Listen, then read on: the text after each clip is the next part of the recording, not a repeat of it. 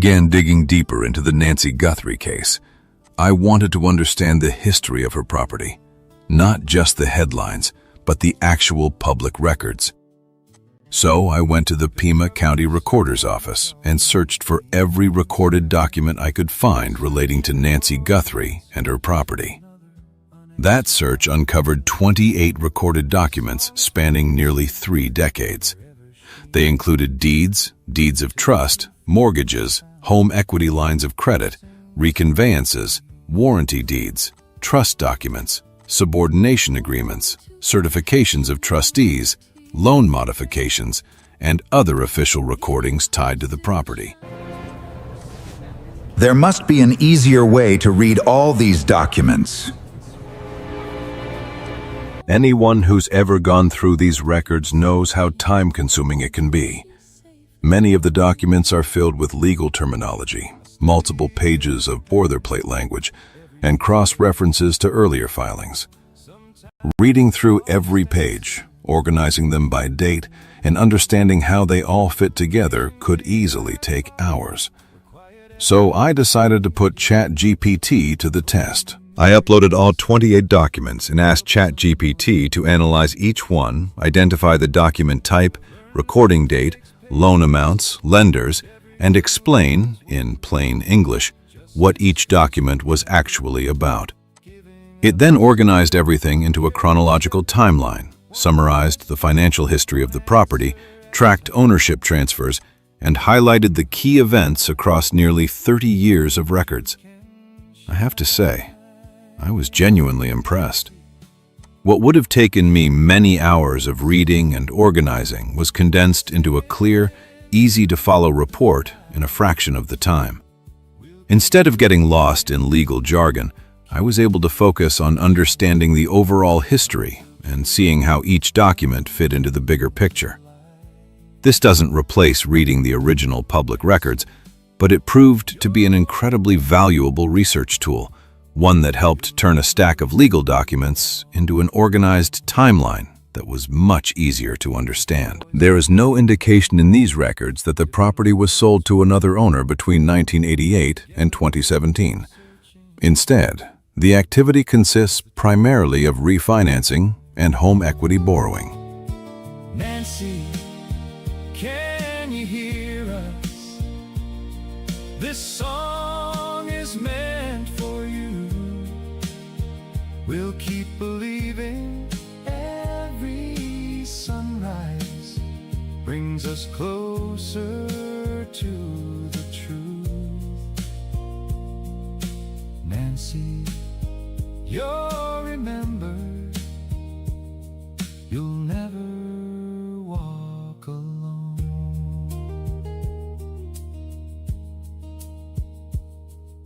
For Nancy, and for everyone still searching.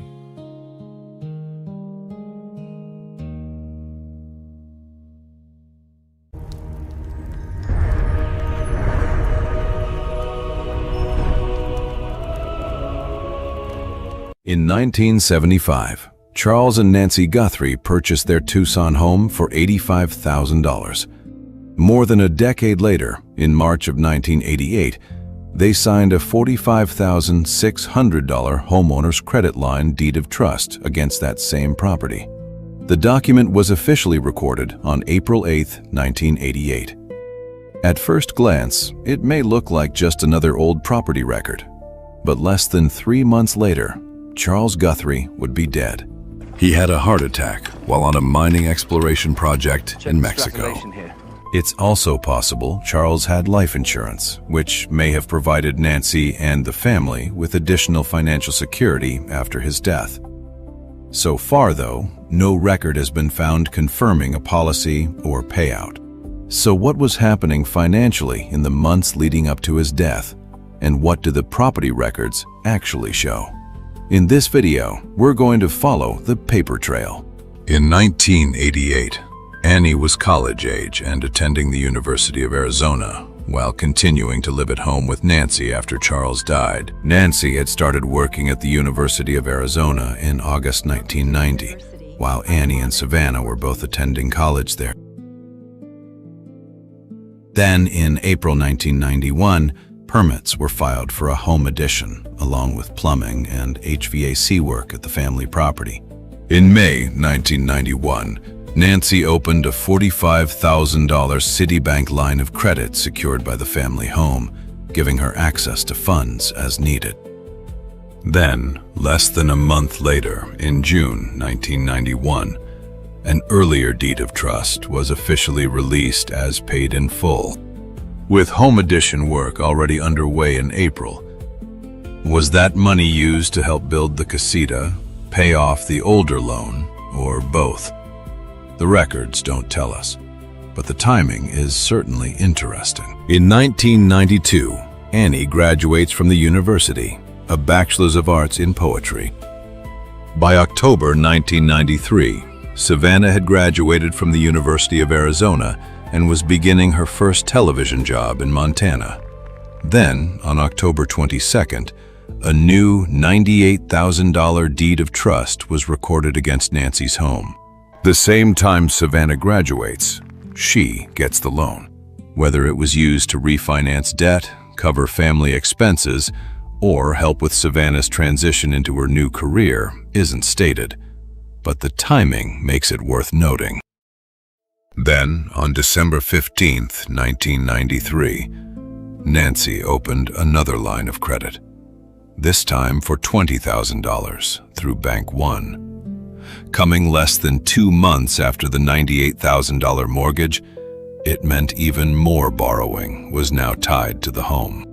What was happening in late 1993 that required access to another $20,000? Then, in September 1994, another change appears in the property records. A previous $58,000 mortgage was officially paid off and released, removing that lien from Nancy's home. It could indicate some of that newer financing was being used to restructure or pay down older debt. Then, in August 1998, Nancy opened another home equity line of credit, this time for $50,000 through Bank One.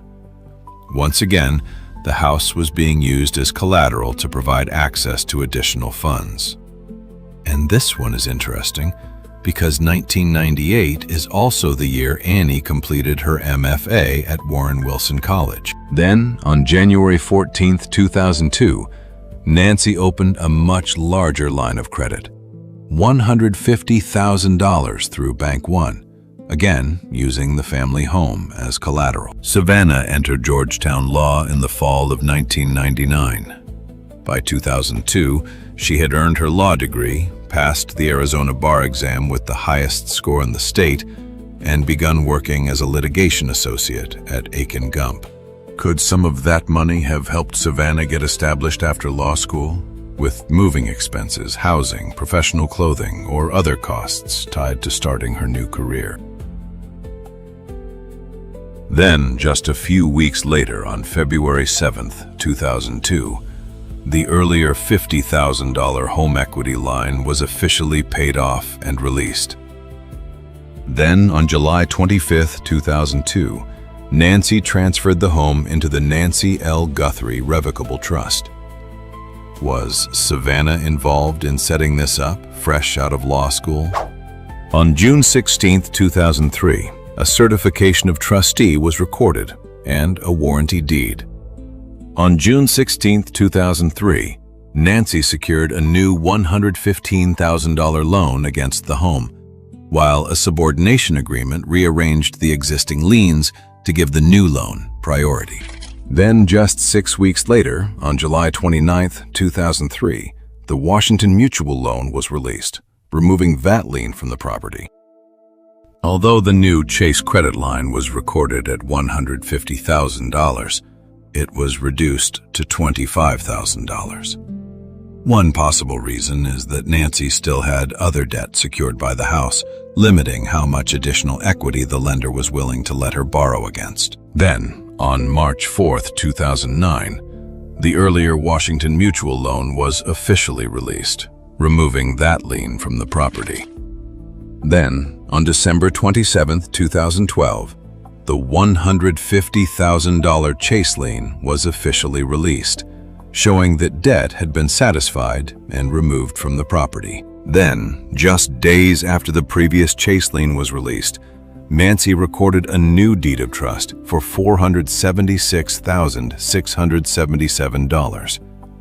This was by far one of the largest loans tied to the property, suggesting a major refinancing or restructuring of the home's debt. By January 2013, Savannah had just reached the biggest milestone of her career, becoming co-anchor of NBC's Today Show. Then, on January 4th, Nancy recorded a new $476,677 deed of trust against the Tucson home. The records don't tell us what the money was used for, but the timing falls during another major transition in Savannah's life. Then, on October 1st, 2015, another $46,700 loan was officially paid off and released, removing yet another lien from Nancy's home. Then, on May 19, 2017, another $150,000 lien was officially released, showing that loan had been satisfied and removed from Nancy's home. Then, on June 9, 2017, just weeks after a previous $150,000 lien was released, Nancy opened a new $70,000 line of credit secured by the home. Once again, the property was being used as collateral. Conclusion. Looking across the years, the pattern is clear. Loans were opened, older liens were paid off, and new credit lines were taken out against the same home. The records show that Nancy repeatedly used the equity in the property as a financial resource. She wasn't well off, that's for sure.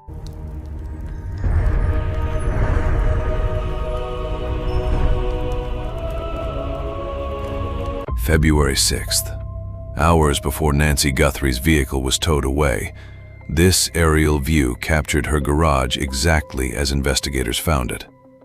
The blue SUV still sat inside, and even from above, the old, worn tire path leading into the garage could be seen. Marks that suggest the familiar route she had driven into this space for years. But there's one detail that stands out to me. Those tracks don't seem to line up with the SUV's final position in the garage. That doesn't prove anything by itself, but in my opinion, it raises a serious question. Was Nancy really the last person to park that car? In this video, we're going to follow the tire tracks, examine the vehicle's position, and see whether this theory holds up.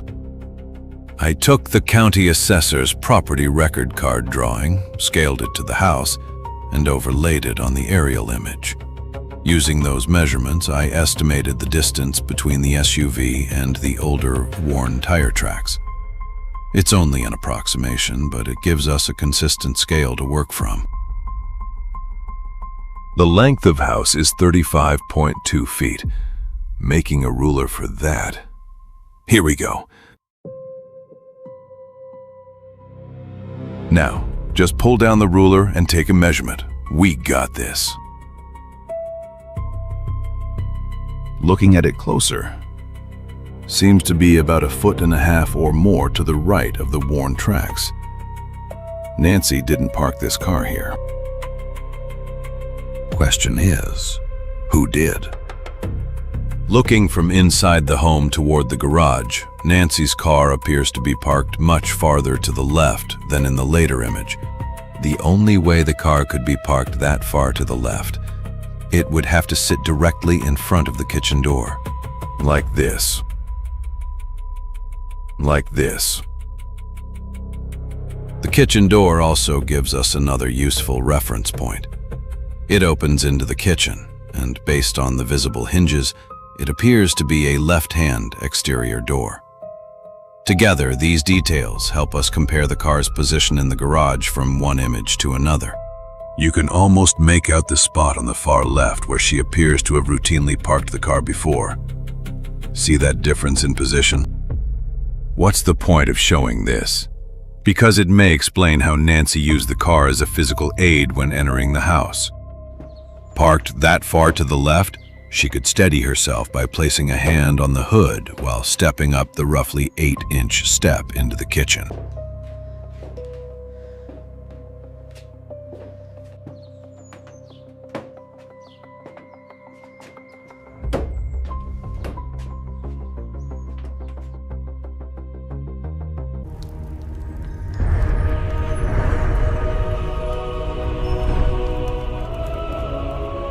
Just waiting for my friends now. This is going to be so much fun. Nancy, you look wonderful. Oh, Vicky, it's so good to see you. Come, sit. I am so glad we finally have time to play. Me too. Let's get this set up. I'll grab the tiles. Did Anne say she was coming to play too? Yeah. You mean Anne Burnson? Yes, she did. I got it. I got mahjong. Oh, wow. Let me see. Yes. The following evening, Nancy takes an Uber ride to her daughter's house. Oh, my back. Just a moment. Let me get in here. There, that's better. Finally sitting down.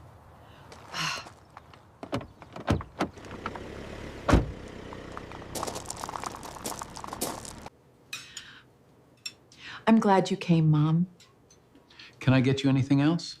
No, I'm okay. After dinner, do you want to play a little mahjong, Mom? Yes, that sounds nice. After game night, Tommy drives Nancy home.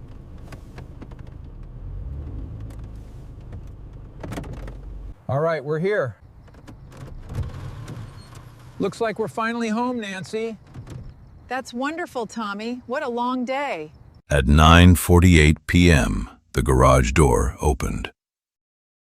At 9:50 p.m., it closed. That 2-minute window is all we know for certain. I do not know if Tommy walked Nancy inside or simply waited in the car. On the night Nancy Guthrie was believed to have been taken, Tucson was under the full snow moon. The moon was almost perfectly full, over 99% illuminated, rising just before 6 p.m. and climbing high over the city near midnight. And according to the weather that night, the skies were clear. So this was not a pitch-black desert night. The rooftops, roads, yards, and desert around the home could have been washed in strong silver moonlight, a haunting detail in the timeline of February 1st. This is the original night vision image showing the suspected individual on Nancy Guthrie's porch. Because the image is dark and grainy, I'm going to run it through Photoshop and apply several filters and enhancements to see if more detail can be revealed. I adjusted a few things in Photoshop. First is the brightness and contrast. Is anything standing out? Next, I added lab color and sharpen. I used curves here. Please note, none of these filters alter the original. I inverted the image here.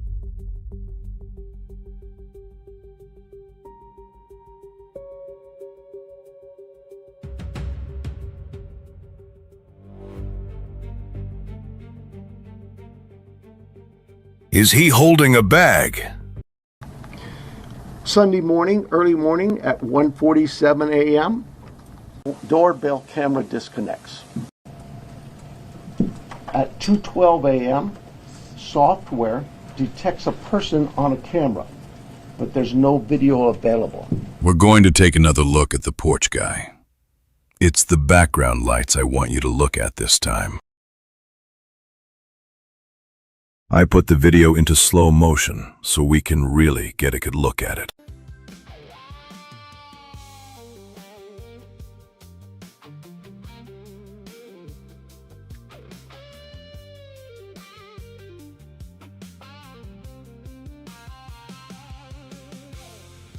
They wrote us up that night on the street lights. Court date said July 2. And everybody's watching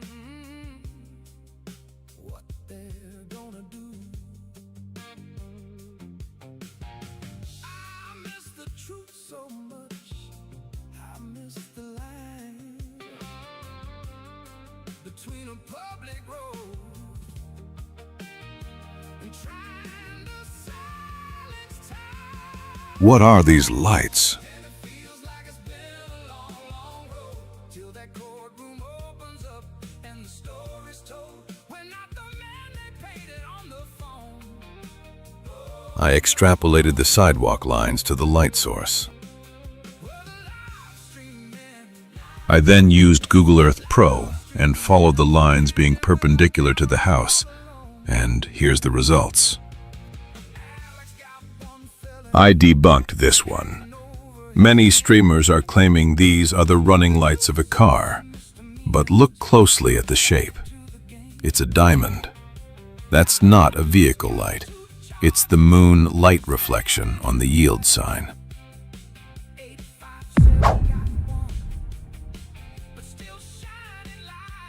I used ChatGPT 5.6 in this presentation to try and reveal the possible identity of the porch guy. My prompt for GBT was this: take the image and shrink wrap the mask super tight and close to the contours of the face, exposing shape of nose and more. After several minutes waiting, this is what I got.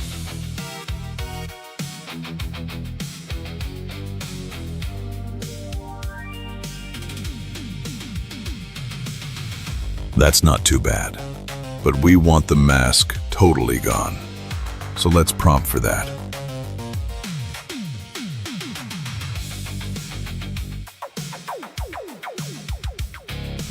Next prompt. Change the mask to skin and blend in where needed.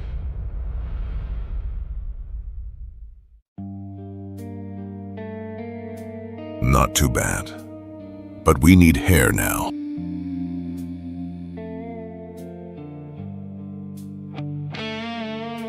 The next prompt is, add a small mustache and goatee.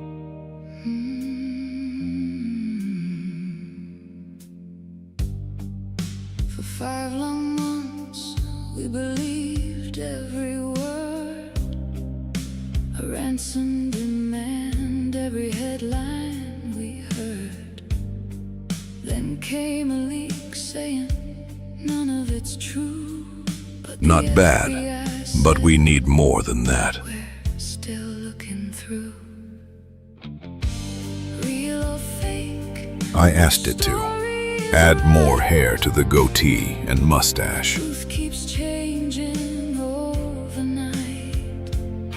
Some notes were lies, some may still be real. Oh, it did, but added the mask back on too. We don't know what to feel. Let's get rid of this mask again. Waiting, the questions remain behind every headline. Heartbreak. Change mask into skin and add hair on his head. Our answers, one thing stays the same. Nancy is missing, and truth has a name.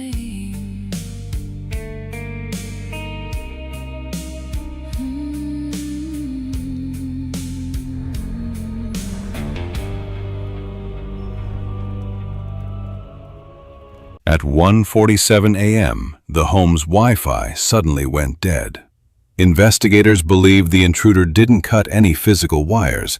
Instead, they likely used an illegal Wi-Fi jammer to flood the area with noise and knock the cameras offline.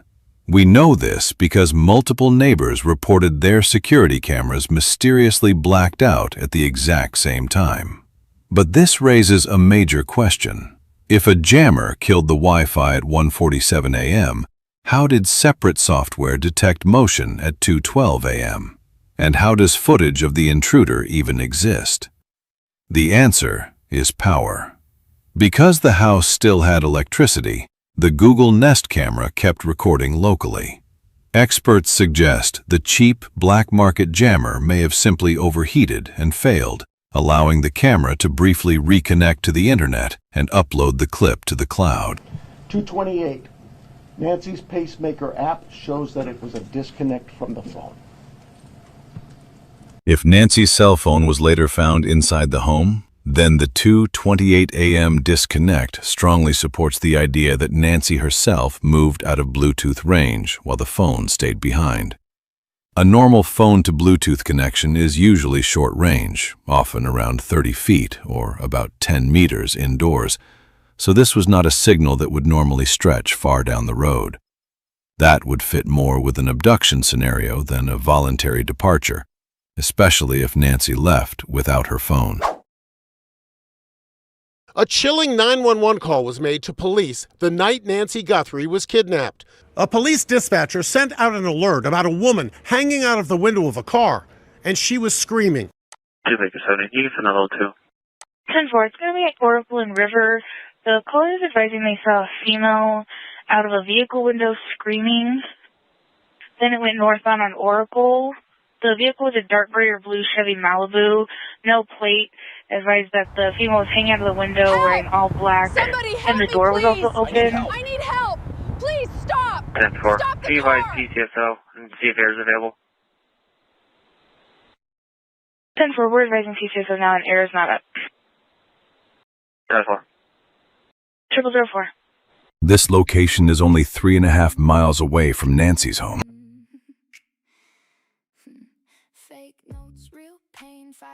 9 a.m. Nancy, absent from her regular online church service at a friend's home. On the morning of Sunday, February 1st, 2026, Nancy Guthrie was expected to follow her normal Sunday routine. She and a small group of friends regularly gathered at a friend's home to watch the online worship service from Good Shepherd, New York, joining thousands of others in fellowship through the church's live stream. This was the very service they would have been watching that morning. But Nancy never arrived. Church, my name is David Gunger. I'm going to lead us in this call to worship. Grace and peace to you from God, Father, Son, and Holy Spirit. And we say together, glory to God, whose light calls us into life. The Father speaks, you are my beloved. We come to receive what we cannot earn. The Son calls, follow me. We come to be gathered, shaped, and sent. The Spirit breathes, do not be afraid. We come to trust and to begin again. God of glory, you meet us at the shoreline of our lives. Take what is ordinary and make us holy. In your name we pray. Amen. Let us sing together this morning. On Sunday, February 1st, 2026, the live stream began at 11 a.m. Eastern, 9 a.m. in Tucson, Arizona. But that morning, Nancy never arrived. As the online worship service continued, her friends waited, growing increasingly concerned when she didn't appear. What began as concern over an unexplained absence would, within hours, become the start of a nationwide missing person investigation.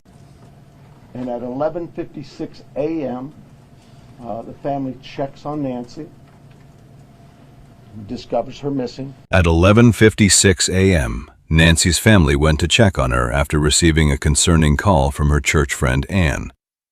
Ann said Nancy had never shown up that morning and that she had tried calling her several times with no answer. Authorities in Pima County, Arizona, said Nancy's family members searched her home in vain before calling 911 to report her missing around noon local time on Sunday. And at 12:03 p.m., 911 is called in to the Pima County Sheriff's Department. I believe it's about approximately 10 minutes later, 12 minutes later, our patrol teams arrive.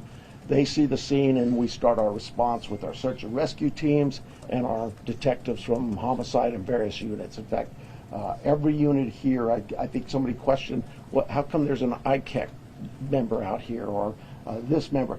Everybody in our criminal investigations team is a part of this team and part of this investigative effort. 911, what is your emergency? I can't find my mom. She's not here. Okay, I'm here with you. Tell me your address. It's 5820. Please, something's wrong. All right, I've got help started. Where'd you like showing down? When was the last time you saw her? Last night, everything was normal. She wouldn't just... She wouldn't just leave. All right, is her phone or car still there? Yes, both her car and everything's here except her. She didn't take anything. Okay. Are any doors or windows open or unlocked? The back door? It's not usually open. I don't know why it's open. All right. Do not touch anything for me. Step away from that area, okay? Okay. Is there anyone else in the house with you? My husband, Tommy, he's here, guys. We need to check outside.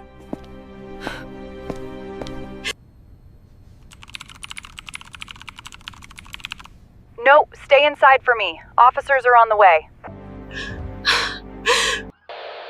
I know. Help is on the way. The first 48 hours starts now.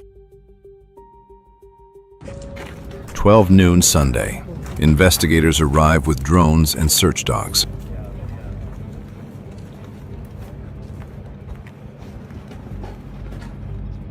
New details are emerging about the blue LL Bean shirt discovered outside Nancy Guthrie's Tucson home, and investigators are clarifying its role in the search. According to reporting, U.S. Border Patrol's elite Borstar search and rescue team responded to the home twice, bringing a K-9 unit to track scent evidence. The shirt was used as a scent article during those searches. Sheriff Chris Nanos says the shirt was left behind by Border Patrol personnel during the operation and later recovered once authorities were notified, confirming it was not evidence tied to a suspect. A safe alert for 84-year-old Nancy Guthrie was issued the afternoon of February 1st, 2026, shortly after relatives called 911 at 12:03 p.m. when she failed to arrive at church. All units stand by to copy a safe alert. All units and copy a safe alert. It's going to be authority from Pima County Sheriff's Office, last name at Skyline Drive in Campbell. Occurred on yesterday's date at 12:15 hours. Subject last name will be Guthrie, first of Nancy, date of birth 1/27 of 1942, 84-year-old white female, 5'4", 150, brown and blue, last name wearing unknown clothing description. Subject was not seen at church and family went to the residence, and subject was not at home. All personal belongings, including a 1021 and wallet and vehicle, were still there. Subject is nowhere to be found. Subject suffers from limited mobility and has medication scheduled to follow up and needs daily. If located, check code 20 and contact Pima County Sheriff's Office. Again, last name at Skyline and Campbell in Tucson, and a safe alert at 12:35. Hey, can you check for any transports for hospitals, please? I'll be 1060 the missing person as well also. I texted everyone that's working a OLN photo over. After you've checked the property thoroughly, let me know if you want to get search and rescue involved. 17. If you want to stick to the neighborhoods northwest, 842, you can take the southwest, and I'll stay on the east portion on Campbell neighborhood. Try not to disturb any of the items in the house. We're getting a hold of a scent tracking dog, so try to stay away from the blood outside and anything inside the house that could hold a scent. Copy. Can you start checking any adjacent properties to see if anyone's got cameras that might be facing this way? Family here does not have access to the cameras on the property. If Tommaso and Ann didn't have access to the exterior cameras, I hope they at least had access to the interior cameras beforehand, so they could keep an eye on Nancy and make sure she was okay. Team inside, they were able to get into the phone. Also, Kane is here. Negative. Jane Doe is on all the local ERs and hospitals. 10-4, thank you. As I drop my other phone, hold on one second, guys. But this is the house. Hello.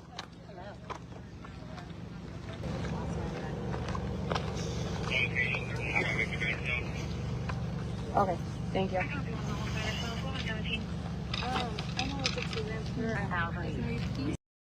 Looks like a pretty fresh oil spill or other substance to me. When hydrogen peroxide touches blood, It rapidly breaks down into water and oxygen, creating a telltale bubbling foam. Had a small amount been applied to a suspicious stain, it might have provided an early indication that blood was present, helping identify evidence that warranted further forensic testing.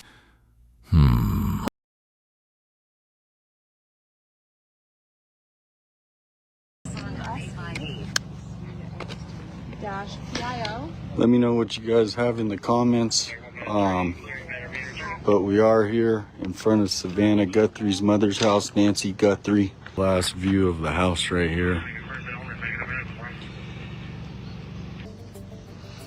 As I drop my other phone, hold on one second, guys. But this is the house. Hello.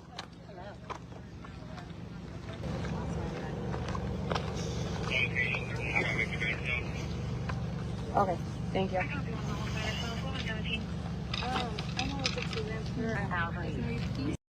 Looks like a pretty fresh oil spill or other substance to me.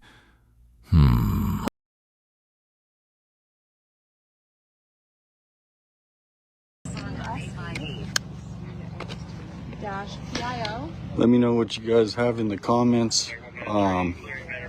But we are here in front of Savannah Guthrie's mother's house, Nancy Guthrie. Last view of the house right here.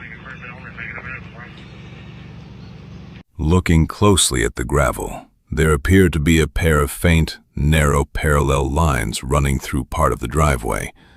They're noticeably thinner than the normal vehicle tire tracks. Some people have suggested these could be small wheel marks, possibly from a garden cart, utility wagon, hand truck, or even a trash container. At this point, there's no official confirmation of what created them. What makes this interesting is that this footage was captured on day one.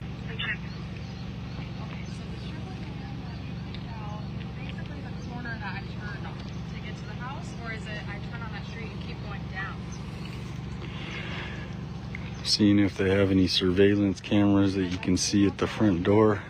But look right here, I'm gonna zoom in. Here's a perfect piece right there. You see that? That's a Ring camera. Looks like Adult Protective Services card not left a door yet. This one here was noticed February 3rd.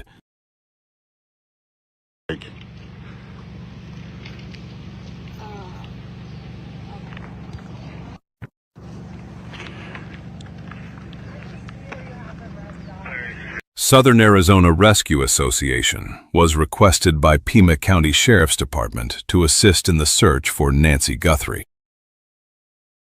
6:46 p.m. The Pima County Sheriff's Department posts on social media to announce Guthrie's disappearance. 9 p.m. Pima County Sheriff Chris Nanos speaks to reporters near Guthrie's house and says he hopes it is a search and rescue mission. Nancy Guthrie, I think we sent out a media release to all of you. Came to our attention, we got a call, a 911 call, that Miss Guthrie was reported missing from her home. That call came in around noon earlier today. Our teams came out, our search and rescue team, being supported by our volunteers from Search and Rescue Association, from PSAR, from Border Patrol. They gave us their search and rescue dogs. We've pretty much just thrown everything at this as we can. Miss Guthrie is 84 years old and is not of good physical health, and so naturally we have some great concerns. The scene at the house also has some concerns for us as well. And so that's why we're doing all we can to try to locate her. We've contacted and remain in contact with all of our local area hospitals, our medical transport teams. So far that's proven to lead nowhere. We will continue to search as we are right now with our survey, our air assets. We use drones and our airplane or our helicopter. We'll be at this all night, processing the house. And then tomorrow morning we'll start again with our search and rescue mission and try to regroup and see what else we can do. Maybe we've missed something, but I don't need to tell you, this is very concerning to us. You don't typically get the sheriff out at a scene like this, but it's very concerning what we're learning from the house, and so we'll just continue. The detectives there, our homicide team is out right now looking at the scene as well. What is it about the scene that concerns you? I would just tell you that it's certainly very concerning to us. Just what we see there. Please speak out there. I think we're all wondering, can you confirm that this is Savannah Guthrie's mom? This is Mrs. Guthrie's mom, yes. And you can't tell us anything about what the house... what I would tell you is we get these calls quite often, missing people. And we do a pretty good job of searching the areas and alerting the media with our media releases. But this one stood out because of what was described to us at the scene, what we found and located just in looking at the scene. So without getting into too much details, I have to allow my team to do their investigation, and they are going to be doing that. They are in the process of those things. Is there anything meaningful about it being homicide detectives, or is that standard? It's not standard. Typically, our homicide team comes out when we have a homicide, a body. This one was of great concern. So the team was telling us. What gauge the chances are that it's foul play? Would you be willing to give us any idea on that? No, I hope it's not. I hope we find her. I hope we find her safe and sound. But we can't ignore what's in front of us, and we need to take all the precautions we can and deal with what's the evidence is in front of us. You said physical factors, like, physical things, but like also does she have dementia or Alzheimer's, any mental? No, she's what's being reported by family is she's very has no cognitive issues at all. She's very alert, very of good sound mind. Just some physical. 84 years old, and especially now it's as cold as it is. She has some physical ailments that limit her ability to move around in that. There were some neighbors also looking around for Nancy. Are the neighbors looking around? Is that a help to you?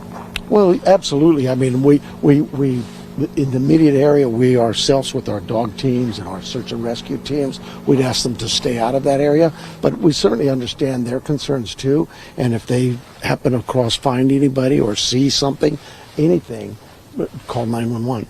How cold did it get? Oh, she was missing overnight, I take it? She was. Well, she was last seen at about 9:30, 9:45 last night. 9:30, 9:45. Yeah. Do you know how cold it got last night? Is that a concern? You guys are going to know that better than I. Is that a concern, though? Well, it's cool right now. 84 years old. I'm cold. It's so when she was last seen, a family had dropped her off at home. Is that correct? She was last seen by family at 9:45, at 9:30, 9:45 is what we're. And did they see her in the home? Yes. And who called in the missing report? The family. Can you say who? I don't have that name in front of me. And is Savannah Guthrie in Tucson or on her way? She is not here. No. What are some things, like if someone sees something, or like what are some things like people should be watching out for in this case? If maybe you ran into her, maybe she wandered off and you ran into her. If you've seen her or anybody like her, call us. Even being of good sound mind, you could have an incident that happen that causes you to lose some of your soundness. But I just would tell you that, look, if you've seen this woman since 9:30 last night at any time, give us a call. Let us know. And you said that you've checked with hospitals, and what else have you guys checked? Well, all of the medical transport teams in the area and hospitals and that. But that's nobody's reported to us that they have her in their care. Does it being as dark as it is here make it like more difficult to find a missing person? Well, you know, our night search teams, they use our infrared systems and a heat sensing system. So in some cases, it actually helps. The body can distribute heat, and our flares or our heat sensors can find that body. But you know, there's limitations on in the daytime. Our dogs seem to work pretty well, but if it gets too hot, they don't. Nighttime, you know, it's like anything. It too has its limitations. Now, this is the second time that I personally know that an elderly person has gone missing in the foothills in the past year. Is there a pattern at all that we are seeing? And it doesn't have to be just elderly, any pattern at all. You know, we have missing persons and search and rescue missions, not weekly, not monthly, daily here in Tucson. And it can be from a young 19, 20-year-old hiker who just gets lost in the desert or lost in the mountains. It could be an elderly person who's wandered off from a care home or something. So, you know, it's just, Tucson has a lot of people here who enjoy the outdoors. It's just beautiful. And so you get the hikers and those kinds of calls. And then, of course, we also have our elderly population. It's a great place to retire. And a lot of people choose this area for that reason. And, of course, when you're coming here for that reason, what's the attraction? A lot of the great weather we have today is a beautiful day. The outdoors, even to the elderly, it's just...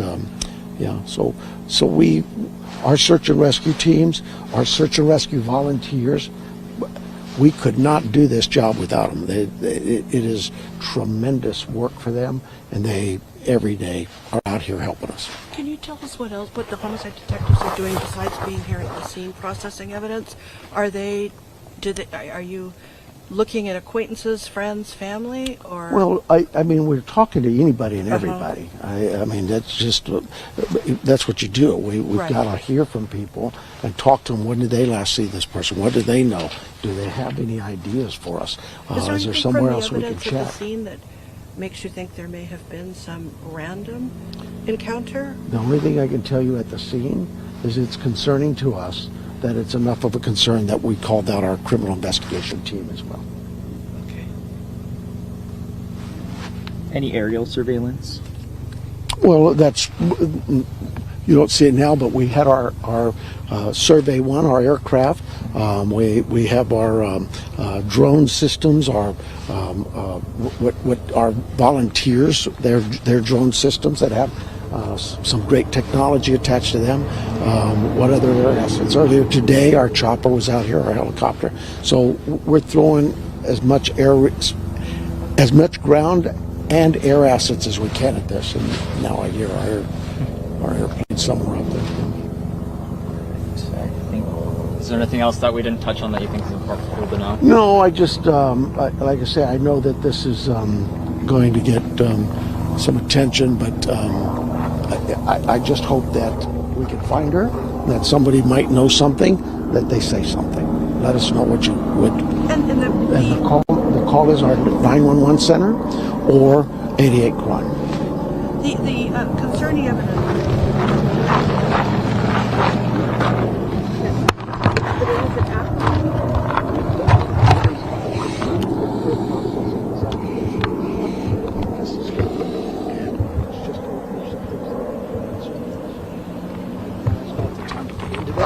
Once the detectives complete their investigation, maybe then we can shoot some of that. But right now we're at the very initial stages of this. The search mission started early today. We'll continue that. We're not giving up that. But it does change its platform because of the nightfall, right?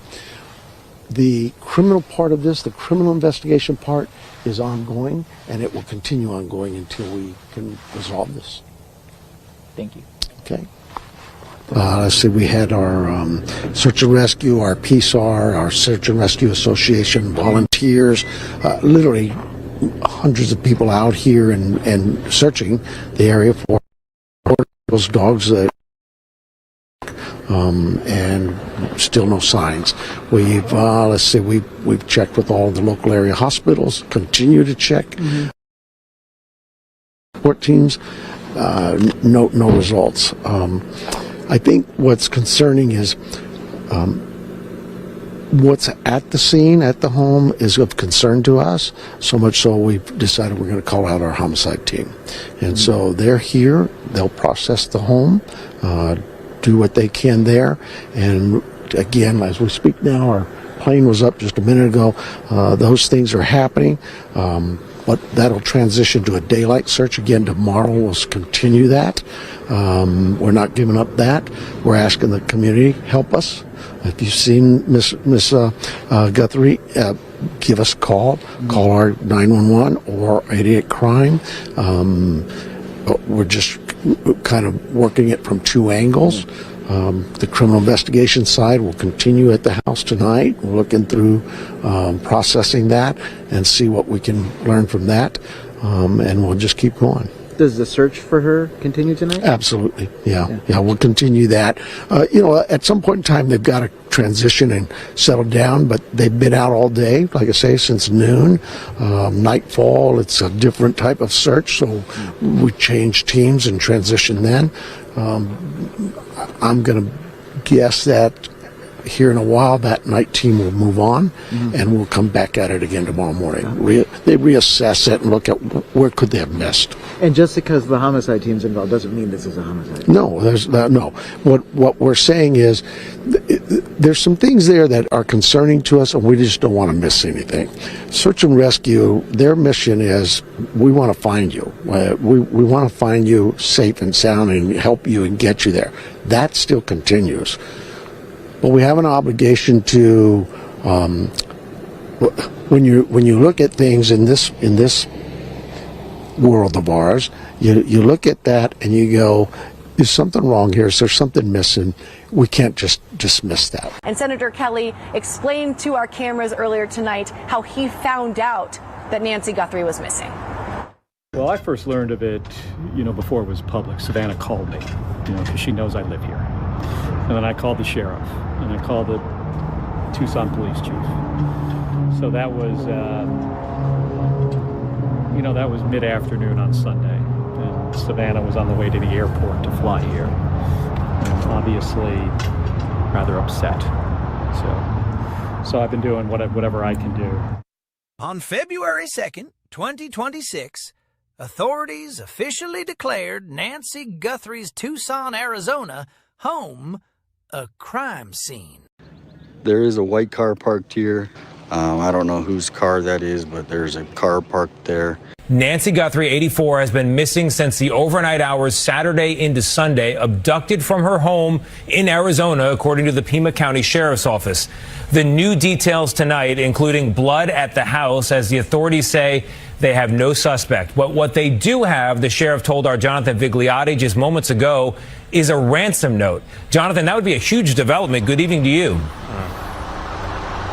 And good evening to you. A huge development indeed. The sheriff telling me they first received that note late last night. We at CBS News have not reviewed it, but we are told it asked for a large sum of money. The FBI has been analyzing it ever since. They're taking it seriously enough at this hour that they even showed it to the Guthrie family. Tonight, the Pima County Sheriff tells CBS News they have shared the ransom note with Savannah Guthrie and her family. Is there anything in that note that seems credible at this moment that you're giving weight to? The entire note. That's what I would tell you. The entire note. When the note comes to us, we look. It's like any piece of evidence. You give it to us. You give us a lead. We're going to look at every aspect of that lead and work it as a lead. So you're not dismissing this note at this point. Not. It is potentially credible. The sheriff says the note contained details about what 84-year-old Nancy Guthrie was wearing the night of the crime. The sheriff would not confirm its authenticity. It was initially sent to a local television station in Tucson, who forwarded it to authorities. The station agreed not to report on it, but today the website TMZ was also sent a copy and went public with some of the details. You've been trying to contain this wildfire. And then TMZ comes out with this note that you have known about, that the Guthries have now seen. And it sounds like it could compromise this case to some degree. It could. It could. I hope not. The search has been on for nearly 3 days with no sign of Nancy, and so far, video from surveillance cameras on the property have not been helpful. So it was on some kind of like 24-hour loop where it deleted? It could have been a 4-hour loop. I don't know. I don't think there's any deletion, but I don't know that. It may be just taped over. Today, our cameras captured what appears to be a small amount of blood outside the front door of Nancy Guthrie's home. And a law enforcement source tells CBS News that a little bit of blood was found inside the home.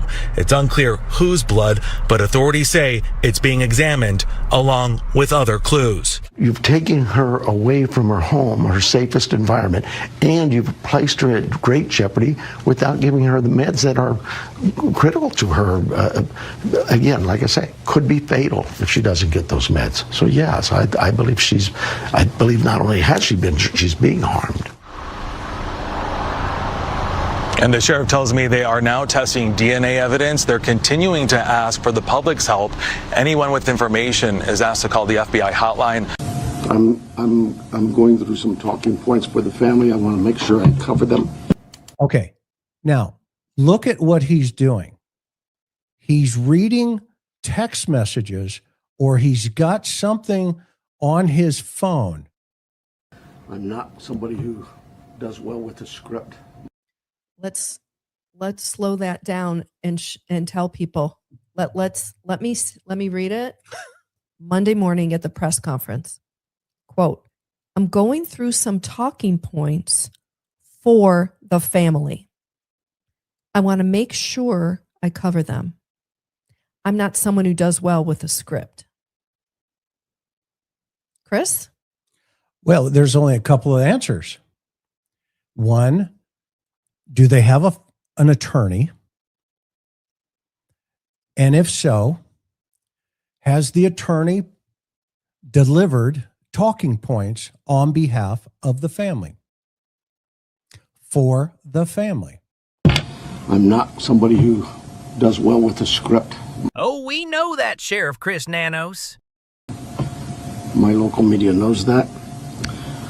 We'll get started. I believe it was around noon yesterday, we got a call to the Guthrie residence that Nancy Guthrie, 84 years old, was missing. We believe now, after we process that crime scene, that we do in fact have a crime scene, that we do in fact have a crime, and we're asking the community's help.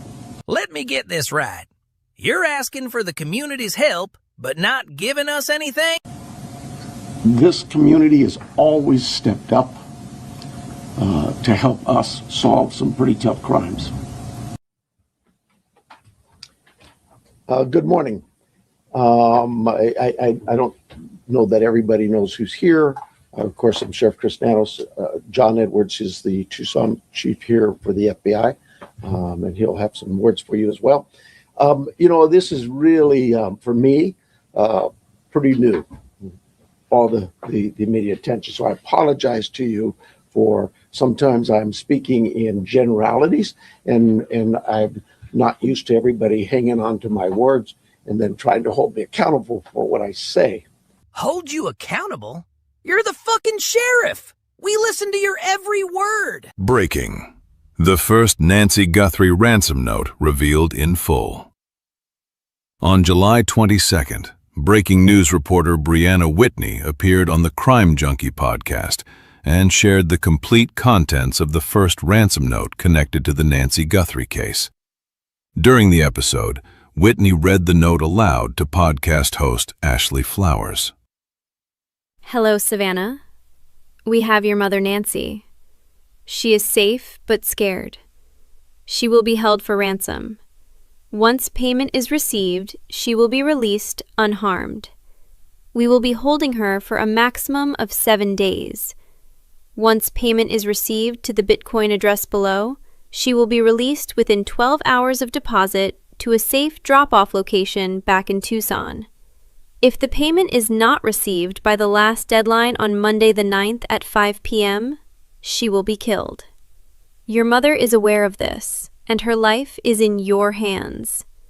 It is in the best interest of everyone to have this completed as soon as possible. You will not be able to contact me from here on out. There will be no negotiations. Do not play games. Law enforcement will not be able to help you. For this analysis, I entered the complete ransom note into ChatGPT 5.6 Thinking, using its highest level reasoning mode. I asked it to examine the note closely for anything unusual. And here's the top 3 results. 1. No proof of life. The note says Nancy is alive and aware, but gives no real proof. Example: she is safe but scared. Your mother is aware of this. That is a major issue because those are claims, not evidence. There is no personal detail, current photo, voice recording, private phrase, or condition only Nancy or the family would know. 2. Pronoun shift from we to me. The note starts like a group is involved, then slips into singular language. Example: we have your mother, Nancy. You will not be able to contact me from here on out. That shift feels important.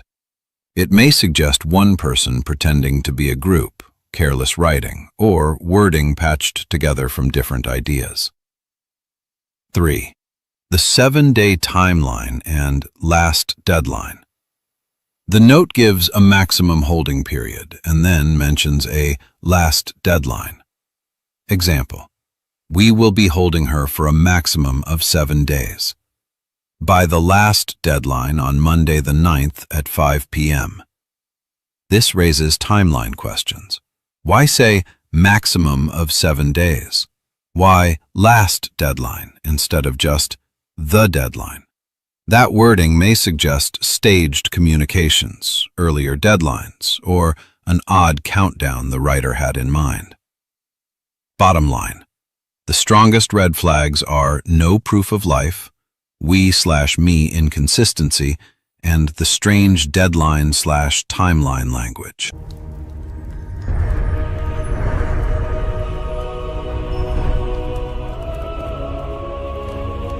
No longer a crime scene. By February 3rd, the search for Nancy Guthrie had moved into the sky. A helicopter equipped with specialized scanning technology was used to look for possible signals from Nancy's medical device. A high-tech effort to narrow the search and find any trace of where she might be. Savannah, very unusual situation, but we're going to find out. President Donald Trump spoke out on the disappearance of Nancy Guthrie, mother of Today Show host Savannah Guthrie, calling it a very unusual situation. While signing legislation to end a partial government shutdown on February 3rd, President Trump was asked by a reporter if he had been briefed on the case, which police are now investigating as a possible abduction. Have you been briefed on Savannah Guthrie's mom missing in Arizona? I think it's terrible. Would you commit to more federal agents like helping out on the search? Sure, I would. I'm going to call her later on. I think it's a terrible thing. I always got along very good with Savannah. Very unusual situation, but we're going to find out. Whoa, this stuff is getting crazy, folks. Out in Arizona, ransom notes being sent to media stations. Multiple media stations now have received a ransom note. So, something happened here just a few minutes ago. We received an email at TMZ from somebody purporting to basically issue a ransom demand. I'm not going to read this, but the top line to it is that they are asking for money, a lot. They are asking for it in the form of Bitcoin, and they are putting an or else on this. Right. Now, they also say In this clip, TMZ appears to show a handwritten note, but the image is reversed and blurred. I screen captured it, darkened the writing, printed it out, and held it against my sliding glass door to read it from the other side. After reversing it, the number appears to be 520-724-5600. At first, a reverse number search showed 4 Tucson-area names connected to that number: Ana Leyva, Elisa Islava, Chloe Boyle, and Alexis Gallego. But this does not appear to be a private, personal phone number. The number 520-724-5600 appears to be the public main line for the Pima County Attorney's Office in Tucson. One name, Chloe Boyle, fits that pattern because the record connects her to legal processing support at the Pima County Attorney's Office. They do two things. You don't want that number. Right. They say two things. They say that that there is an address, a Bitcoin address that that they could send this money to, and then they give a description of something that Savannah's mother was wearing. You can now see blood, like a blood trail coming out of the front of the house. One of my photographers was able to walk up to the house behind me, and keep in mind, this is no longer a crime scene. I mean, the sheriff made clear that it is no longer a crime scene, that they released it yesterday, and there hasn't really been anyone out here. There was a woman who came earlier today. I don't know if it was a family member, but anyway, several different people, including one of my photographers, went up to knock on the door just to see if anyone was home, because obviously that's like what we do, and it's no longer a crime scene. And you could see up at the door, this video, you could see that there was blood down near the doormat and just on the ground near the entryway into the house, which is pretty disturbing. Breaking news. Big breaking news. Come on in, folks. There he is, prime suspect in the disappearance of Nancy Guthrie. See this guy right here, Tommaso Cioni. He is a rock star, plays in a band. There he is in the center with his bandmates. I found a clip of them playing in a band. You want to hear a song? You want to hear his band? Let's play.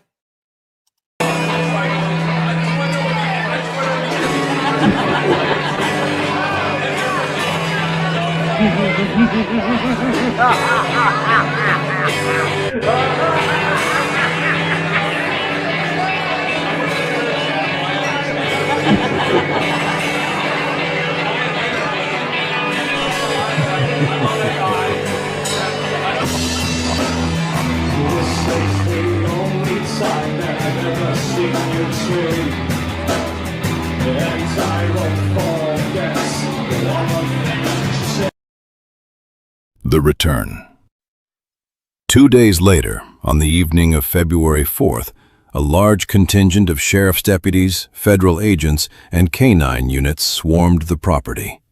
They re-established the perimeter to let the FBI Phoenix field office conduct a fresh, thorough sweep of the house and surrounding woods. 4 o'clock or so local time, all of these sheriff's office pickup trucks and evidence units came down the road, really out of nowhere, went into the yard, and they set up a full crime scene at Nancy Guthrie's house yet again. No longer a crime scene. On February 4th, 2026, AC and TC, the daughter and son-in-law of Nancy Guthrie, both separately received a text message stating, "Did you get the Bitcoin? We're waiting on our end for the transaction." Approximately 3 minutes after the text messages, Kallela called a family member of Nancy's, which lasted 9 seconds. Derek Kallela was charged with transmitting a ransom demand through interstate communications and anonymously using a telecommunications device to abuse, threaten, or harass. On February 4th, 2026, Nancy Guthrie's daughter and son-in-law received Bitcoin-related texts asking whether they had obtained the money and stating that the sender was waiting for the transaction. Records showed the VOIP number was accessed at approximately 6:02 p.m. from an IP address linked to Kallella's California residence, although the complaint does not specify the time zone. Kallela admitted sending the texts.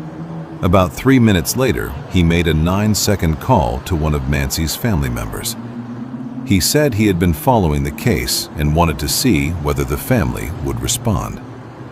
Investigators said his messages were not linked to the original February 2nd ransom demand, and the complaint does not accuse him of kidnapping Nancy Guthrie. Let's go ahead and send things to my colleague Eric Fink, who is at the vigil, with the very latest from there. Eric. Monica, tonight's vigil is being put on here at St. Philip's in the Hills by two close friends of Savannah's. Let's go ahead and give you a live look of the vigil that has begun inside right behind me. I'm told more than 600 candles were ordered for tonight. The vigil just getting underway. Over these last few heart-wrenching days, Sally Shamrell, one of the vigil organizers, told me so many have reached out asking what they can do, how they can help. The hope is that this vigil tonight offers love and support to the Guthrie family and to each other across the community in this agonizing time. Now let's take a listen to our former colleague, Lupita Murillo. Running some tests for fun. Not accusing, not pointing fingers.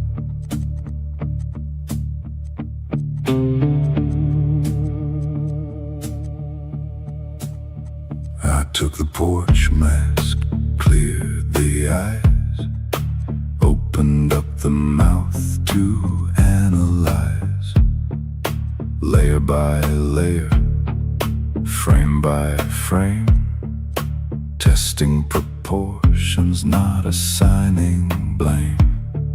I line up the eyes and measure the space, check the jawline, width and shape of the face. From mouth to eyes, does the distance align? I'm studying the image, one detail at a time. Does the mask fit? Does the outline match? Do the eyes line up when the picture's attached? This is only analysis, no verdict tonight. Just comparing the angles on the digital line. Does the mask fit? We're checking the view, testing Derek Kalela's image to see what is true. I'm not pointing fingers or saying he's the guy. I'm measuring the features and asking simply why.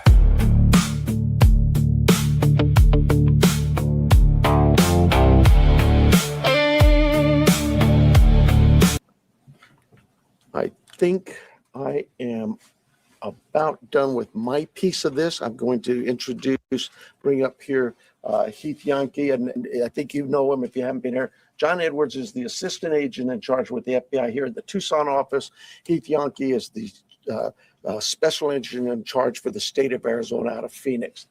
Thank you, Sheriff. Hello, I'm Heath Yankee, the special agent in charge of the FBI's Phoenix division. The FBI is now working this case jointly with the Pima County Sheriff's Department. And we're going to start today by announcing a $50,000 reward for information leading to the recovery of Nancy Guthrie and or the arrest and conviction of anyone involved in her disappearance. And this will be the missing persons with the reward that will be going out. We are actively reviewing and analyzing information from all digital sources, which includes banks, social media companies, phone companies, and any other organizations where a digital footprint could have been captured. Next, regarding the ransom letter. We are aware of a ransom letter that was sent to the local media and then to national outlets.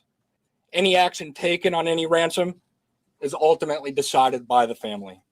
My next message is to those imposters who are trying to take advantage and profit from this situation.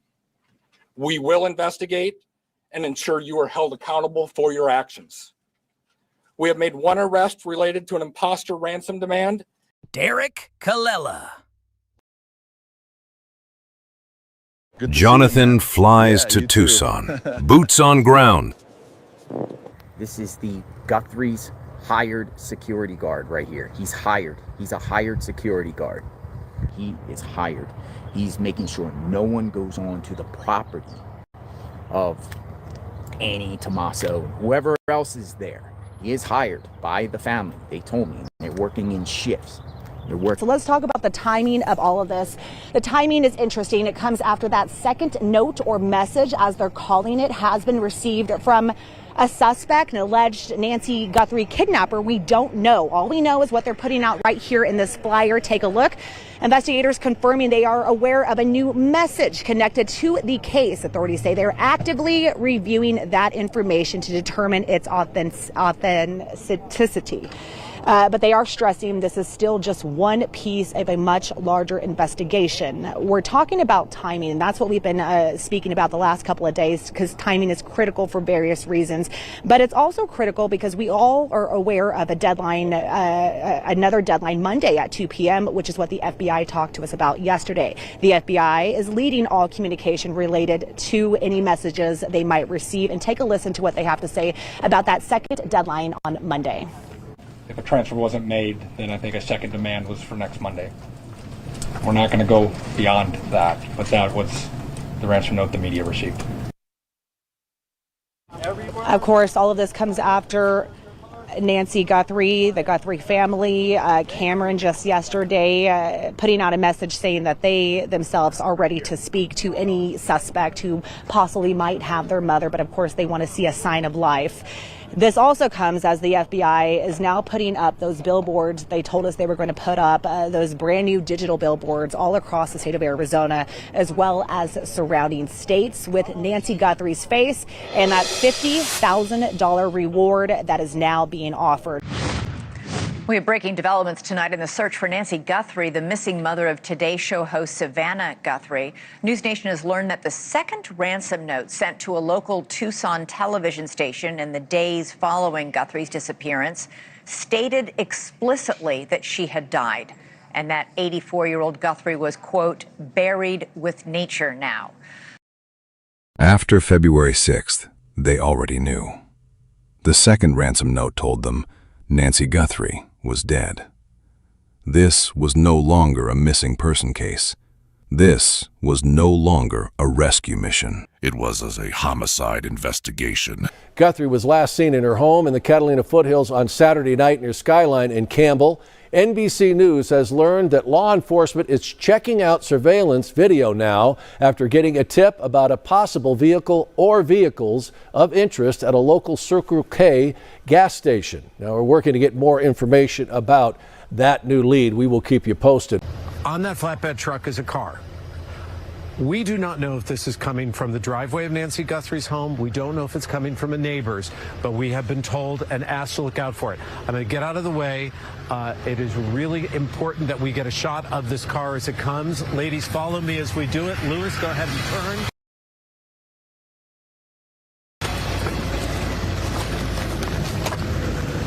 Here, just tons and tons and tons of people all across. So hopefully it looks good. At least it's paying. At least it's awesome. I've been sleuthing around a little bit today, going to these Bitcoin centers, and I don't know. Are they paying a ransom? They're offering to pay. They're offering to pay. That's the thing. So, all right. So yeah, basically is a new video got submitted.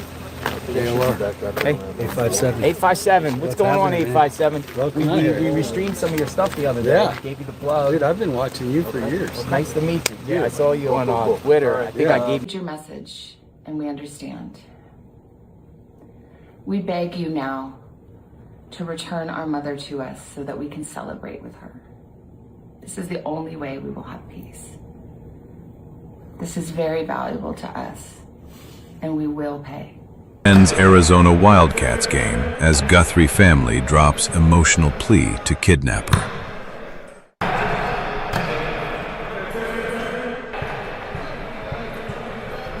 Listen to this.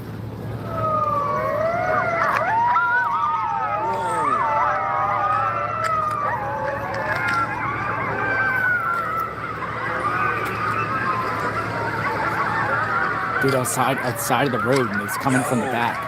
This is outside the home of Annie and Tommaso, and there's coyotes.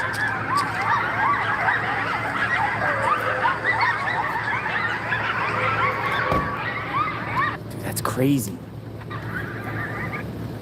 So let me just spin the camera around, just show you like the scene here. There's like a lot of media here. There's all the media out here. All over the place. It's like media. So there's lots of media here. So it's not just me, folks. It's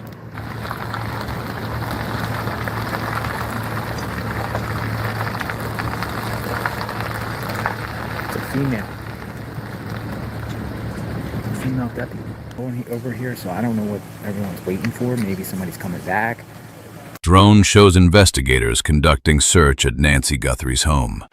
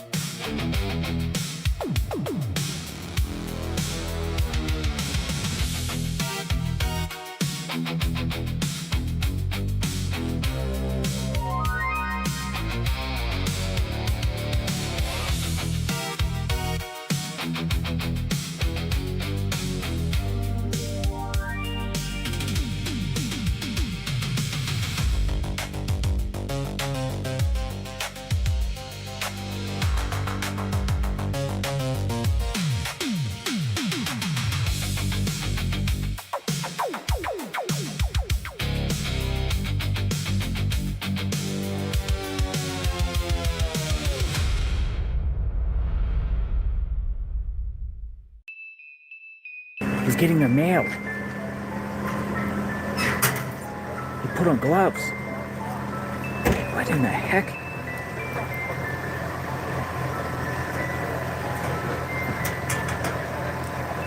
Dude, he put on gloves.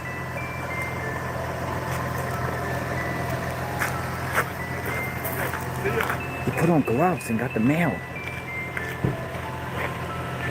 What the heck did we just watch here? Dude, he's probably instructed to get the mail but wear gloves just in case there's like a ransom in the mail or something.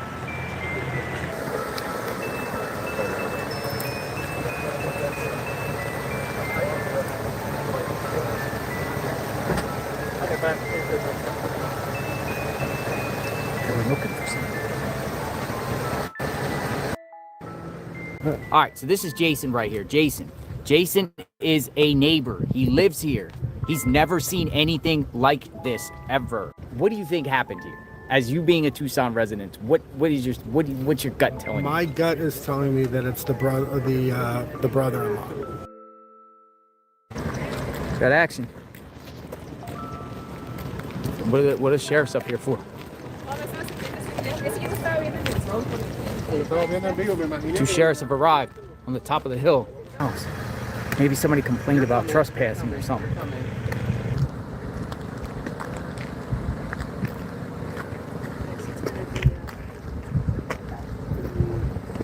This house is referred to as the car house. Let's take a look inside. Last sold in October 2nd, 2023 for $829,000. Just to our left is Sue Ellen's home. Let's take a look inside, as Realtor.com showed it before purchasing. Single family, year built is 1961. Last sold for $625,000 in 2017.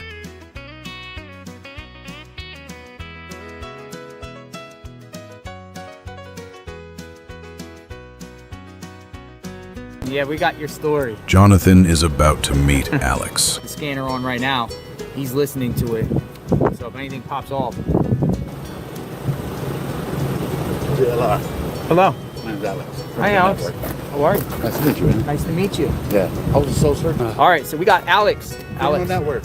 What's going on, Alex? So, Alex, you told me you were out here searching for the very first time. Yeah, I came Thursday. Asked some of the news vehicles because there was no cops right there. I'm like, is there any search party? And they're like, nothing we know of. So I just went walking, and behind the house right there, there's a big building.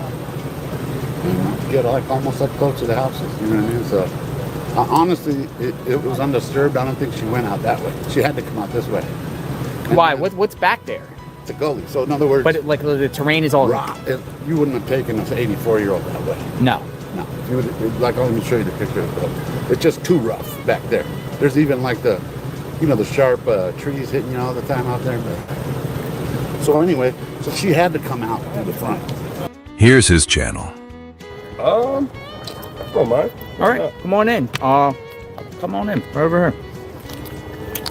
Here with the local resident, the Juice. Da Juice. Juice is on YouTube. What's going on? Tips. I mean, the new information that's been popping up left and right. So I figured I'd take it live to my YouTube channel to kind of put the message out there a little bit. Public awareness. And it just has to be family related for whatever's going on. I feel like it's got to be. Let's bring in the aforementioned senior correspondent, Alicia Acuna, outside the home there. Alicia, we're watching these pictures from the Fox flight team. Clearly, there is something happening over there. We don't know exactly the nature of it. What can you tell us from your vantage point? Hi, Kevin. I can set the scene here for you. About an hour and a half ago, we had a sheriff's deputy come up, park in front of the home. That caught everyone's attention. Now, not too long ago, within the last 20 minutes or so, we saw an unmarked vehicle with law enforcement drive up. The two spoke, they got back in their cars, and then we saw yet a third member of law enforcement walk up. 3 people walked to the back, 2 to 3 people walked to the back, and you can see them now.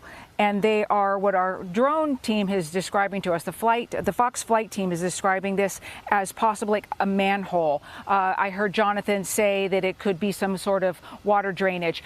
Either one of those is possible. We're not quite sure. But they've been poking around in there, almost like they're looking for a sample of some sort. Looking into this area. We've been kept back just a bit, actually. Usually when they have some sort of activity here at the site of Nancy Guthrie's home, we're often pushed back. The media is pushed back so they can do their job. Clearly, they're not concerned about that right now because we've all been allowed to stay as law enforcement continues its work to the back. Kevin? This is not Nancy's septic tank. It's her neighbor's.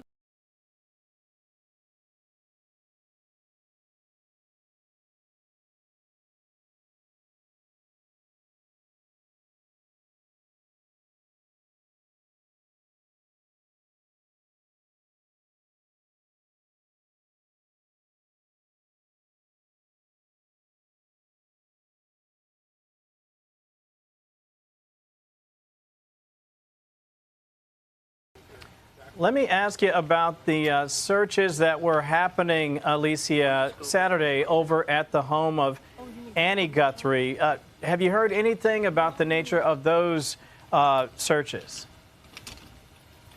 Everything we've gotten has been from our Fox Digital team. They were on site when about 4.5 hours after Savannah Guthrie and her siblings released that most recent video. They arrived at that home. They were there for about 2.5 hours.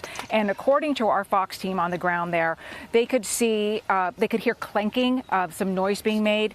They could also see in the garage area what seemed to be flashes of light coming from a camera. And then they noticed in another whole opposite side of the house, we don't know if it was a bedroom, but it was definitely a different room, they started seeing flashing lights, camera flashes, they assumed, as well. They also noticed that someone inside the home put up something to cover the window, probably as to, to keep the media from knowing exactly what they were doing. They were in there for quite some time, Kevin. Also, one of the agents was seen walking out. He had latex gloves on. They had a white folding table. They also carried out, one of the agents, a brown paper bag. We obviously don't know what's in it, but when you look at those types of behaviors, and what law enforcement was doing there for so long. The family wasn't there, we understand. The question is, was this evidence collection? Because the behaviors there, if you go back to any other case that you've covered, Kevin, you and I both, that looks and sounds a lot like evidence collection. As Jonathan mentioned, the Sheriff's Department reiterates, just as this is happening, that they will not be holding a news conference, that they won't be coming forward with any new information at this time. They still don't have a vehicle of interest, and they still don't have a person of interest. However, there is a tremendous amount of evidence collection going on. Obviously, there is a tremendous amount of activity happening as well. We have not had a news conference from the Sheriff of Pima County since Thursday. And I understand, if the pictures were accurate, that apparently someone in leadership over there was at a basketball game, which is probably not the best look for the department, but I'm not certain if that's actually been verified. But Verified. Let me ask you, while we have you, Alicia, I know that local news has been a bit of a repository for information regarding alleged demands, alleged requests made. Is that also happening in local Spanish TV, to your knowledge? And what, if anything, can we glean from the fact that the alleged abductors continue to be working at least somewhat to get the word out to local media? It is interesting, isn't it, Kevin? Because obviously the kidnapping of Savannah Guthrie, an NBC News star, her mother, was going to garner national attention. And whoever's behind this decided to reach out to, as far as we know, 2 local TV stations here in the Tucson area, in addition to TMZ. They did not reach out to NBC, the employer of Savannah Guthrie. So only the person who's done this knows what the thinking is behind that, why those 2 local stations. There are other stations here. You asked about Spanish language. I cannot answer that question. I do not know. But it is compelling. And one of the stations received yet a second note. They did not release it to the public. They did tell us, though, one of their hosts went on one of the other networks and said that that note did not contain proof of life. It did not contain another deadline. And they really didn't go into much more detail. Yeah, and that's the part that obviously the family is so desperate to see. We want to see proof of life so that, and again, they said in the video that we played, listen, we'll pay. Here's a 1991 construction diagram, stamped for approval to commence work. As you can see, 2 septic tanks, one near the casita and the other one in front of the home. JLR investigates, boots on the ground. It is going down right now at Annie Guthrie's home. Annie Guthrie and Tommaso's home. Authorities are here doing something inside. I see a lot of pictures being taken. What's going on here? Is this a search warrant? They came here about 8 p.m. after it got dark. And lots of media out here. Something is going on. Something is going on. Authorities are inside. No, ma'am. Something. Taking pictures, collecting evidence. I just want to let you know that I put it back on the other camera. I am out here in the field. We'll see what happens here. JLR investigates. Sub to the channel. Like, hit the notification button. I am here. Down. JLR investigates.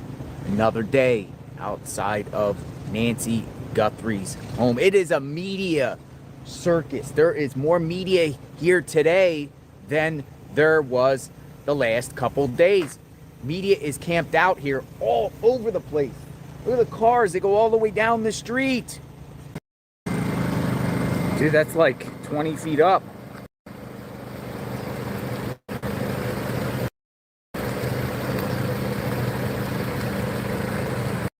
Look how high it is. It's not moving. It's shooting higher than the house.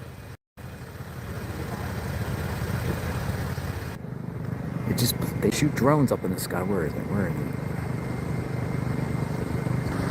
It's like it's falling. It's coming down.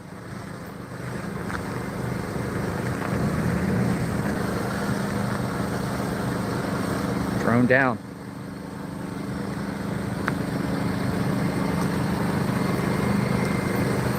Soft landing. There has been a Pima County deputy worked outside Guthrie's possible abductors are demanding $6 million by 5 p.m. today. We're ready for the next break. TMZ saying the Bitcoin account is at 0 right now.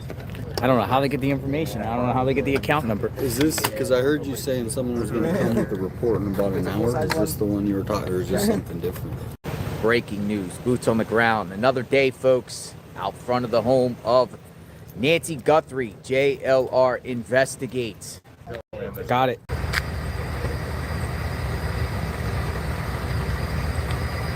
Richard Nolette says his brother took Nancy Guthrie to Rose Canyon Lake. This clip occurred the morning before they aired The Perp on Front Porch. The early morning of February 10th, before the video of Perp on Nancy Guthrie's porch was displayed to the world, this man was seen walking past. Coincidence? Maybe.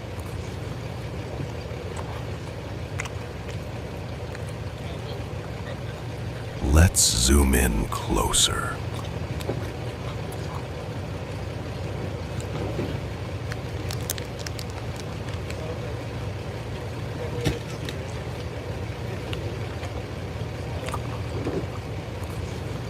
AI stated the dog is a Rhodesian Ridgeback or a Hungarian Vizsla. So at least y'all got to join me for the sunrise this morning. Even the dark soles on the shoes tend to match. Listen to what Monterey Spike has to say regarding the burger cipher. So, going back to the theme of the sacrificial lamb, Nancy was murdered in her own home on the 1st of February. Then her body was taken to Rose Canyon Lake and deposited into the water under the light of a full snow moon, I think is what they call it. Got it. Got it. I got it, folks. Here we go. I got it. Here we go. Sorry, folks. What in the heck is that? What in the heck is he holding?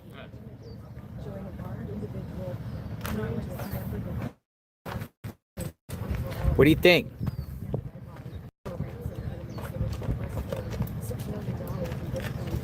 Dude, that's creepy. Yeah, what is he holding? There's other images.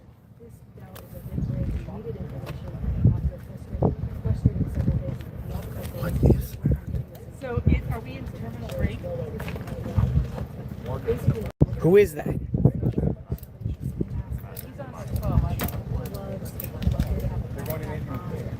He's got gloves on. Got gloves on. Got glasses. Dude, this is crazy. Somebody just came to the Guthrie home. Hold on, we got somebody here. Who? It's Domino's. Somebody sent him a pizza? Somebody sent Nancy Guthrie a Domino's. Holy smokes. Did somebody order a pizza? I'm trying to figure out who it's for. Was it? Does it have a name on it? It does. It's Alyssa. Alyssa? Yeah. I don't know what. I'm just gonna give him a call because it's got to be one of you guys out here. Yeah. Or somebody pranked you. This is somebody from Oregon. She says that she sent it to your guys' company. Ma'am, are you there? Yes, I'm here. I sent him pizza from Oregon. That's for him. Nice. Oh, there you go. There you go. What's your name? You gotta read your messages on YouTube. What's your name, man? You got the whole national media watching. All right, guys, a couple of big updates here happening right now with the Nancy Guthrie investigation. First of all, TMZ is now reporting that there is movement in the Bitcoin account. Does that mean that Savannah Guthrie is paying the ransom? I don't know, but TMZ is reporting movement in the Bitcoin account. Really, only TMZ can report this because they're the ones who got the first ransom letter and they're the ones who have the Bitcoin address. So we kind of just have to trust what they're reporting because we have no way to verify it. We're going to see what happens here if this is just a... Here comes Daniel they got Gutierrez and embarrassed by people Damien. coming onto the property, delivering pizzas, or anyone, not paying attention. But they have came and blocked two vehicles. Hey, how are you? 857. What do you think about this new footage? You know, what I immediately thought is everybody needs to look local as Tucson's only got 500,000 people. So look at the body type against Adelita Grijalva. Oh, okay. Yes. And I want to introduce you to, he ran against Adelita Grijalva, Congress. Oh, Congress, what's your name? Daniel with the others. Daniel. So you were running for Congress? Yep. All right, so your take on the situation here. Well, our city hasn't seen anything like this. Like Damien, I was born here. This is our home. Used to be a pretty nice community, but with all the drugs that are plaguing, I mean, we're the major corridor that's flooding the entire country. It comes right through Tucson. The homelessness is out of control. The crime, the free buses. I hear from the community all the time, they want to stop the free buses, and no one holds anybody accountable. That's the problem with Tucson right now. We have really bad leadership here. All right, folks, going to Annie's house. Come on, we'll stay with me. We'll just keep the stream on and drive. Yeah, we're going to Annie's house. We're on the move. See you guys there. If not, see you guys on the fly.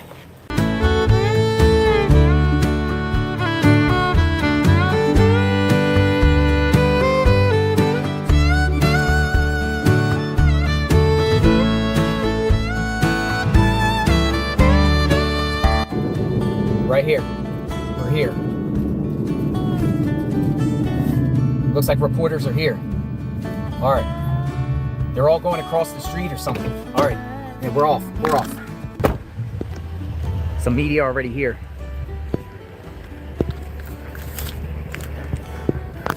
He's coming. What do we got? Where are they at? That way?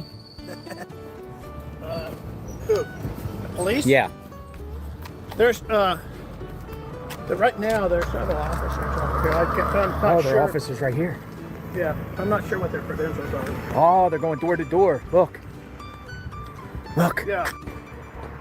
They were at the house next Can you door, open and that they've up been and set down the that up? house. Yeah. So they're going to every door on this Why? on this block. Why? Dun, dun, dun. Oh, it's a pig. Boar. What is that? Holy smokes. Look at that. I'm stopping. We're following a different study. Holy smokes. We got a breaking news. I don't know where this thing came from. Javelina. What is it? Javelina. Javelina. Are they, Call it a pig. It's pecker. are they wild? Yes. That's not somebody's pet. And I And wouldn't a pet it. herd of them will hurt. Wow. Javelina. Sorry? Whoa. Okay, yeah, I'll find it on this after. But yeah, it should be in the next little bit.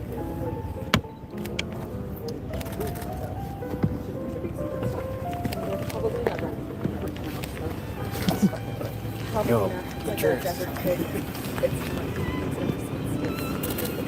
There's FBI here and javelinas walking around. Were these ransom notes written by a real person or generated by artificial intelligence? Let's find out. I began by placing the first ransom note into the Quillbot AI detector. This is the longer message, addressed directly to Savannah, containing the ransom demand, payment deadlines, threats, and specific details intended to establish credibility. The detector returned a surprising result. 0% likely AI generated and 100% human written. But then I tested the second message, the shorter note beginning with the words, Guthrie family. This message attempts to explain what happened, claims there was no intention to cause harm, removes responsibility from the family, and ends with an expression of sympathy. This time, the result was very different. The detector identified 44% of the message as likely AI generated, while classifying the remaining 56% as human written. So, why would the two messages receive such different results? To double-check the results, I tested the notes with another source. ChatGPT. I entered both notes into ChatGPT and asked which one appeared more likely to have been written, or at least polished, with artificial intelligence. ChatGPT selected the second message. The reasoning was based largely on its unusually controlled emotional structure. The message moves smoothly from an explanation to reassurance, to removing the family's guilt, and finally, to an apology. Statements such as, "Nothing you could have done could have changed the outcome," and "We hope you all can find peace," sound composed and almost like carefully prepared condolence language. The sentence, "She is buried in nature now," also stands out. It is vague, emotionally calculated, and strangely polished for a message supposedly written by frightened kidnappers attempting to explain a death. By comparison, the first ransom note contains repetition, awkward wording, inconsistent formatting, and spelling mistakes. It also includes highly specific physical details, such as the white smartwatch and the damaged floodlight. Those imperfections make the first message appear more spontaneous and more naturally human-written. Based solely on the writing style, the second message appears more likely to have been AI-assisted, AI-polished, or carefully rewritten than the original ransom demand. On February 10th at 7:12 p.m., the Bitcoin address listed in the ransom note received one payment of 220,000 Satoshis, worth about $138. The sender used two smaller Bitcoin amounts to make that payment. Part went to the ransom address, part was returned to the sender as change, and a small amount covered the transaction fee. The sender also attached a message saying, "We are ready to pay. Contact us," followed by a private link. The screenshot cuts off after private-NE, so we cannot know what the full address contained or what instructions may have been posted there. But this is the site the message was delivered from, not the Bitcoin. Most importantly, the $138 is still sitting in the ransom wallet. It has not been moved or spent. The blockchain shows the payment, but it does not reveal who controlled the address or whether that person ever saw the message.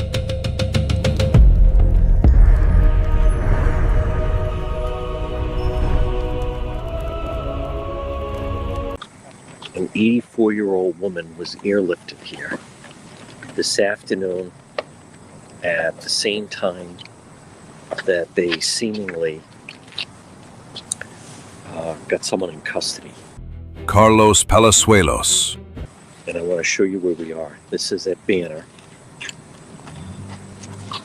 University Medical Center. Brian of News Nation is reporting that spoke with the mother-in-law of the man who's detained. She owns the house, says there's an ongoing search warrant. Took all their electronic devices. She insists her son-in-law is not involved. That is in Rico Rios. So for those of you watching, we were south of here. But as I said, so an 84-year-old woman was airlifted here. And it is, some people are saying it's confirmed it isn't her. But I have not. There's been no official statement on that. Today is day 10. Tomorrow's day 11. Another day, folks. Nancy has still not been found. Media is still camped out here. Whoa, what a wild day yesterday, right? What a crazy day yesterday. They detained a person, only to let him go. FBI searching all over the place. We're going to keep the conversation going. Who's ordering a pizza today for JLR? On February 11th, 2026, the FBI conducted an extensive search in the Catalina Foothills neighborhood near Tucson, Arizona.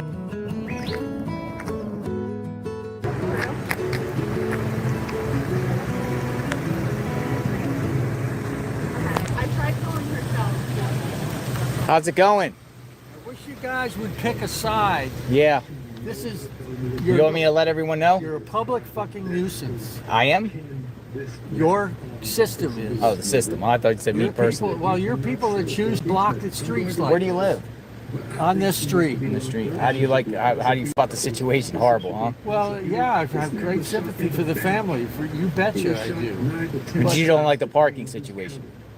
Like the parking. Yeah, people out here. the parking situation. Hopefully it goes away soon. Yeah, we hope it. What's the latest? Tell me, is there any new information? Feds going door to door. Did they go to your house? Yeah, they've been to my house. What exactly did they ask you? Like, did they ask you? They asked permission to look in the wash behind my house. Why? Because they're looking for any kind of evidence. A body or? No, they're looking for any kind of evidence. They indicated porch cameras. Porch cameras. So a neighbor says that the reason why the feds are there, he thinks, is because they believe that he didn't say she, he is a suspect. And that would be Tommaso Cioni. Who's this? I saw some flashing lights. I also hear an alarm. Or police. Who's this? So, yup, it's investigators. They're showing credentials. FBI's here. Law enforcement is here. They're back. Somebody's here. You got a yellow. Investigators are here. He's opening up with a key. Went in.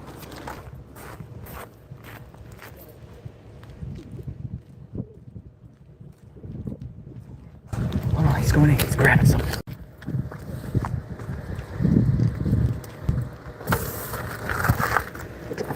Gloves. Blue gloves. Blue gloves. Blue gloves. Put blue gloves on. This is a Acuna producer on the bridge. Put blue gloves on. You put blue gloves on. You got a bag. Yeah, gloves in a bag.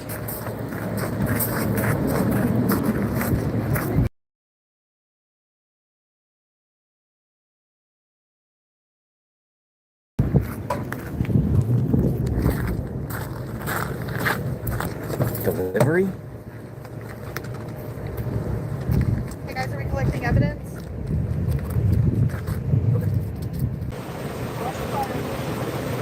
So this is the neighbor, and she's really mad right now. She's talking about people leaving trash in her yard. She's saying to the sheriff deputy, what happens if there's a fire and a fire emergency? How are you going to get fire trucks?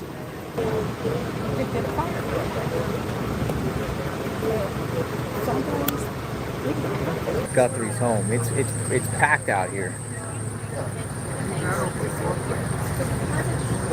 Just reporters. Yeah, it's packed out here hard. February 11th. A black glove was found roughly 1.5 miles from Guthrie's home. He's the wrong guy.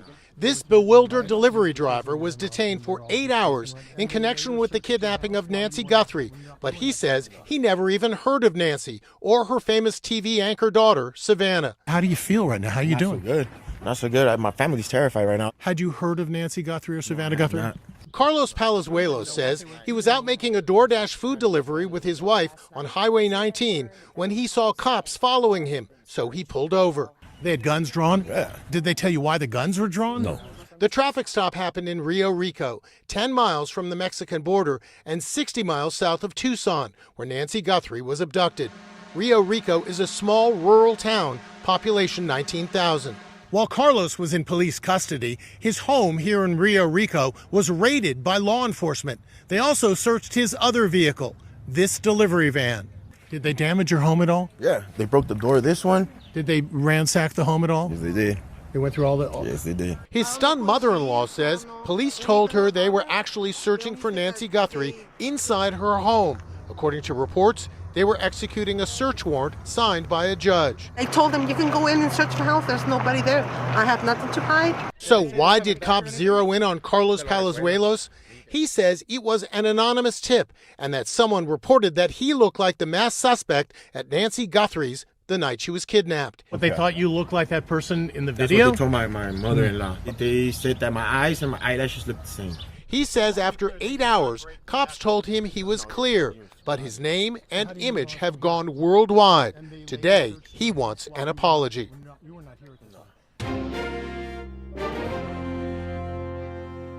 Units, somebody copy and attempt to locate for a vehicle of interest in the Nancy Guthrie case, last seen the area of Ina Road in Thornydale, unknown direction of travel. Just 92 units, somebody copy and attempt to locate for a vehicle of interest in the Nancy Guthrie case, last seen the area of Ina Road in Thornydale Road, unknown direction of travel. It's going to be a dark blue 2019 Chevy Malibu, Arizona, Mary, Adam, Lincoln, Ida, Boy, William, Union, William. Vehicle of interest in Nancy Guthrie case sometime on 2/11/2020 in the I-9 Thornydale area. If located, PC will need to be established for stop to identify the driver. Again, it's going to be a vehicle of interest. It's going to be a dark blue 2019 Chevy Malibu, Arizona, Mary, Adam, Lincoln, Ida, Boy, Union, William. Last seen in the area of Ina and Thornydale. End of attempt to locate 22:15 hours. 302 traffic. Arizona, set Victor Adam, 0 Edward Nora. West 902 and 3. Vehicle receiver. 10-4, 2226. Copy, 2227. 937, I copy 1015 for 1381. Do you need a 926, sir? 937, can you start Nuttles, no hold, white color? 3 hours. Can you see tell me on the free ball, please? 2233 hours. 937. 937. County does have a flea boat. Where do you want it at 45 on that? MA 45 on our office, please. Just confirm at R103. 2234 hours. 937, your flea boat will 45 you at the 103. 937, thank you. 2235 hours. You're going to have anything go ahead.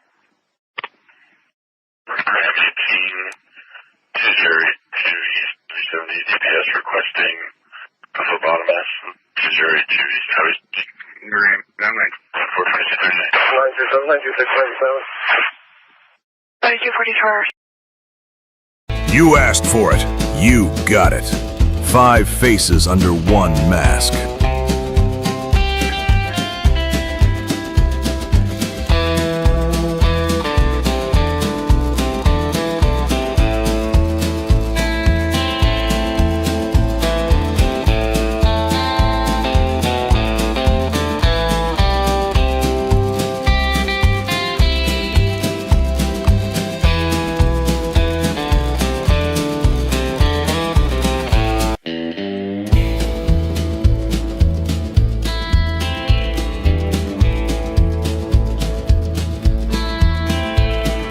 Faces under one mask,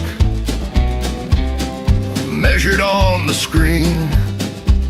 No blame, no accusation, just checking what the lines may mean. And Guthrie, Nancy's daughter in the frame, pupils lined and lips compared. The ruler cannot place the blame. Dominic Evans, played with Tommaso long ago. Place his face beneath the mask, do the measured markers show? Face beneath the mask, pupils on the line, measure eyes to lips, do the distances align? A likeness is not evidence, and questions are not proof. Carlos Palazuelos, detained and speaking out. He said they focused on his eyes. That's what we're testing now. Derek Colella, linked to messages in the case. Set his pupils on the markers. Does the spacing match the face? Luke Daly, questioned, searched and then released. Plays his face beneath the mask, and and let assumptions decrease. 5 faces underneath one mask, 5 names upon the screen. No one accused, no verdict made, just measuring what can be seen.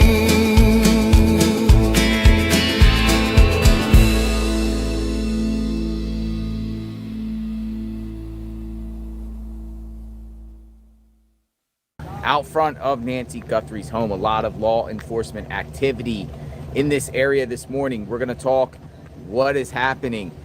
Law enforcement descended onto the property. Forensic sheriffs, they came in, tried to come in when everyone was sleeping. FBI at the scene right here. They're at the scene. Again, this has been the last. They're here. Please.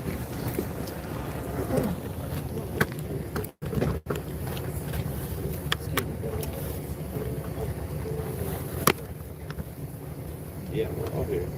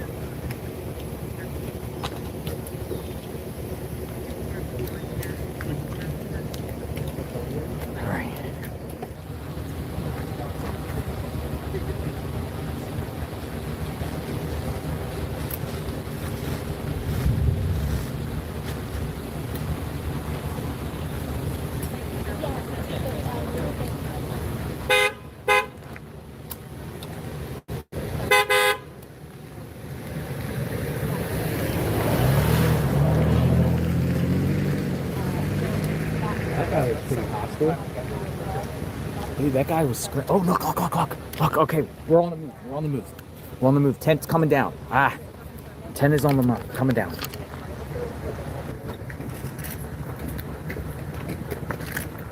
We're leaving. It's the 10. Bags, 10. There's the 10.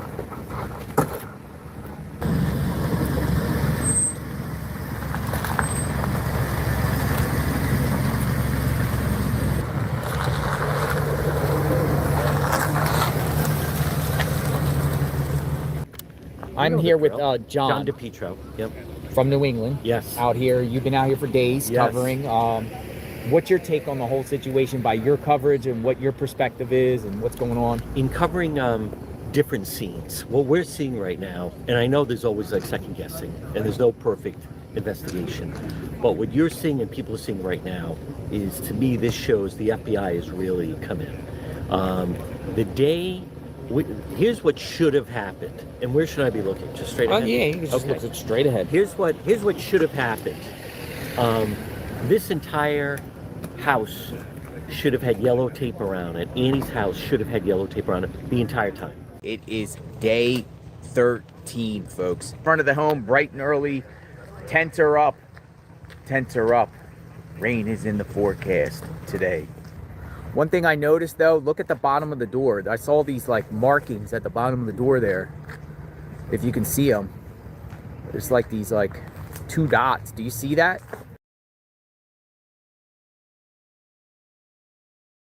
This card was dropped off from an investigator with Adult Protective Services. Now they stores change, and you know, why her? Why her? It's a great question. Why her? It's something just not right. Libby, what are you chewing? Chew. What are you chewing, Libby? And it's already Look at Libby's done. teeth. Hello, Libby. What's your name? Thank you, Bob. What does he look like without the mask? That's the burning question as investigators search for the suspect in the Nancy Guthrie kidnapping. Now the nation's best-known forensic sketch artist is using her skill and experience to create this sketch of the suspect. Lois Gibson achieved national fame for her 4 decades of work with the Houston Police Department. She says she came out of retirement to create this sketch because, like the rest of America, She wants to bring Savannah Guthrie's mother home. What did you see when you looked at video of that suspect? The bottom edge of his nose, and then that thick mustache, and then that hair below the bottom lip. He's young. He's below 40s, I believe. And other than that, he could be Latino, white, Lebanese, just any kind of race. We want to make it clear this is not an official FBI sketch, and Gibson acknowledges her sketch may not be totally accurate. The guy might have tattoos all over his face. I might have the facial hair wrong, but I had to try, and I'll take the hit if I'm wrong. How many criminals have you helped catch? I've helped solve more than 1,313 cases. She's in the Guinness Book of World Records for most criminals positively identified due to the composites of one artist. Ironically, last year, Lois Gibson was featured on the Today Show, the morning show co-anchored by Savannah Guthrie. She's made a difference in a lot of lives. You are the first to admit that your sketch may not be completely accurate. I'm willing to be brave and take a chance and make a mistake. I tried using ChatGPT several times with the simple request, remove the mask. Without any extra prompting or steering, it produced what looked like the same face, or a very similar face, while matching the eye and mouth placement from the original. Then, suddenly, it stopped allowing the request. No matter how I worded it, ChatGPT refused, because removing the mask would mean guessing hidden facial features that are not actually visible. So I did not steer the result one way or another. I asked it to remove the mask multiple times, got similar looking results, and then the system blocked it from going any further. Bob, JLR. How are you? Nick, right? Just showed up. Yeah, thank you. Yeah, I remember names. Looks like the pool cleaners. Are they here just doing their monthly thing, or were they called in to... Put some pool back there. So the viewers want to know about you. Tell us stuff about you. All right. Well, born and raised here in Tucson, Arizona. Pedal to the metal, JLR. Let's go.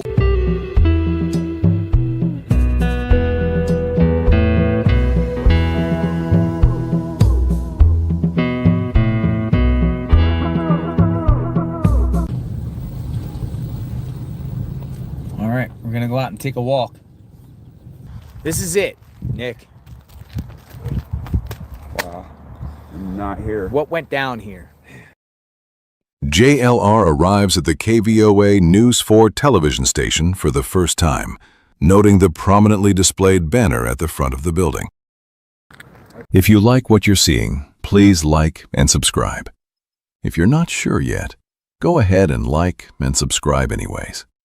Now back to the case files. Definitely.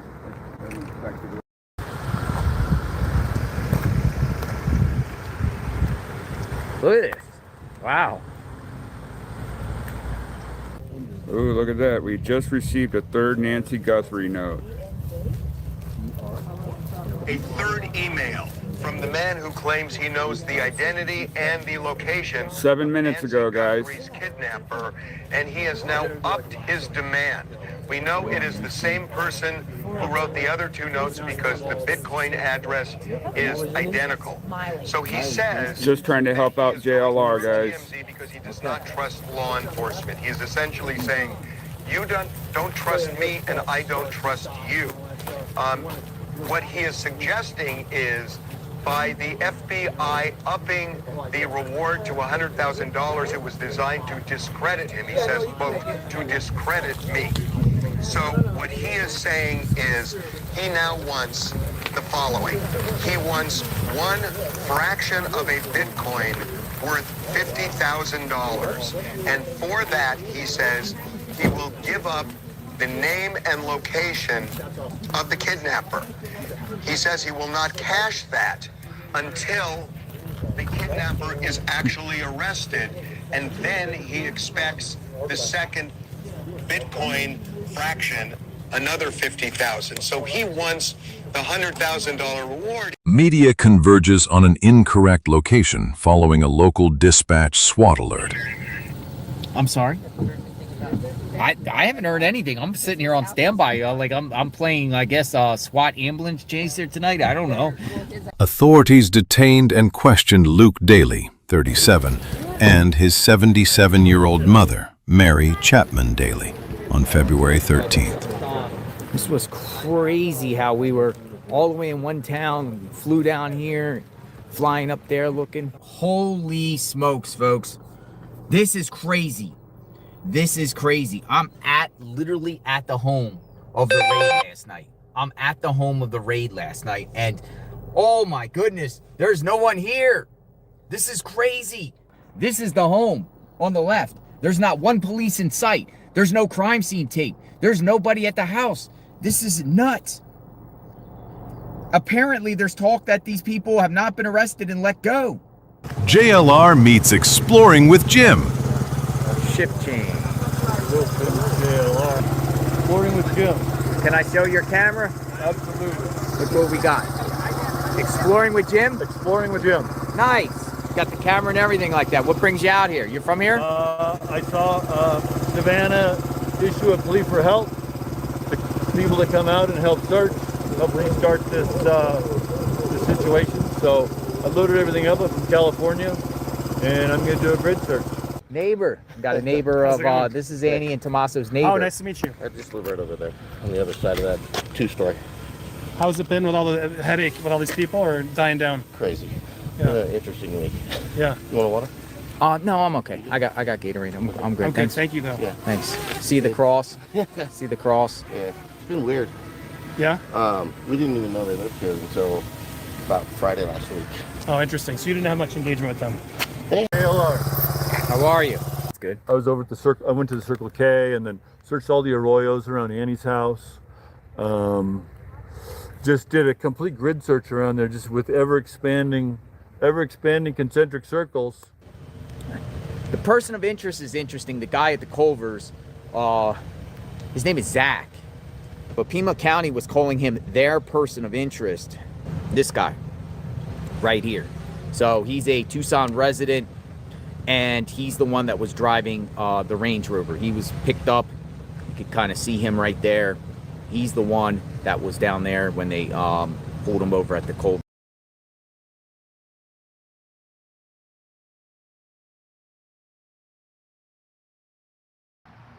Being that they accused you about the Range Rover, well, the guy, Luke, who owned the Range Rover, he hasn't even been charged. So for someone to accuse you of anything, it's almost even crazier. You know what I mean? My name is Zach. I don't know him. I don't know his mother. I didn't meet anybody. His name is Luke in my life. Okay? Okay? He bought that car from MG Motors, and he left. And he paid. And that's it. That was it. And his mother. His mother paid for that car, not him. So the plate holder, you know the plate holder? Yeah. License plate holder. They saw MG Motors on that thing. They went to accounts, MG Motors accounts on social media. They found me. Between 1,000 people, they found Zach. And Zach living in Jordan peacefully. I left US August 2019, before the pandemic. And that's the house. It's like the Daly house that they went to. According to court records, this guy has all types of like drug charges and whatnot. This is Luke Daly. Again, I don't know for a fact, but this photo is circulating all over. So this is the house. This is the house. Luke Daly. So a guy that has a long, extensive record. Why they bring authorities to him? I mean, he kind of has that same kind of facial features as the Zach guy with the goatee and mustache there. So FBI increased, as you know, $50,000 to $100,000 for information. The new report came out saying overnight that police helicopters on February 4th were flying over the area using a high-tech Bluetooth scanner to track Guthrie's pacemaker via a helicopter. To you. All right, so this is Daniel. He's running for Congress. Back out here. You've been out here multiple times. Yeah, I decided to come out here after the shooting we had in Tucson yesterday. Damien and I have been talking. A lot of people have been talking. and the crime is simply out of control. I mean, So I've heard there was a shooting, but it really didn't get much press at all, right? not at all, and they're trying to put it as two separate shootings so that they don't have to call it a mass shooting. Keep asking, why has the mayor come out and said anything about any of this that's happened up here?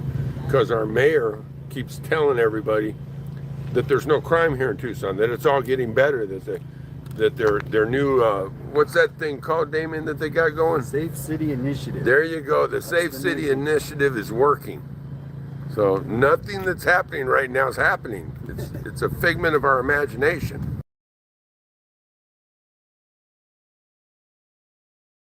In this comparison, I'm focusing on one feature only: the eyes. Each subject has been scaled and aligned using the same reference points so that the eye openings of the porch guy mask can be visually compared. This is a comparison of visible eye placement and proportions only. It is not a method of identification and should not be interpreted as identifying or accusing any individual. The first under the mask is Derek Colella. Number 2 under the mask is Tommaso Cioni.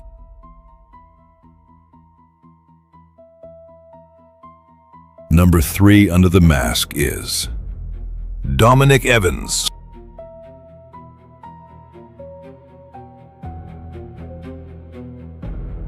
Number 4 under the mask is Walter Gonsalves.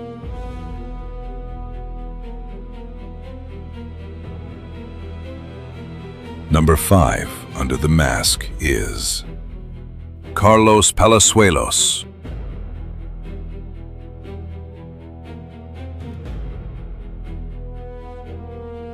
Number 6 under the mask is Jason, the neighbor.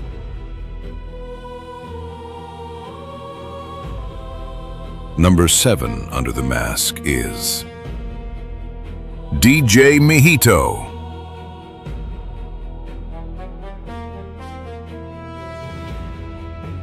Number 8 under the mask is Luke Daly.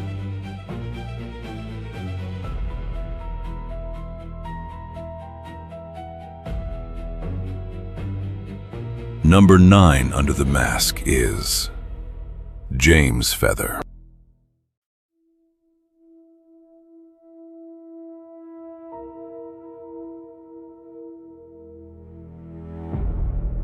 Number 10 under the mask is Anne.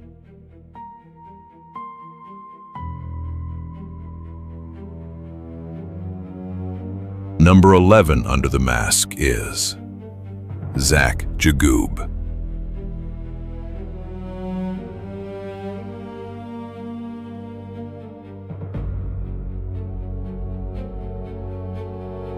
Number 12 under the mask is Coy Coldwell.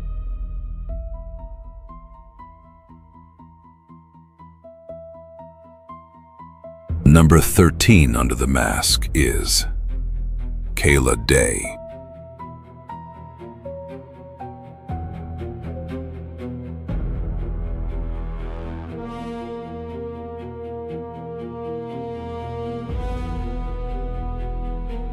And the last one for fun, Christopher Nanos.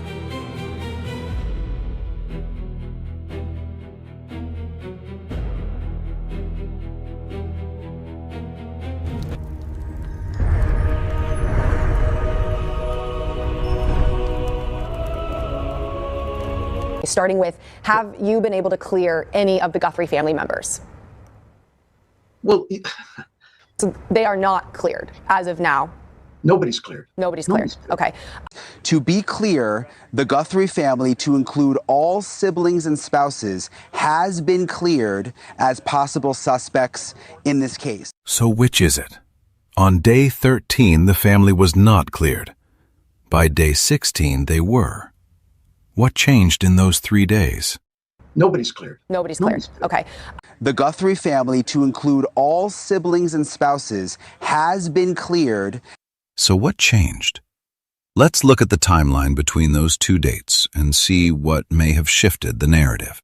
TMZ has obtained a third email from the man who claims he knows the identity and the location of Nancy Guthrie's kidnapper. We know it is the same person who wrote the other two notes because the Bitcoin address is identical. He now wants the following. He wants one fraction of a Bitcoin worth $50,000. And for that, he says, he will give up the name and location of the kidnapper. Authorities detained and questioned Luke Daly, 37, and his 77-year-old mother, Mary Chapman Daly, on February 13th. The person of interest is interesting. The guy at the Culvers, his name is Zach. But Pima County was calling him their person of interest. This guy, right here. So he's a Tucson resident. Day 16 today, and the Pima County Sheriff says the Guthrie family, including all siblings and spouses, are cleared as possible suspects. So what happened between February 13th and February 16th? Possibility number 1. Did the email sent to TMZ change the direction of the investigation? Possibility number 2. Did investigators learn something from the February 13th search involving Luke Daly that helped shift their focus?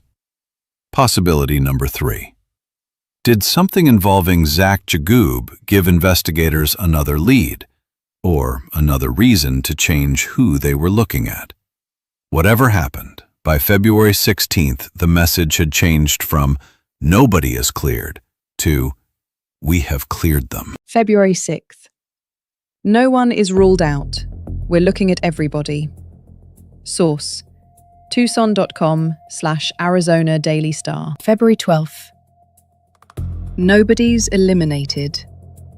Source: Fox News. February 13th. Nobody is cleared. Source: CNN. February 13th. No one has been cleared in the case. Source: Arizona's family. February 13th. Nobody is ever really eliminated. Source: Fox News. February 15th. Nobody has been cleared. Source: People. February 15th. Nobody has officially been cleared, including family members. Source: Entertainment Weekly. February 16th. I am saying they are clear. We have cleared them. Source: Cold 13 News. February 16th. The Guthrie family, to include all siblings and spouses, has been cleared as possible suspects. Source: Pima County Sheriff's Department. Reuters. February 16th. Family members had been ruled out in the first few days. Source: Cold 13 News. July 31st. No one is permanently ruled out. Source: Fox News. August 1st. The family is not suspects does not mean the door is closed forever if new evidence develops. Source: Fox News. So there it is. February 13th. Nobody is cleared. February 16th. The family is cleared.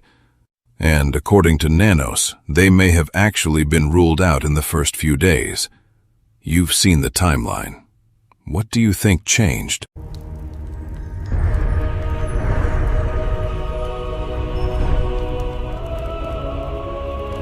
Day 16 today, and the Pima County Sheriff says the Guthrie family, including all siblings and spouses, are cleared as possible suspects in this case. And Fox 10 investigator Justin Lum joining us live now from the Guthrie home in the Catalina foothills with the latest tonight. Justin.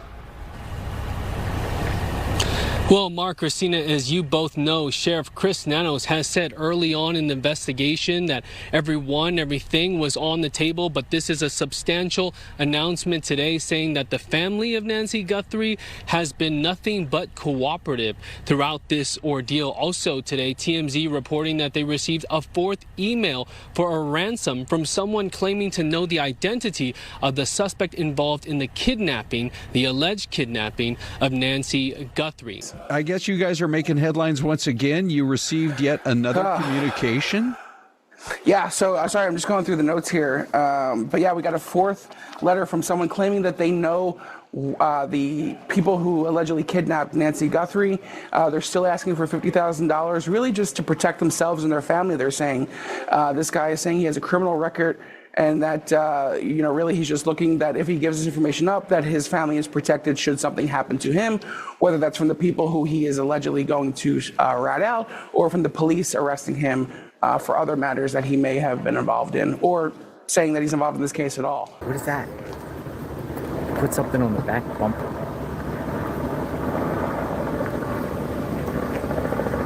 Automatic sprinkler. Automatic sprinkler. He's fixing the sprinkler.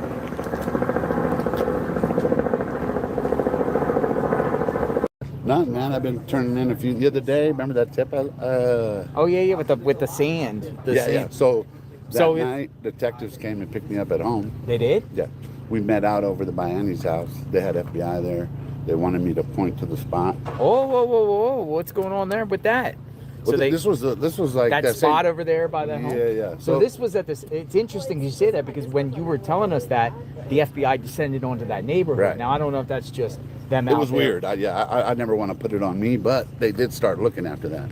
So they wanted me to point to the spot where I sent them the picture, and they wanted to see the bottom of my shoes to see if those were my prints that were on there, and they were. Really? Yeah. Well, because I was there, I was poking it. So did they dig, or what did they do? They dig, and then it was probably a nothing burger, but they started going down the whole wash, and they had me wait at the end of it. You know what I mean? Oh, so they're taking that seriously Very over there. seriously. So check this out. You guys will not believe this. I think we cracked it open. Maybe it's a nothing burger, but Luke Daly. Let's pull the thing up a minute. Hold on. Luke Daly, who was, of course. Let's step back. So Yeah. You're good. Can you hear me? Yeah. Okay. Luke Daly. Thank you, man. Yeah, Good to see you, Joe. Anyway, so Luke Daly, who was pulled over in the Range Rover, right? And they let him go. Okay, well, looking up Luke Daly, he was arrested in 2025 with a Kayla Noel Day. Who's Kayla Day? Guess what? She's related to the Guthries. Whoa. That's breaking news. I don't know anything. I have to vet this, folks. I'm only going by what he's saying. How about take my word for it? Criminal network. If I'm lying, you guys could bash me later, okay? And now there's a tent there. Someone's living there. I need to go confront this person. I want to see if there's... Tent? Well, no. I mean, there's no stores in the area. What in the heck? That one at the very end. Look at the rocks right there. Those rocks weren't there the other day. Oh, you were back here before? Yeah. 2 days ago. See that little tent down that road? This is crazy. There's a huge tent at the end of this one. Look.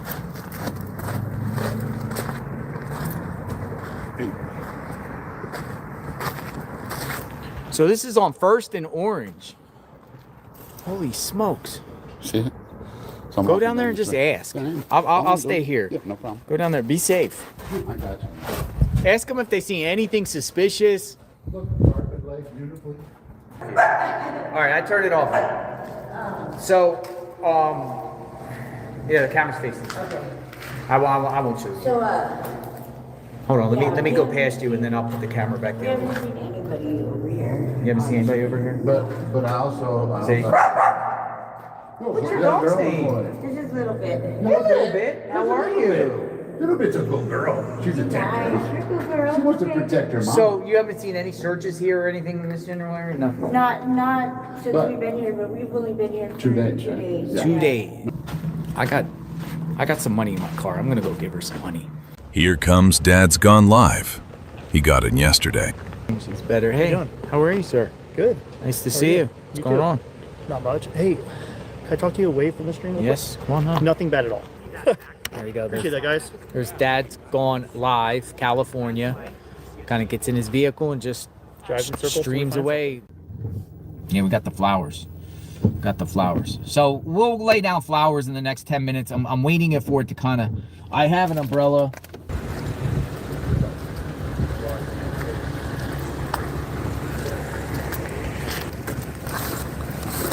All right, so here we go. Right here. Camera footage requested. I mean, that is a large area. Oracle Road seems to be the center of this. Annie and Tommaso live over here. We're here. But it expands. I heard the dog. I heard it. Hello? Are you back here? Did you hear the dog? Hello? Hello? Hello? Where's the lady with the little dog? I don't know, she was here. She was here? Yeah, but she's in, I'm right here. Hey! It's you! Can I step past your thing? I'm gonna step past. All right, man. I don't mean to intrude under here. You okay? Yeah, alright. How's it going? No. Hey, your dog's not gonna bite me, is it? No, she just doesn't know who it is. Yes. I got something for a little bit. Here. Thank you so much. And I have something for you. A gift card for Safeway. Cool. It's $100. Thank you so much. A lot of people, you know, I know people struggle and stuff like that, and I want to make sure you're okay, at least eating good and stuff like that. Rupert! Hello! Hello, you got some fruities. Open it up. Let me watch a little bit, eat some. Can I? Here, put it over here. It's sandy over here. You hungry? No, Marvin's gonna go get some in a minute. I think. You can eat good for the next week. Maybe next week we'll come back and get a little bit some more food. Yeah. A little bit. Look at that. Little bites. Look. Yeah. Good girl. boy. Good boy. He's eating. See? That's good. Get some good foodies. There you go. Look. Say thank you. Bless you. Thank you so much. Again, if you see anything, let us know. If you see any police activity or anything around here, I will. please let us know. I was actually looking your site up yesterday. Nice. I was looking at all of the videos that you have. That's pretty cool. Pretty cool. You okay? Yeah. All right. Thank so you so I'm gonna much. bounce off. You be safe. Thank you. Come on, Thank you. Mama. God bless you. Is it Domino's? Papa John's. They're telling them to move.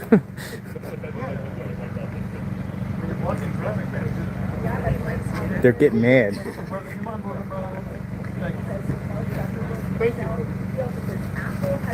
He's just like...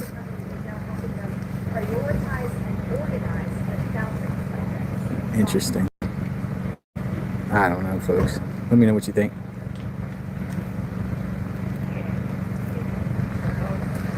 Alright, they're doing their shots now.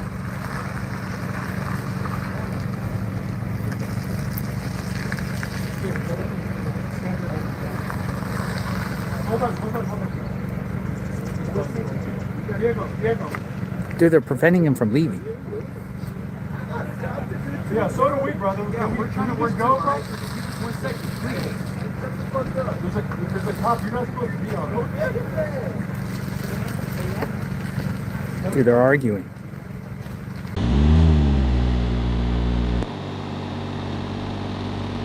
Look out! Run! Get clear! He's gonna hit the tents!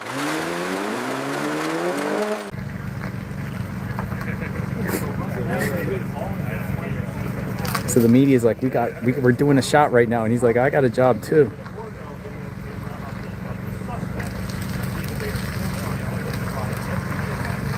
Oh, let me give him the finger.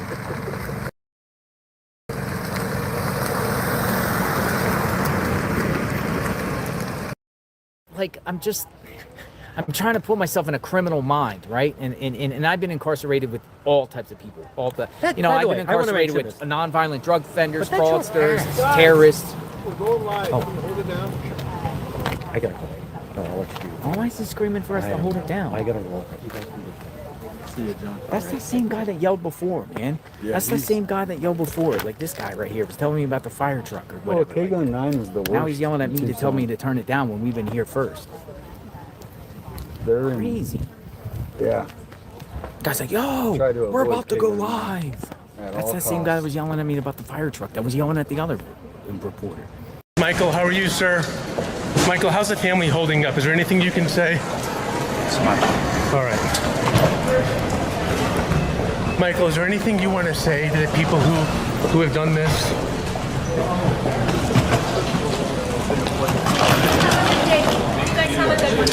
Michael, how's the family holding up? Anything you can say?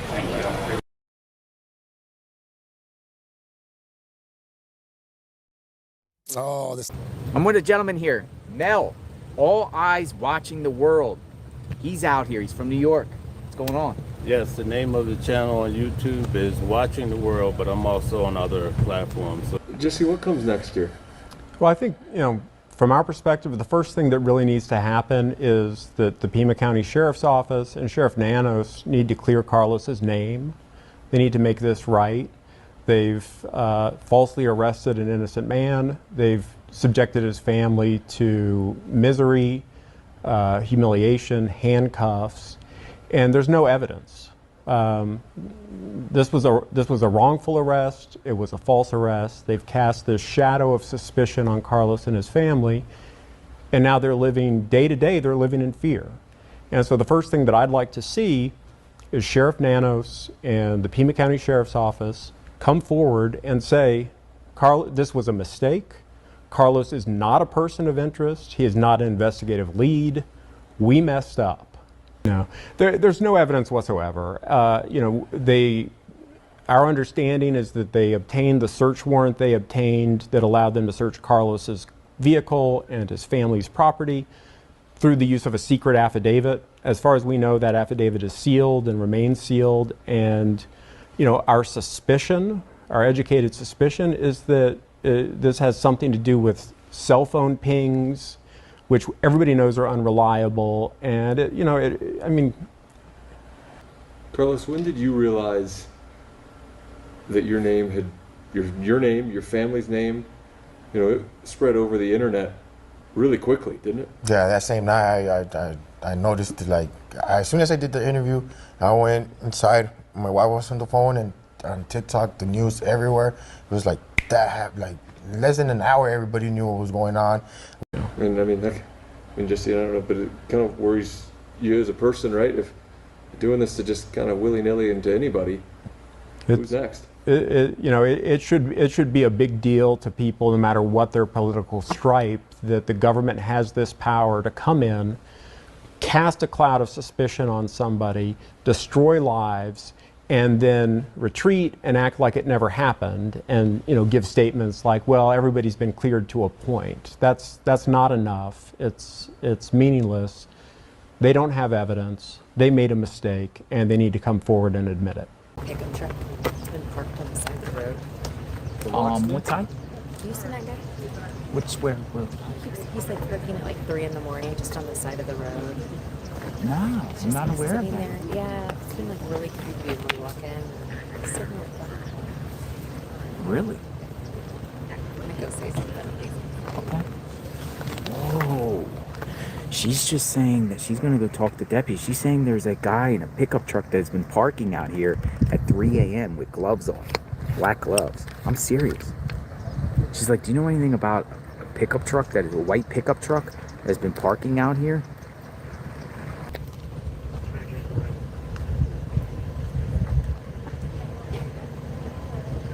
A white Ford Ranger with California plates. She took the picture? I don't know. She might have.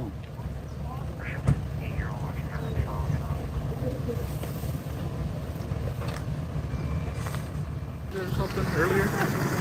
Yeah, I believe so. Yeah, that was me. That was you? Yeah. Huh? Yeah, that was me. Are you the suspicious man they were That's what they were saying, Savannah. You I'm have YouTubing. You have gloves? Yeah, I have gloves. You have black gloves? Yeah. Let me see. Let me just see. There, yeah. You're coming to set the record straight. Well, yeah, I'm up there sleeping. I was YouTubing last night with Jacob. We were having some pizza out here. And then everybody's blowing up my phone right now. I just woke up, so. Oh, wow. They're like, dude, what the hell is going on? What's your name? Bart. Bart. Yeah. So you're just out here streaming. I mean, come on, give him a break, right? I know, right? I mean, that's pretty cool. Yep. No trespassing signs planted in front of Luke Daly's house. That's the guy's house. And there also was lights all over the house on. I went there this morning. He got a lawyer, just like Carlos. Total denial. Most of the time, and most Americans, when you have your home searched with a warrant, the authorities give you a warrant letting you know what they're searching, you know, the warrant signed by the judge about the search. Well, in this particular case, both people, they're not being provided the warrant. Oh man, it stinks. Anybody in there? Oh man, it stinks. Oh, hold my nose. Oh God. Ooh. Oh. Ah. Crap, I thought I saw somebody. There's a bed in here. This is crazy. Oh my goodness, it stinks in here. Ugh. So are you gonna just where do you plan to search? I was just gonna take a look around here. Once again, coming in, I'm interested in the garbage can because, to be bleak about it, they may have had to move a body somehow. And if you got to improvise, that's one of the easiest ways to do it, I would assume. Well, which would be what? A garbage can. Garbage can. Yeah. It's a new theory. My nephew, he did body pickups here for 3 years, so he got experience with it. And the two easiest ways you can improvise, garbage can and a sheet to move it. So how do you do that? What do you mean? Like just put some money in a sheet, put them in the garbage? No, you literally lay the garbage can down on the ground and then pull someone into it and then tip it back up. And then you can roll it. You can roll a garbage can? That's right. To where? A wooden vehicle. If you want to move a body. If you didn't hear him, he said, my nephew did body pickups here for 3 years, so he got experience with it. Body pickups for who? And using a garbage can for them? She came from Mexico. She came from Mexico? So a big group from Mexico is coming, folks.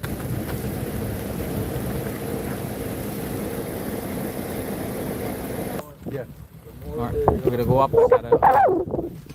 Oh, camera's full. Camera fell. Or no, umbrella. Hank. Here comes Dolly Vision.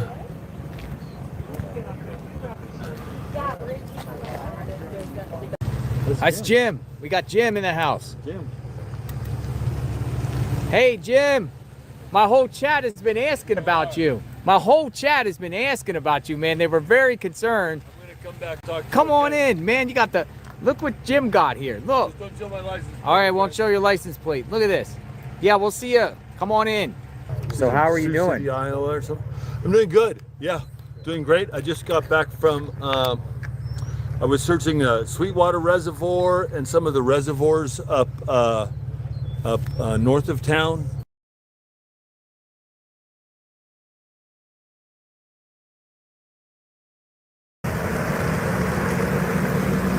Uh-oh. What's going on? They're clearing out Clearing out the road? for about an hour. They have to clear the road out? For an hour. For about a little bit. They're gonna put barricades on. Oh. Hey, do we gotta bounce?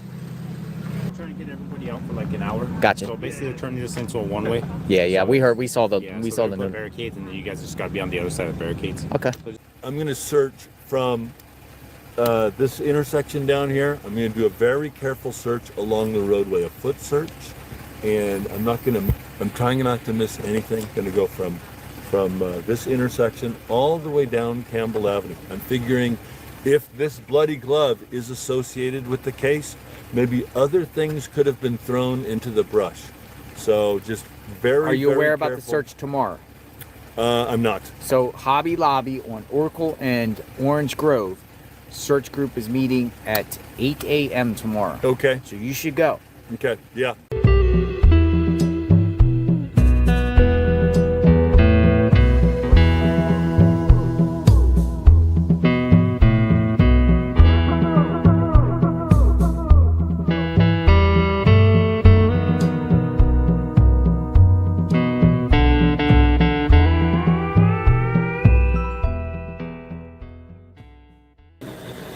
much people looking, but here the sheriff say no. You need a permit.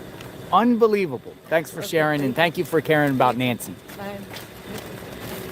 Unbelievable, folks. Now the sheriff's telling searchers they need a permit. Of course. People were saying that. Oh. What is that? Hey, she broke it, man. Who is that? She's a neighbor. Literally, just didn't even slow down. Just... Well, that's kind of my fault. It's in the road. No, sorry. Ah, but she could. Yeah, she broke my tripod. At the end, right? My advice to you, keep being Jim. Yeah. Right. Oh, what the heck? Somebody's going on the property, dude. What the heck is this guy?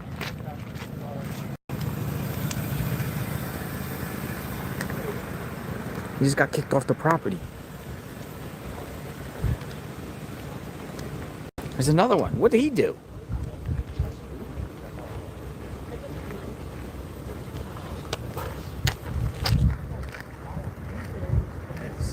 That's weird. What was he walking up for?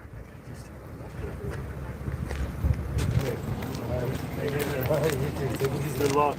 Hello, sir. What got you to go up there? Do you know Guthrie's?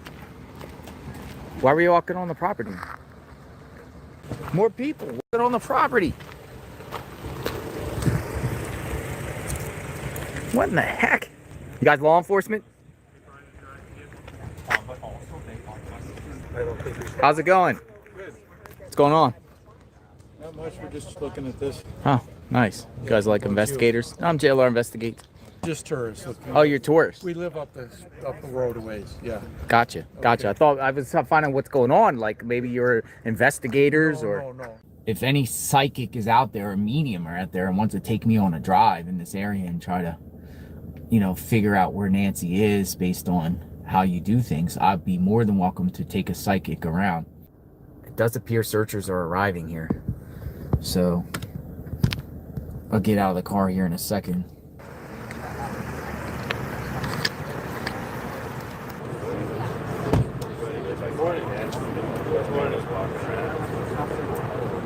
To step up and, help find a local community member. I find it, it's saddening that, 3 weeks have gone by and there hasn't been one major grid search.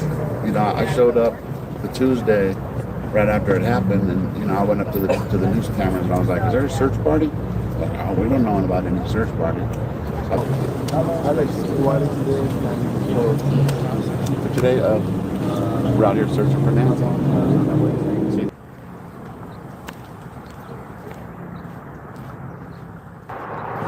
Found a backpack. She got gloves. Oh, here comes another one.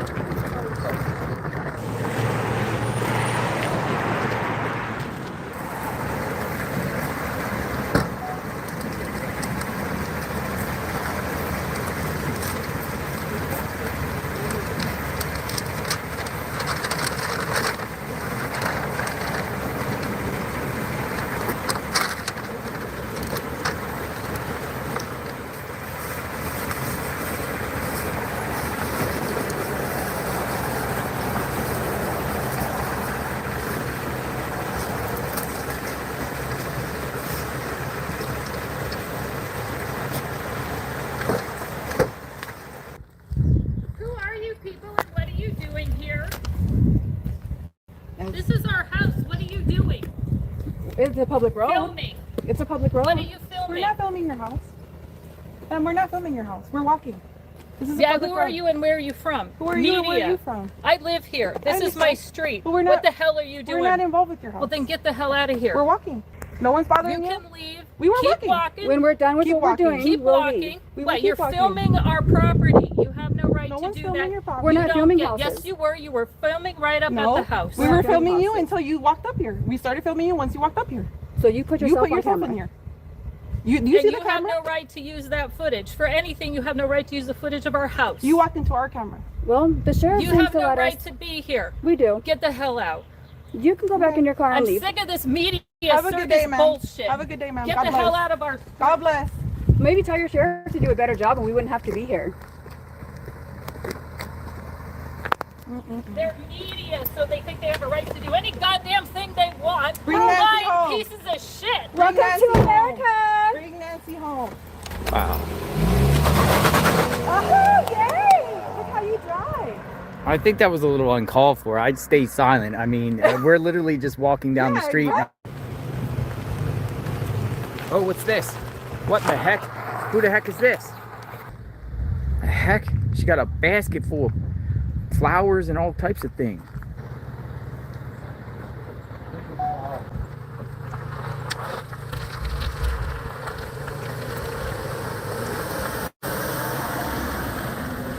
Those flowers. I thought you were going to the house for something like. Oh, no, I don't know what's going on. I'm just delivering flowers. Why authorities believe Guthrie was possibly taken from her home. No suspects or person of interest have been publicly identified. DNA from her home does not match any samples in the FBI's DNA database, and authorities are still asking the public's help to help identify a man seen in images. Sprinkler's still broken. Remember the gardener came the other day? We thought he was fixing the sprinkler. Sprinkler's still broken. Authorities have been searching as far as looking for surveillance, ring cameras, floodlights, whatever on individuals, you know, that could be responsible within this 5-mile zone. The Catalina foothills. Suspect in Nancy Guthrie case had been to the house before the night of her disappearance, source says. The Pima County Sheriff's Office said in a statement, "There is no date or timestamp associated with these images. Therefore, any suggestion that the photographs were taken on different days is purely speculative." Thank you, John. Folks, follow this guy. No, follow this guy. Works harder. Follow this guy. Steve Arena, come on in. Very nice to meet you. How are you? We're good. Thank you for coming out. What's going on, Steve? Well, I wanted to give you something. Oh, whoa, I didn't expect this. What do you got? A challenge coin. Holy smokes, I got a challenge coin. A little background to this. Look at this. The Department of Homeland Security. Love it. So I'm retired CBP. Are you? Yeah, I'm a civilian employee. God bless you. I love. On the way to Saguaro National Park, sit back and relax.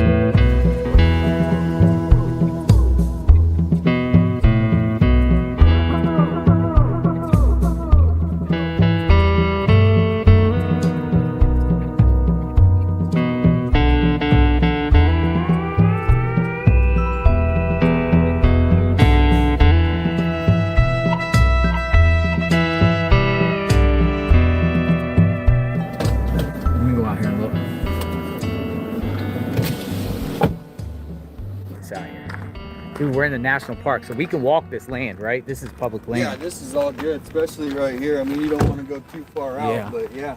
First name's Josh, J-O-S-H. Last name's Gill, G-I-L-L. I'm the incident commander for the United Navy based out of Louisiana. Josh Gill, thank you for your time. Yes, Good sir, luck thank to you. you. Absolutely. United Cajun Navy out of Louisiana. Okay, and what other searches have been a part of? A lot of them, actually. So let's analyze this video first. Then we'll discuss things. I'm going to say it is day 24 since our mom was taken in the dark of night from her bed.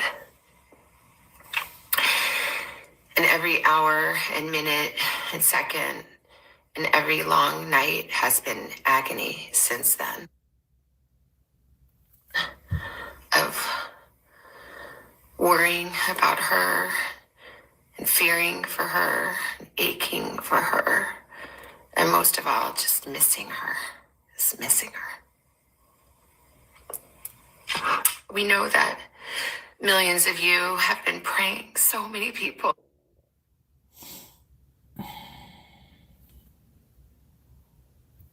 My reception. Have been praying of every It's horrible. faith and no faith at all, praying for her return, and we feel those prayers. Please keep praying without ceasing. We still believe. We still believe in a miracle. We still believe that she can come home. Hope again. hope. As my sister says, we are blowing on the embers of hope. We also know that she may be lost. She may already be gone. She may have already gone home to the Lord that she loves and is dancing in heaven with her mom and her dad and with her beloved brother Pierce and with our daddy. If this is what is to be, then we will accept it. But we need to know where she is. We need her to come home. For that reason, we are offering a family reward of up to $1 million for any information that leads us to her recovery. Recovery. All of the information about this reward and the details is in the caption below. Recovery. You can call the 1-800-TIP line. You can be anonymous if you want.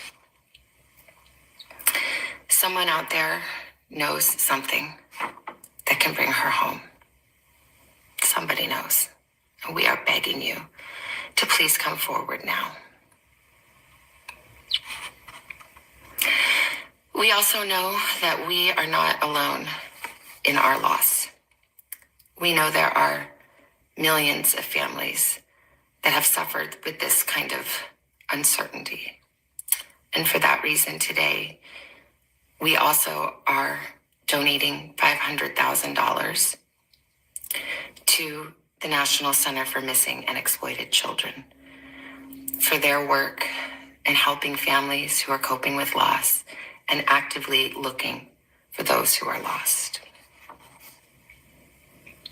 We are hoping that the attention that has been given to our mom and our family will extend to all the families like ours who are in need and need prayers and need support.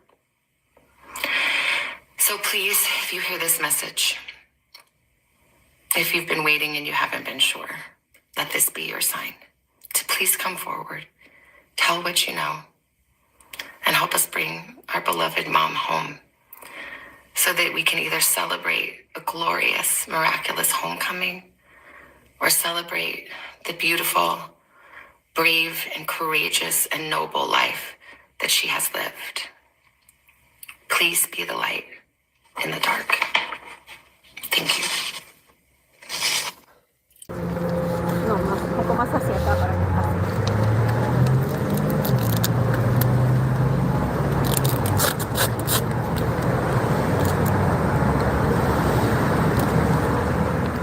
O si fueron las autoridades. No, señor, no comentaron de eso.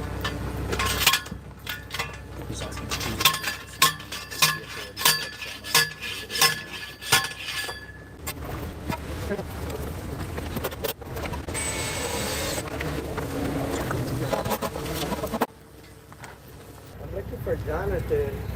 It's JLR Investigates. Nice. That's me. Oh, okay. It's me. What is it? It's not a bomb, is it? I'm not sure. I was just here to deliver it. Well, that's the phone cooler. It's a phone cooler. But this is sweet. You know why this is sweet? See anybody at the house with her? Her family came over. They did? Yeah. You seen Annie and the Tommaso? You seen them before here? Yeah. Really? Yeah. They would come over. Yeah. When we ran You into wave each at- other, we'd chat for a few minutes and then we'd go our ways, you know. And she hadn't been walking for probably 3 months or so. I hadn't seen her out walking. Remember yesterday one of the maintenance men came up to us and said FBI was asking about January 11th and January 16th? Less and less media out here. We are going out to Mount Lemon today. There's plenty of water. Nice go. What's this? Oh, what's this? What's this? What's this? Who the heck are these people? Ellie! What's this? Whoa, we got some people here. Whoa! Ellie's here. What's this? Holy smoke, somebody's here. activity. It looks like guys. feds. Yep. That's some activity. He put his head down. He didn't want to be seen.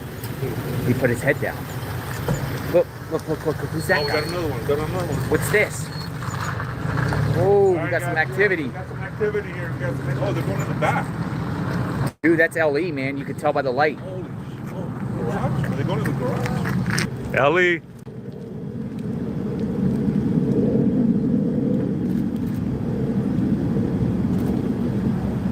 All right, CJLR stream, you can zoom in. See that?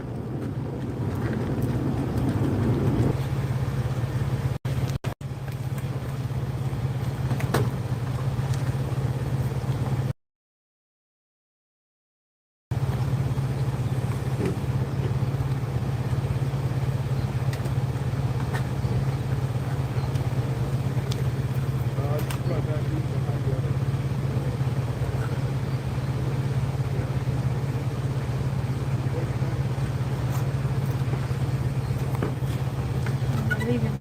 They're leaving? He said later. Later, Jerry. There's later somebody. Law enforcement. Oh my goodness. Whoa. Big deal. They're just all over the place. Dude, feds everywhere. They came in hot.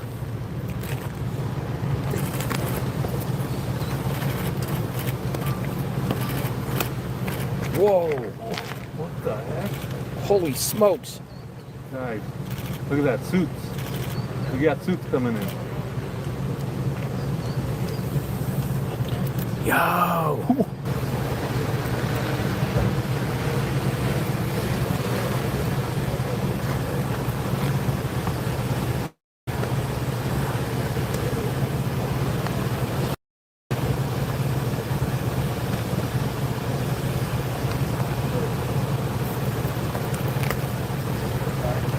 Front door. You guys see that?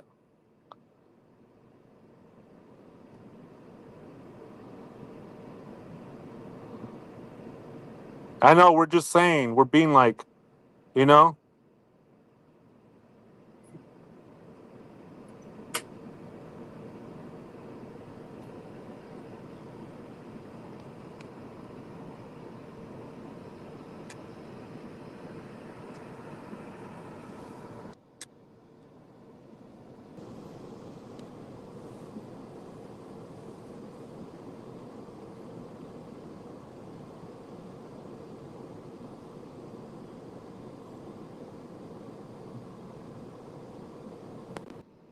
No, wait. Don't trip me out, guys. Don't freak me out. Is that the brother?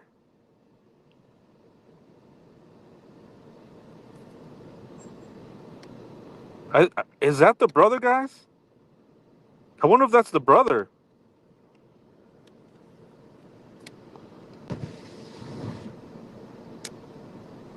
Guys, is that the brother? Somebody. No? Okay. I believe this is Cameron Guthrie.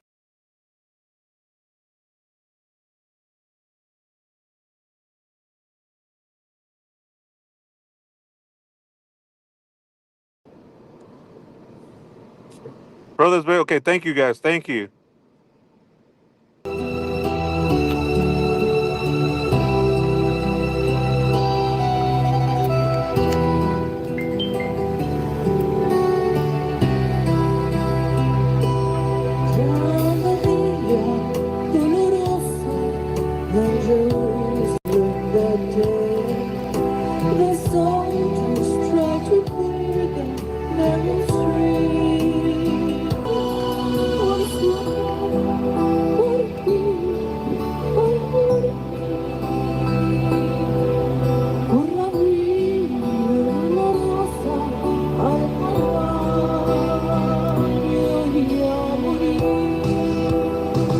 emotional moments on the set of NBC's Today Show. News Nation senior story editor Paula Froelich is here with more. Paula, Savannah Guthrie's husband, Michael Feldman, he took time to travel to New York City amid his mother-in-law, Nancy Guthrie's disappearance, for a visit with her crew. This wasn't anything on air. This was, I'm told, a private meeting between him and her co-workers. Absolutely. So at this point, the entire staff of the Today Show, and they're saying from top to actual bottom, top of the company to janitors, have tried to support her. And they're also invested in finding Nancy at this point, that they've really been so supportive. He wanted to thank them personally. So he has been going back and forth from New York City to Arizona because, you know, again, they have 2 kids who are in school. So he's doing the supporting of the home and wanted to just stop by and say, thank you guys so much. We see you, we hear you, and we appreciate you. And Savannah wished she could be there, but of course she is completely overwhelmed with the search for her mother right now. I still can't believe this story is even real, Paula, and that we're 100%. in week 4. 30 seconds left. Did he offer any sort of insights as to what her future might look like? Or do you know if the network has even broached that topic with her yet about her return? They have not, although as I've reported, at some point she's just kind of like, I don't know what I can do. I don't think I can go back. Of course, it's moving parts. JLRs, I got a message. Please research the old Rancho Diablo by Ryan Airfield. It's 26 miles from Nancy going southwest. This is where Kayla and Luke, along with other dangerous people, go to. It's ran down in many places to hide Nancy. Before Kayla took down her images, they were screenshot. She is pictured there at an old ranch hanging upside down from a cross. Holy smokes. And here's the arrest records. Kayla wasn't released from Pima County Jail. She was transferred to Perryville Prison in Arizona. She will be released in October of this year. I don't feel that it was a right call not putting crime scene tape up there from the beginning. Uh-oh, we got some action here. I got to call you back. I see that. All right, I'll call you back. Thanks for the chat. Bye-bye. Bye.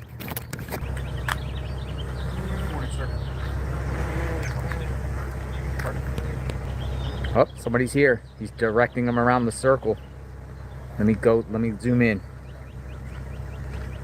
This is the same man that appeared next to the Guthries on March the 2nd.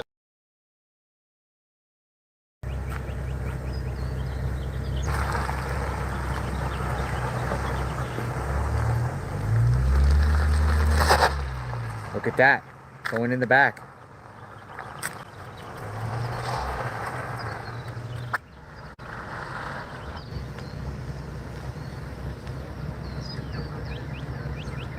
They're opening up the garage.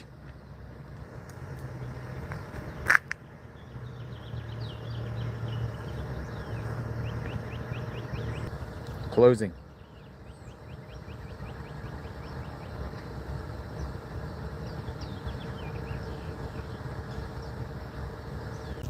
They went in there, closed the door, and now came out.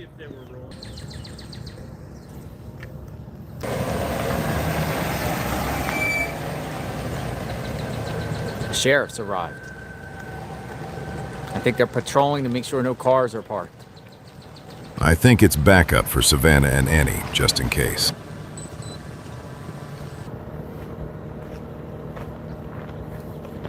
Oh, somebody's here. Look, somebody's here. Somebody's here. Comcast. Comcast. It's just arrived. Dude, they got, oh, look at this. Who's this guy? I'm gonna pan that way in a second.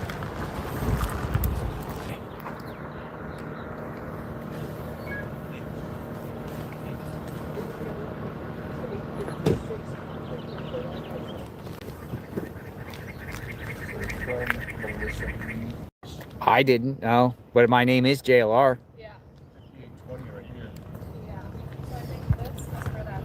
It's probably us over here. I'm JLR. Are you're JLR? Yes, sir. More deliveries. Interesting. Who did that? Who sent that? Melissa? Melissa.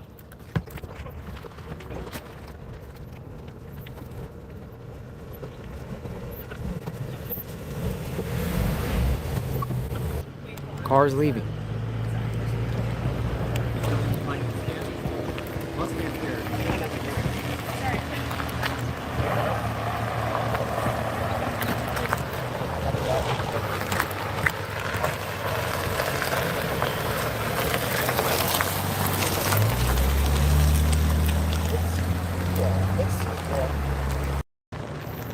Oh, somebody else came. Who's this?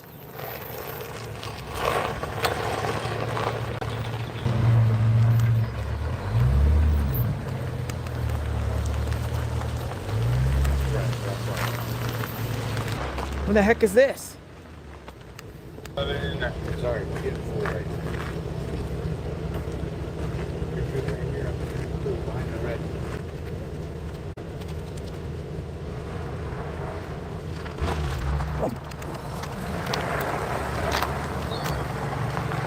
She goes right into the garage. You Ubered here.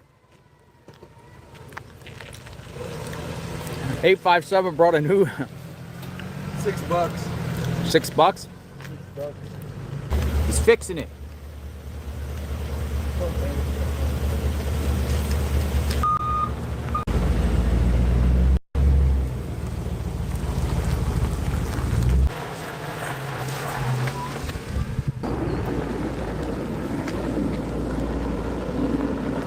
That's a Mercedes.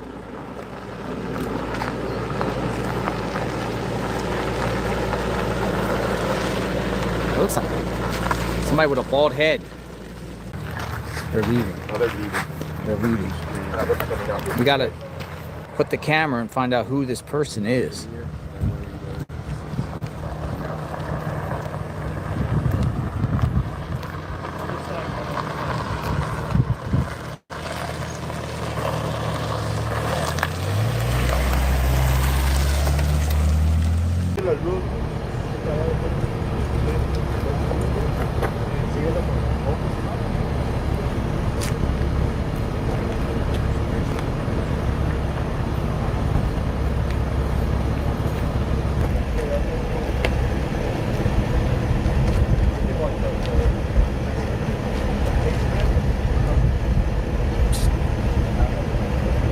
My company, they want to run this. We're out here outside the Nancy Guthrie household where this man just underwent a field sobriety test. He was allegedly sitting out here in his car, potentially smoking marijuana, had a picture of Nancy Guthrie on his phone. When asked what he was doing, he pulled out his phone and pointed out the picture. Officers did smell marijuana. They conducted a field sobriety test, and he is now being placed in the back of the vehicle. Video recorded by Dad's Gone Live shows officers responding to calls about a man parked on a residential street at night. 4 officers are present. Among them, Travis Reynolds, a deputy with the Pima County Sheriff's Department, who was later arrested for kidnapping.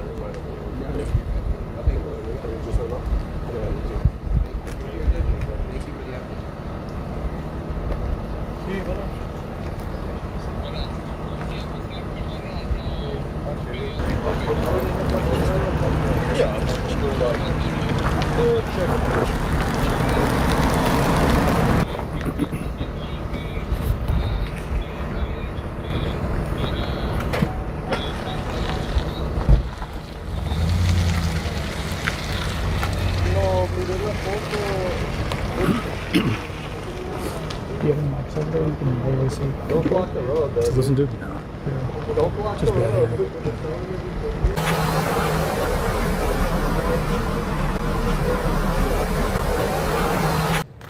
We'll see where this goes. Very disturbing that the FBI obtained surveillance from a white Kia Soul that zoomed this for the very first time, almost 4 weeks, almost a month into the disappearance. Was Nancy Guthrie in this car, caught on a Ring surveillance camera the night she was kidnapped? Video obtained by Fox Digital shows a dozen cars triggering the camera's motion detectors as they sped by in the hours after her abduction.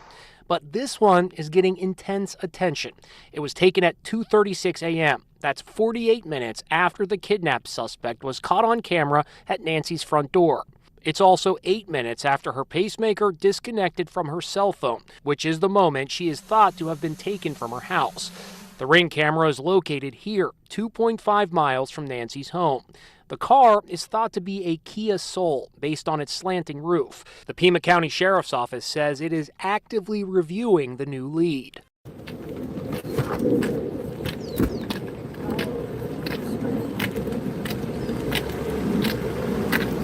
How you guys doing? Hi, how are you? You guys with media? Yeah. If they have a passion, they're...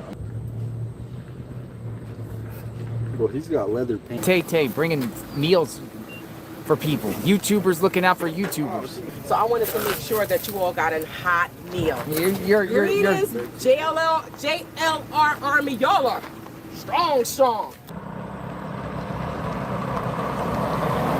I'm sorry to grabbing that video. Look, photo shoots. In front of Nancy's home. See? Great word. They're literally doing model pics, man. Modeling shoot? Photo shoot location. It's a photo shoot? I don't know what it is. What would you call it? What would you call it? Photo shoot. Off we go. Here we go. Photo shoot.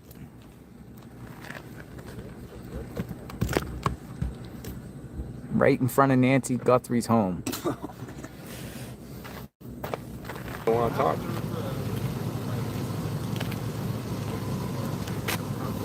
No comment. No comments. Because I don't got any information. What the? Hey, at least you're a babe. She called you babe.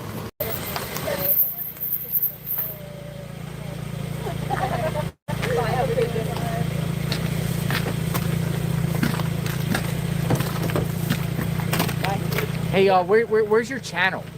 It's not launched yet. It's not launched yet. What's it gonna be? Crime. True crime. True crime channel. All right, guys, take care. Bye. Bye-bye.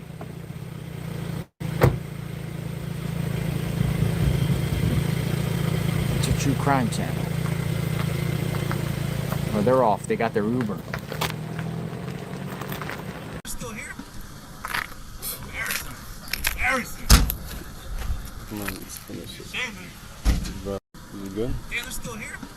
My name is Kiki, and I'm the girl from the videos. When I received an influx of DMs from young people asking me, who is Nancy Guthrie and what are these posts from the New York Post about, I knew it was my job to continue to raise awareness over Nancy Guthrie's disappearance. I wanted to make a public statement exposing the real truth.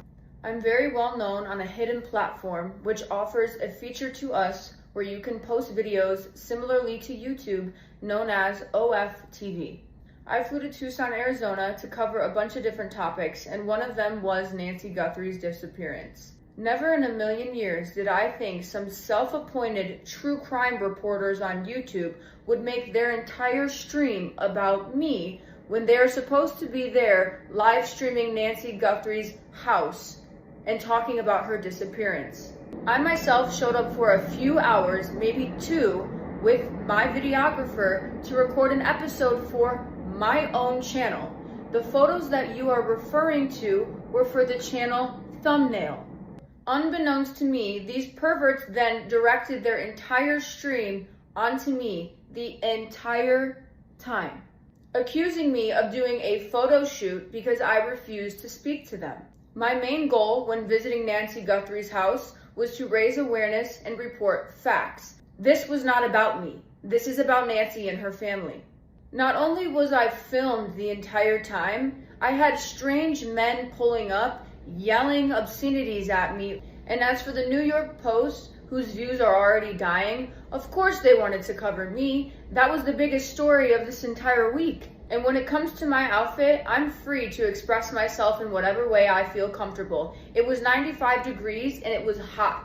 And aside from that, in my video, nowhere in the video at all do you see my lower half.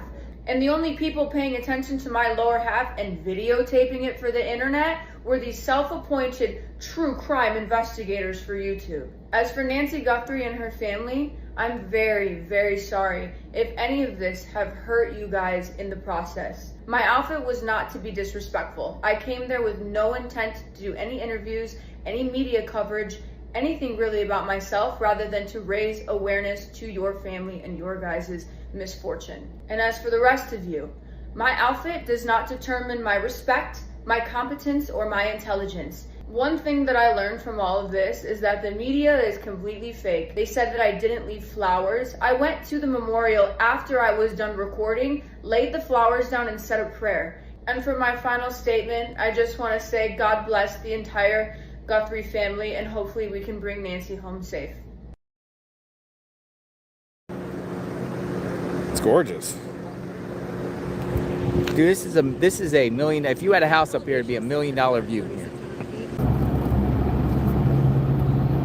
People are saying I'm getting car sick. That's what people are saying. I'm getting car sick. Watch.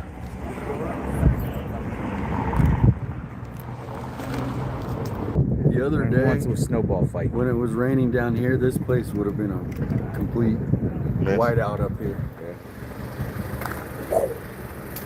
Just a view. Is that Mount Lemon? Is that just like the top of Mount Lemon? It is. Hey, Dad, it's going live. Hello, sir. Of probably 30,000 people watching. Yeah. Awesome. All right, who's going first? There, and I drove in it, looking for it.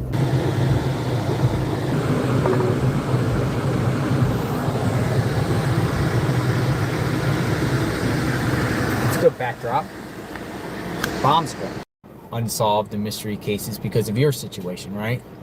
I do, yeah. And I think I had, in my younger years, not a good intuition, I guess you could say, because I actually have 2 people that I was close with who are now in jail for life.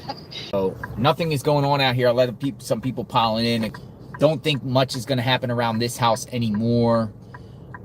So blood. Ashley Banfield, did she say it, or she had somebody on, or her sources tell her there was blood? She said it. She said it. I sent you a video, and I said, look at timestamp 31.45, and that's where she says it. Blood in the hallway, splattered blood in the hallway by the door. Just the drops, the same kind of drops that were in on the porch. I've spoken to someone who is in law enforcement, is familiar with the investigation, who's told me that the blood found, and again, blood found inside the house. This is something that I reported on day 3, that another source of mine, a high-level law enforcement source, reported there was blood found inside the house. No one in law enforcement, the sheriff, etc., has confirmed that. But my source said there was blood found in the house. Today, another law enforcement source familiar with the investigation has said that the pattern of that blood inside the house matches the pattern outside the house, outside Nancy's front door. So you've seen that video.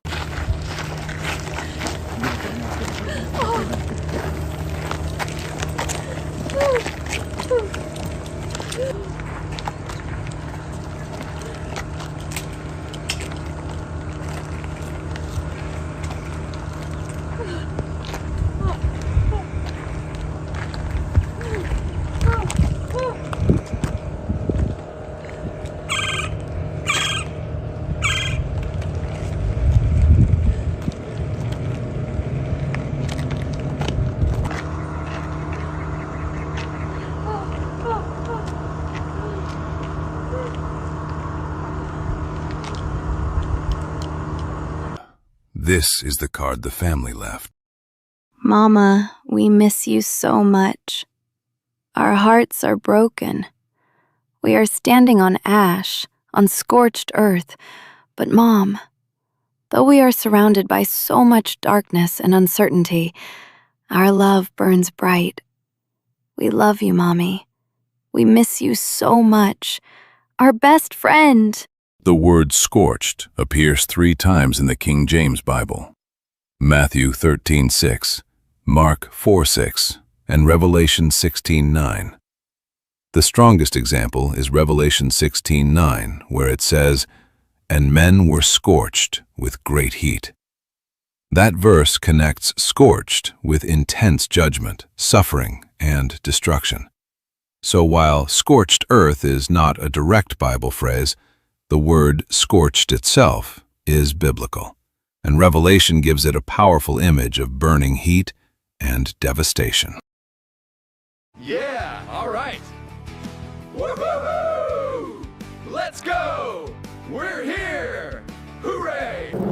James the Map Guy. Morning.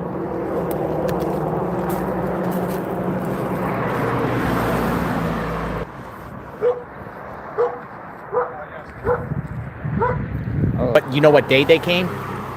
Within days, there were police officers at the door. It's a very safe neighborhood. It's certainly not a random abduction. He's very protective. Okay, but I didn't come to fucking dance. Okay, I came to party. All right, give me Brian Guthrie's number. I'm not here to fucking dance. I'm here to party. I'm not here to fucking dance. I'm here to party. Yeah. Definitely know where she's We're the at. searchers. Okay, yeah, Let me know. We're not law enforcement. We're searchers. Yeah. Let us know. We're like you. I We know want to exactly.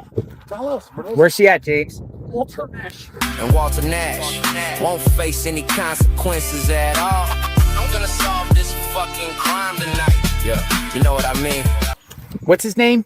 Walter Nash. Walter Nash. Who is he? Drug dealer. Drug dealer. Piece of shit fucking drug dealer. Brian Guthrie, then there will be no party at all. And Walter Nash won't face any consequences at all. I'm gonna solve this fucking crime tonight. I think you should probably share that. I think we were just coming out here. Look, I brought my dad out of here. I was trying to find the reporter that would. Oh, you're talking about Brian? No, fuck that guy, man. He's a fucking cartel, fucking drug dealer, man. You know what I'm saying? That's exactly who it is. Tell him, James. Walter Nash, 100% fucking knows who fucking is involved in this. Tell him. I just told If they arrest Walter Nash, you know who gets the reward money. Thank you, brother. James. Good to see you, man. Yeah, you too. Ready? Ready. 1, 2, 3. Yeah. Woo! Criminal Minds. Hello? Hi, Brandy. JLR Investigates. Hi, how are you? I'm great. Thanks for reaching out. Not believe you call. I didn't think you were gonna call me. Stay 1 second. I'm getting a call right now. Maybe something's going on. Hello, what's going on? Hey, JLR, someone brought you some food over here. What do you want me to do? I guess you could eat it because I'm here. I don't know what kind of food is it. Who's it from? It was from Amy? Amy. It was from Amy. Amy. I'm not there, Amy. I guess it's for them, Amy. I can't go retrieve it. Okay. Enjoy. All right, appreciate it, brother. Thank you. Thank you, Amy. I'm not there, Amy, so thank you. All right, bye-bye.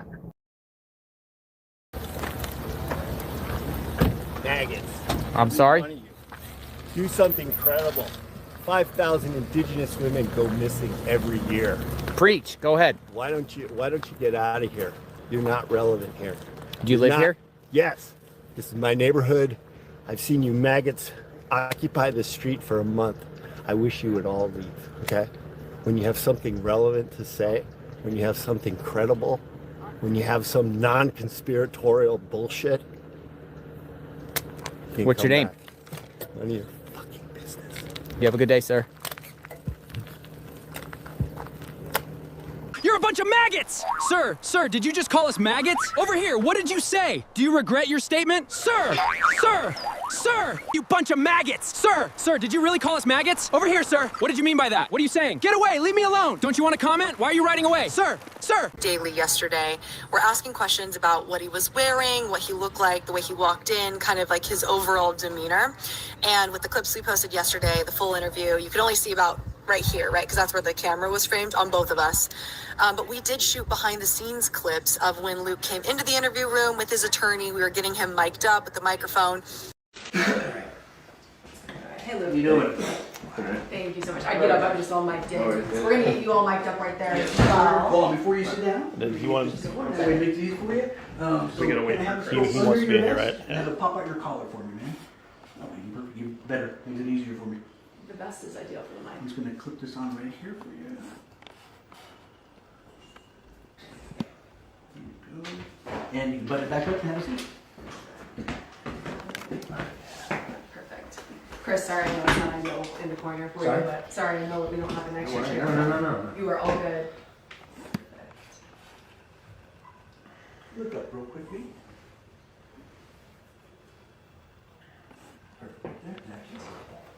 You know, see, just become appreciate it. And when we do it, you'll just look at me, just you and I chat. It's just a second. For sure. Everything all buttoned up here.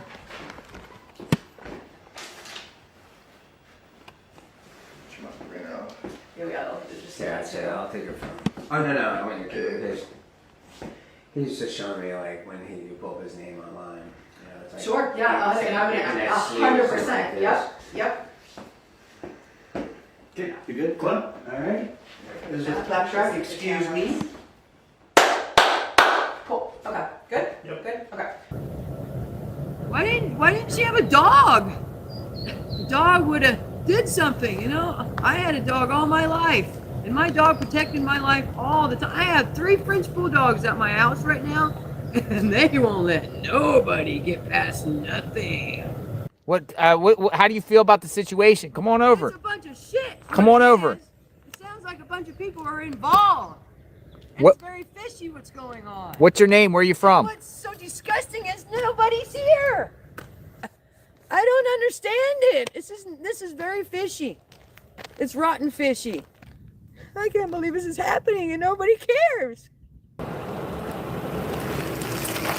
Oh, I gotta go. We got some activity. Who's that? We got some activity. Hold on. I said something. Somebody's here. Somebody's here. That's a Maybach. That's a Maybach. Who is Maybach? We got a Maybach. What is a Maybach? Somebody's here. I don't know what a Maybach is. Somebody's here. Very nice car. Very nice car. Marhan 1. Here we go. Oh, here we go. They're leaving.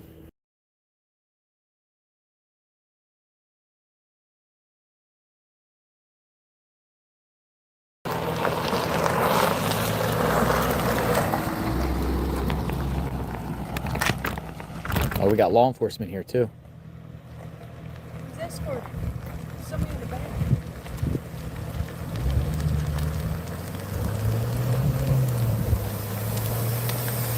Glasses store? I'm sorry? The lady with the glasses. Somebody called in Caucasian female about 50 years old. Said somebody might have been drunk or possibly. We haven't called it in. Okay. All right. Well, I'll be around the area. Thank you guys. I think they're talking about you. What did he just say? They said somebody called the cops on a woman that was 50 years old with glasses. What? Who in the hell's calling the cops on me? I'm not even going on the property. Do you see how stupid this country is? And he just drove right by me and I'm standing right next to him. Somebody, it looks like they was talking about you. I don't know. I'm not going to point them out because I don't see you drunk. What the heck? This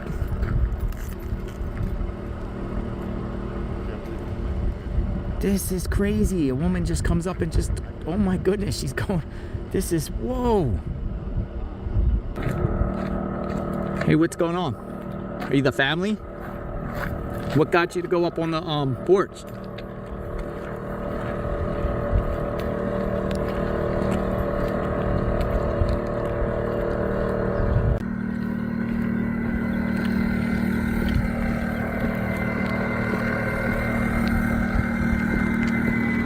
Your family? Who are you?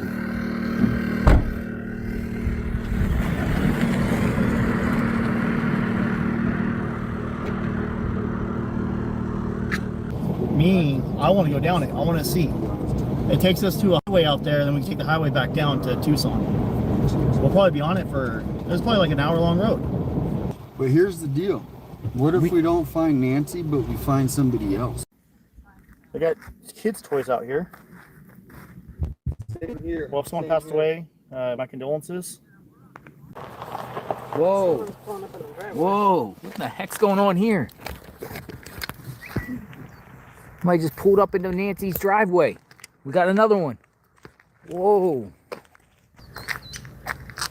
What the fuck are you doing? I gave you permission to film me. What's going on? You can't speak for yourselves?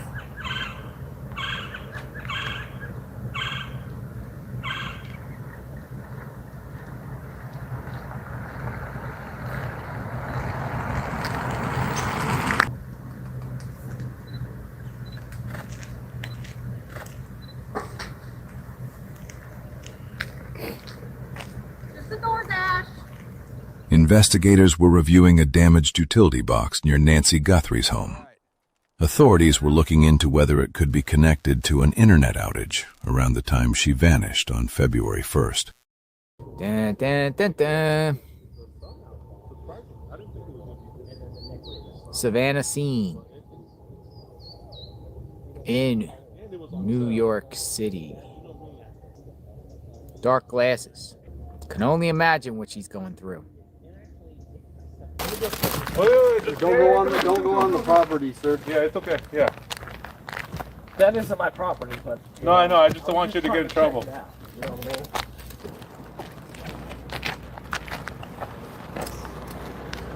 You got came to party.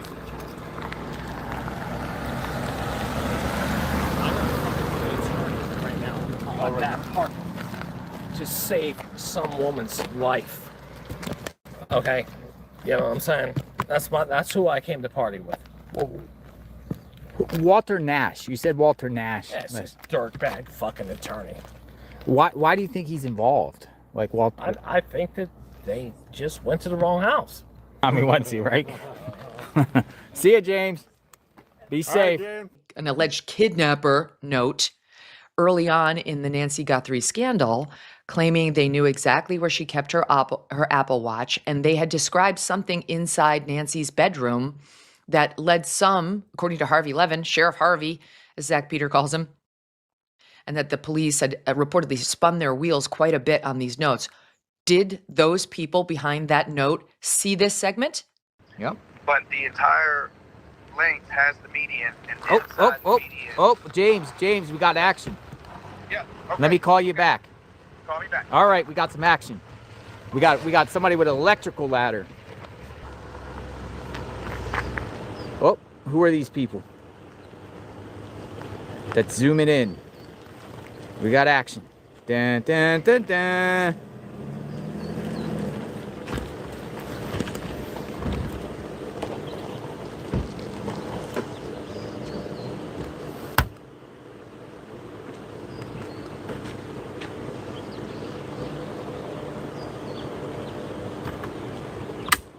It's coming down crazy. I went out and it was like, oh, somebody's here. Oh, they're getting the ladder.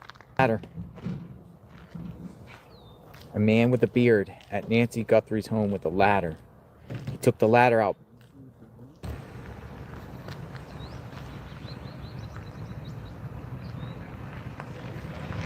Air conditioning people. Hands. They shook hands.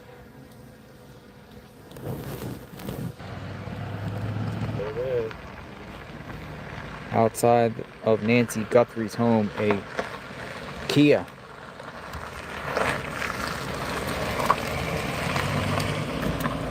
What's your channel again? Share your channel. Righteous Monkey. Righteous Monkey. Righteous Monkey. Shout out to the chat. Put your city in the chat. Let us know where you at. Yeah, good guy right here. Put your city in the chat. Let us know where you're at. I like that. But then why would he subsequently say that? Oh, we got somebody here. I gotta let you go. Okay. Maybach. Good day. Maybach. Somebody's here in a Maybach. Thank you, Lori. Dun, dun, dun, dun. Breaking news.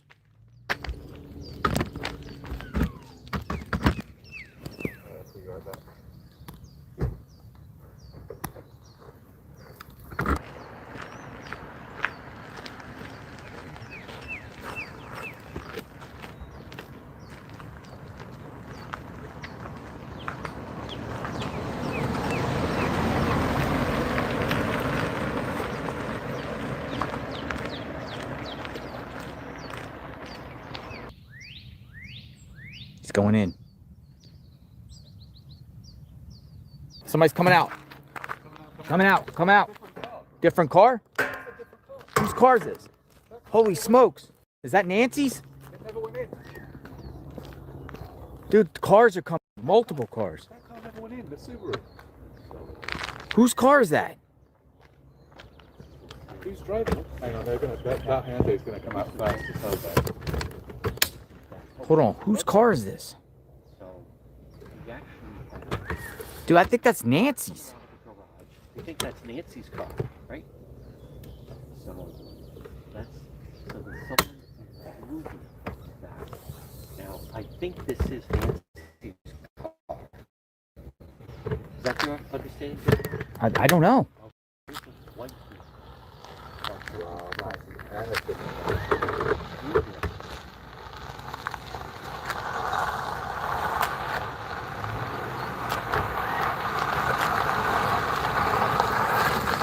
A woman. A woman. There's another guy. Dude, that looks like Cameron. There goes the Subaru. That looked like Cameron. I have no idea. That looked like Cameron. I thought that was... That looked like Cameron right there. Somebody been in there the whole time. Somebody been in there the whole time, man. Somebody's freaking been in there the whole time.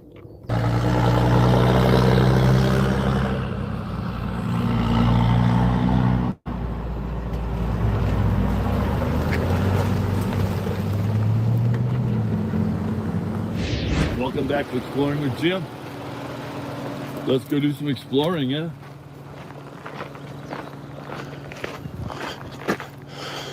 Okay, hopefully the phone doesn't overheat. Yes, lizards everywhere.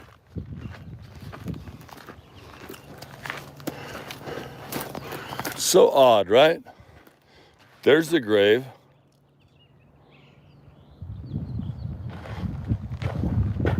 We'll just show you this spot. There's the grave of the dog. That's Annie's house right there. The white roof. No, sorry. It's down there. It's over there.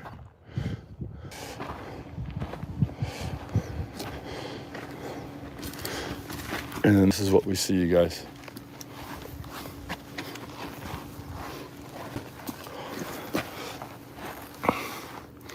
There's the tan pants. Very close to Annie's. Yeah. And then there is the bedspread or mattress cover. That's the knee brace in the plastic bag. So there you go. And it doesn't look like it's been here for years, but it doesn't look fresh either. It looks about the right period of time, you know? And then what are those stains? What are those stains on? I thought it was water, but they've been sitting in the sun and drying out. Looks like spatter.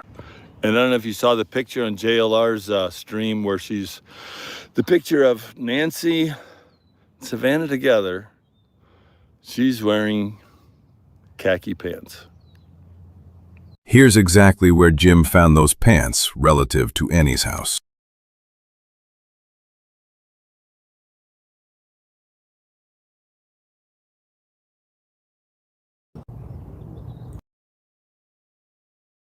Came out with like a briefcase and some Tupperware or something. Let's do this, please. 22 says, holy smokes, we got roofers. Well, how many vehicles are here? A lot. A lot? Are they all electric people? Somebody was painting. Painter? Yeah. Which some people say is like the Kia Soul right behind us. Mm-hmm. Or Range Rover. At that flag, they just made a stop and dropped her off somewhere. It would have been in those areas. Do you know that person that was in this car? Which one? The one that just drove by and waited? I don't. How are you? No, yeah, I'm just stopping real quick to talk to him and then I'm going to get out of here. Get out as fast as you can. Oh, Sue Ellen's not playing. You got me out of here. Nice to see you, Sue Ellen. Good. You have a good day.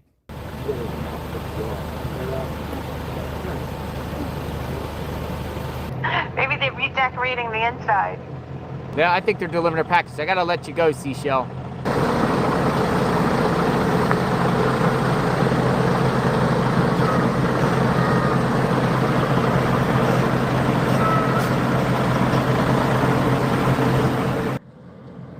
No way.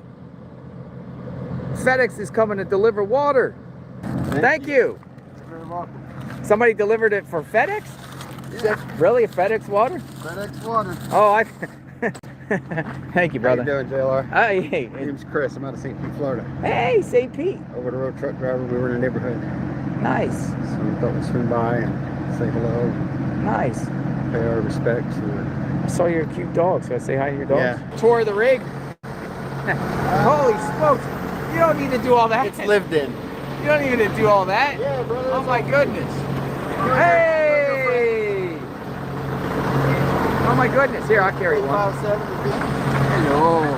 Hello. Hello. Hello. See you later. I knew he was going to do that. I just had a feeling he would do that. Oh, man. Bye, Chris. Safe travel.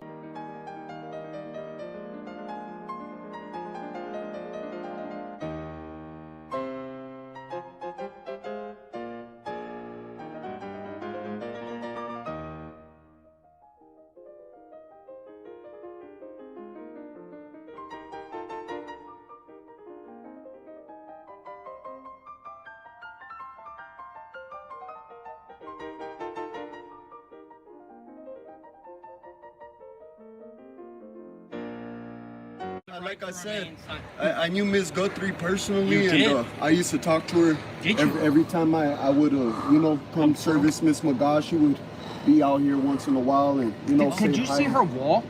Oh, Did you see her walk? yeah. Did she walk normal? Yeah. She was normal, as normal as can be. Every day for the You used last. to work for the sheriff's department? I did, yeah. Get a chair. Come on in. I'm parked right there. I gotta go, but I'll give you my card if you. So like, are you speaking about the sheriff's department within, or? Oh, I have, yeah. So I haven't been like afraid. critical of them, or? Oh, of course. Critical of the sheriff's department. Yeah. So what's just real quick, like 2 minutes of your time. What your whole assessment about the situation, the investigation, botched? Not really. No. Things like this happen. My personal opinion is I think she was dead before she left the house. Whoa! There it is. It's back. That's their car that got seized. It's back. Dun, dun, dun, dun. Breaking news. Their car is back. Brandon, you're not the perp, are you? No. People might say you look like the perp. What's going on? I remember you were out here before. You're a neighbor or something. You live around the neighborhood, or you just? I'm sorry, kind of like nearby, up in North Carolina, okay. Area. But I've been following this case. I've been following him. Supporting the JLR Army. Nice. Hopefully we catch this perp. Yeah, I'm a chef. You're chef and no FBI. No FBI. See, that's why we want to get the truth of what's going on. No, you didn't see anyone. I didn't see no one. Did anybody talk about? No suits or nothing. Nothing. Why are they saying that then? I don't know. But Savannah and Nancy were here a couple months prior. Yes, they did the Good Morning show. Yeah. And that's it. That's it. That's the best way to do it. Yeah. Thank you. And did you want that with corn or flour tortillas? I'll take flour. All right. I'll go and get those started. I'll be right back with the Appreciate it. Thank you. Thank you. Luke is your son? Yes, and people standing in front of my house wanting to talk, mostly news people wanting to. Yeah, I mean, the media don't. I didn't talk to those people at all. This one, late afternoon when they came in the big SWAT vehicles, pulled into my driveway, and said they wanted to, they wanted to see anything that could link anything. I said, well, yeah, go ahead. So they were there for about 6 hours, and I was in the SWAT vehicle, and they went through my house and went through everything and tore everything, broke my. If a door was locked, they would break it open to go see what was in there. There really wasn't anything in there, but it was pretty upsetting. So when they detained you, did you know that this was related to also them investigating Luke? No. You had no idea? No, I wasn't thinking this was about Luke. I found out it was also about Luke, but initially, no, I was thinking it was all about Nancy Guthrie. And could he have been involved? No, I didn't think he ever could have been involved.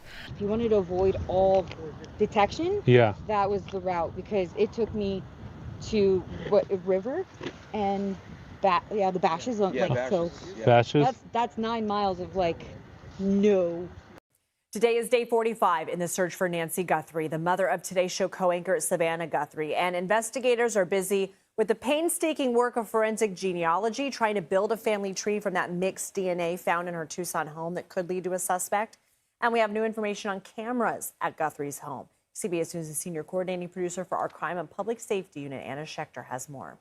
The FBI was able to recover some still images from the 2 cameras that were facing the side of Nancy Guthrie's house and the back. And the FBI told us that it was nothing suspicious, but that is more information. So let me put this out there for you guys. This from all of us.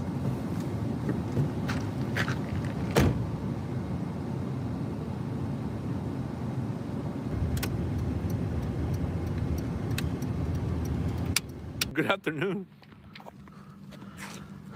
Well, investigators are still searching for 84-year-old Nancy Guthrie, now missing for 47 days. This week, a law enforcement source says that the FBI returned to the neighborhood and is now talking to people not usually in the area, like landscapers and construction workers. The source says they are expanding interviews, not backtracking. The Pima County Sheriff's Department says that they are reviewing evidence and tips. Over $1 million in reward money is available. Joining us an all-star panel, in addition to Joseph Scott Morgan, joining us from Jacksonville State University, Brian Fitzgibbons is with us. The search of landfills, it's horrible. What could they be searching for? And one of the reasons, Brian, I say I don't think it's a search for her body is because we've heard nothing about the use of cadaver dogs. But I believe here that they'd be searching for any pieces of physical evidence. So let's say you get 125,000 signatures, 150,000 signatures, which I think you'll probably be able to do pretty quick. Let's say you get the signatures. What is the next step, and how do we progress with getting them out of office, or is it guaranteed to get them out of office, or does it just make it to where we can vote? Here's what happens, okay? I get them in. I complete the recall. Nanos then has an opportunity. He can decide to resign and appoint somebody. Okay. Or he can go ahead and call for a special election. But you know, and it was just so nonchalant. You're talking about a high-profile kidnapping, and you're talking like it doesn't matter. I actually got an email late last night from a gun shop owner in Scottsdale, Arizona, which is, Phoenix area. And they wanted to talk. They wanted to talk off the record. Now, I can share this information. These are some of the names that were provided to me by this gun shop owner. And look at these names. The FBI 3 weeks ago went into his gun shop with some faces and these particular names. And in the course of these are last names, by the way. These are last names. And then numerous first names associated with some of these last names. I think it was a total of 20, he said. What nationality do you think these names are? I was doing a little research. Iranian, Persian and Iranian, Middle Eastern. Get that Middle Eastern look here. I can also confirm that one of those names on the list is associated with Nancy Guthrie. There you go. We might have a possible lead here of an angle. It doesn't mean these people are involved whatsoever. The feds are definitely looking into those names and people that purchased guns in those names. Breaking: Nancy Guthrie once had an Iranian healthcare worker staying with her in her guest house that she fired a few years back. This is 100% fact. An Iranian healthcare worker, and I know who it is. We're not going to put the name out right now. You could do your own independent research. This is not rocket scientists, folks. But this is very, very interesting. So 2 and 2 makes sense to me here. We are now more than 7 weeks into the search for 84-year-old Nancy Guthrie. And tonight, Sheriff Chris Nanos is talking about that date that investigators and the family have put an emphasis on. It comes as the Guthrie family says it believes Tucson and southern Arizona are key to solving this case. News for Tucson's Jacob Owens joins us live on the south side after speaking with Sheriff Chris Nanos today about that date. Jacob, what did he tell you? Sean, big takeaway from this conversation was Sheriff Chris Nanos saying that there's not a link between that date of January 11th, which is being emphasized, and an image we're about to show you. However, that January 11th date is being stressed by investigators. Detectives had been asking about it. And we also know that the Guthrie family is asking members of the public to think back on that date. Now to that photo. So as a reminder, this again is unrelated to the January 11th date. Sheriff Nanos says this photo still does not have a timestamp. He says the link between January 11th and this image may have originated from the FBI in Washington. But shortly after, Google said the image does not have a confirmed date attached. Investigators say the person in this photo appears to be wearing similar clothing to what was captured on the doorbell camera the night Guthrie disappeared. However, it appears they may not have a backpack on. Sean, the FBI has not replied to my email asking about a timestamp related to that image, just trying to get any update we can from them. And Nanos did add one thing. He says that January 11th date is not the only one that detectives have been asking about. He says that other dates range back to late last year. This is because that's around the time that it's believed that cameras at Guthrie's home were installed. Reporting live on the south side, Jacob Owens, News 4 Tucson. If that's your Nevada plate rental car, you guys need to move it. I walked from Campbell up there, way up there. If it's going to get towed, it's on private property. All right. On the news, they're telling us if anything happened January 11th, January 31st, they said even if you think if it's irrelevant, turn it in, right? So I went and looked at my calendar, and on January 11th, I had an open house selling my house here to Okay. And on that day, two of my neighbors called me up and told me that there's a guy there, he's suspicious. And have you called the tip line? I already called. I went to the FBI yesterday. Okay. The reason I'm coming over here is because I'm picturing my information going on a pile, and it's going to sit there with 1,000 other things. Right. And I figured if I can get over here and talk to somebody who can expedite it. Right. Okay. I'm going to ask him if he'll just stay on camera real quick. Have a good day, man. You as well. You don't have a Utah or Nevada plates, do you? Yes. He was saying it's going to get towed. So I'm not going to have you go through the whole thing again, but It's just that I thought that they challenged the public if you saw anything on these dates, and I actually did. But I didn't know until I looked at my calendar. So you're saying someone was going to an open house and wrote their name down who was suspicious, who had been there before going in and out? Right. And he was just suspicious. People were calling in saying, who is this guy? My neighbors. Your neighbors were? Me, yeah, okay, yeah. so it wasn't just some random... And so that's the same night that the date that they gave us on TV. Right. In the days that followed, multiple notes demanding payment were sent to various media outlets. The ransom notes or ransom requests came. Did you believe those to be real? There are a lot of different notes, I think, that came. And I think most of them, it's my understanding, are not real. And I didn't see them. Are you telling me you never looked at the ransom note? Is this what I just heard? I didn't see them, but, the two notes that we received, that we responded to,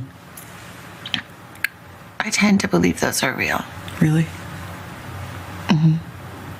So you responded to notes but never looked at them. This is confusing me. I'm sorry. Pima County Sheriff Chris Nanos says the case remains active with a 20 to 24 person task force investigating Nancy Guthrie's disappearance every day. Now, meantime, the Guthrie family is in close contact with law enforcement and has announced over a $1 million reward for information. And last week, the family released a new statement urging the Southern Arizona community to help find resolution in this case that goes on. Folks, if you have any information, once again, on the disappearance of Nancy Guthrie, you're asked to call that number right there on your screen, 1-800-CALL-FBI. Oh, okay, so there are 2 vehicles. Go.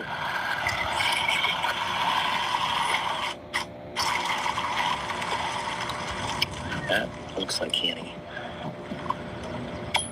That looks like Annie.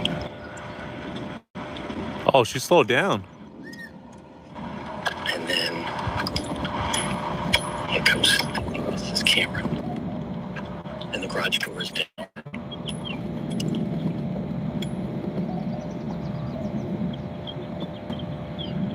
Here we go.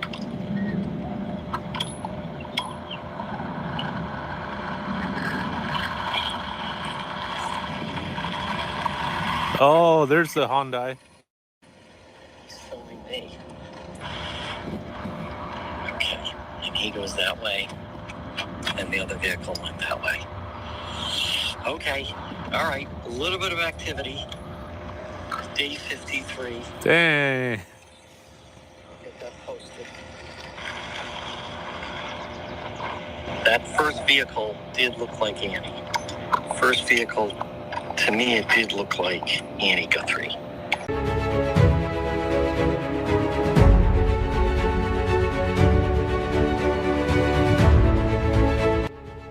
The door on the right opens up into the family room.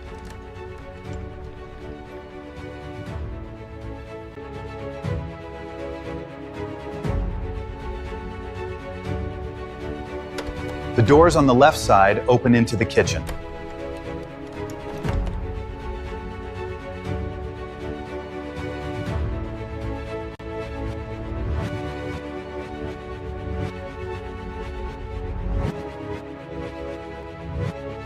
Right now, investigators still have no leading theory on a motive as we show you that doorbell camera footage showing that masked armed person at her door on 2 occasions that we know of. DNA analysis and video review are still ongoing. First of all, door still propped open when Annie Guthrie arrives. Why? It confirms the initial reports that entry was initially gained through the rear of the residence. The second thing, you know, when I hear door propped open, I think that I'm propping that open to come in and out, or that there's someone following me close behind. This is that condemned hotel, you guys, I stayed at. I can't believe this place is open. In it to win it. Hey, as I don't know if you know, like Mel Fisher, the great treasure hunter Mel Fisher, his motto every day, he would gather everybody around and he'd say, today's the day. So let's do that, you guys. Put your hand out. Today's the day. Let's do it. You guys, this is the condemned hotel, right? I just wanted to come by here for old time's sake. I've never stayed in a place like this in my life, you guys. We'll run through it from the beginning. This is the room they rented me right here. 101. It's funny though, they cleaned up the pee. There was a lot of pee here in the corner. A rat trap right outside your door. There's the room. I couldn't stay. I had to. It smelled so bad like crack that. Oh man! I had to. I was helping the guy work on this bike. I guess he never got it fixed. Look at it, you guys. Condemned. Do not occupy. The room up above. Condemned. Cop left. And also staying. Did you have to give the cop something, maybe? Interesting. Okay, what's up? We'll call you back. There he is. You guys, that's it, guys. You got the exclusive. Me and Jalen got the exclusive. He's leaving. Cop left. And also staying. Did you have to give the cop something, maybe? Interesting. Okay, what's up? We'll call you back. There he is. You guys, that's it, guys. You got the exclusive. Me and Jalen got the exclusive. He's leaving.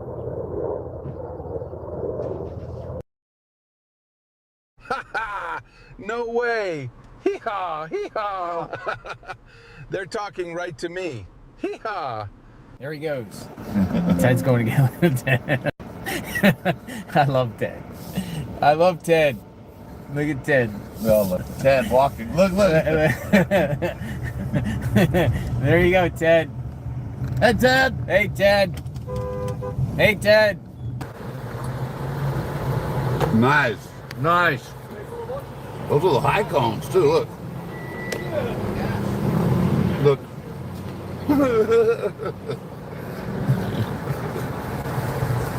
Nice. Love it. All right, rock and roll.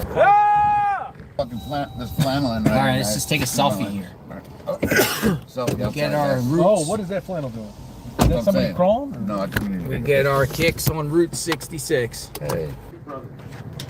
So it's wrong one, No. Look at this. I remember the name. Fill her up. Great, look at this, man. You could just. Whoa. Oops. Shoot. Fill her up. It's the cars back in the day. Fill her up. Pretty cool, man. Wow. Donkeys! Oh, Hey! that's awesome. Look at this! Look at this! It's the Wild West. We got donkeys in the street. Hello!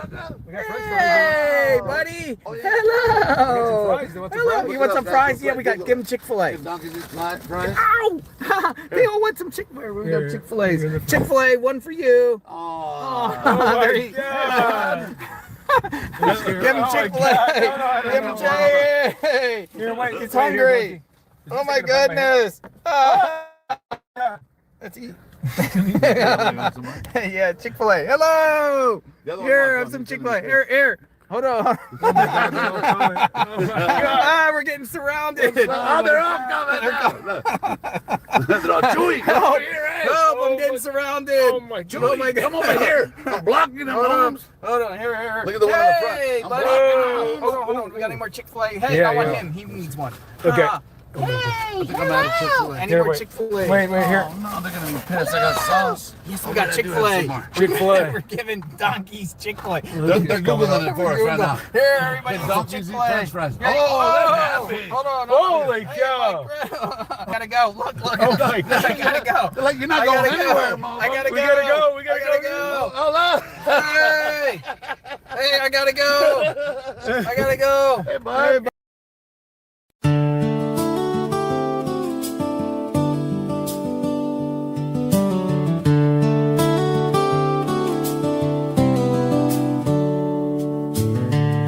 I picked up this old guitar beneath the evening sky, still searching for the answers to another unanswered why.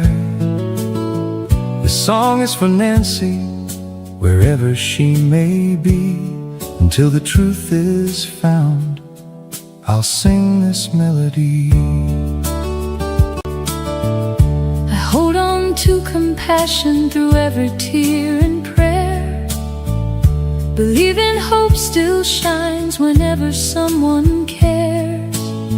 No family should walk this road feeling all alone. Together we'll keep searching until she's safely home. I study every pattern, every detail, every clue. Sometimes the smallest answers reveal another view. Patiently I follow where quiet evidence may lead, hoping every insight helps someone in need. I've learned the truth takes patience, and every clue has worth. Justice comes from never giving up the search. One careful step, one question, one answer at a time, keeping hope alive until the truth can shine. Nancy, can you hear us? We're singing through the night. We'll keep believing, keep searching until truth comes into light.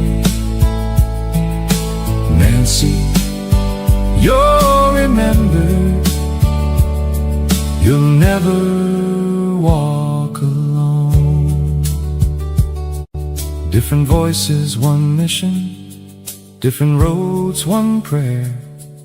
Together we'll keep searching, because the truth is there. Nancy, can you hear us?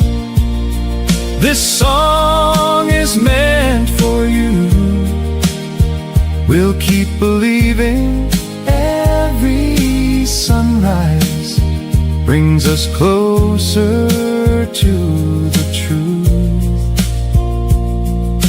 Nancy, you're remembered.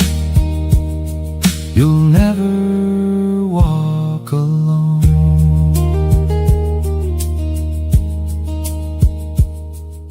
For Nancy, and for everyone still searching.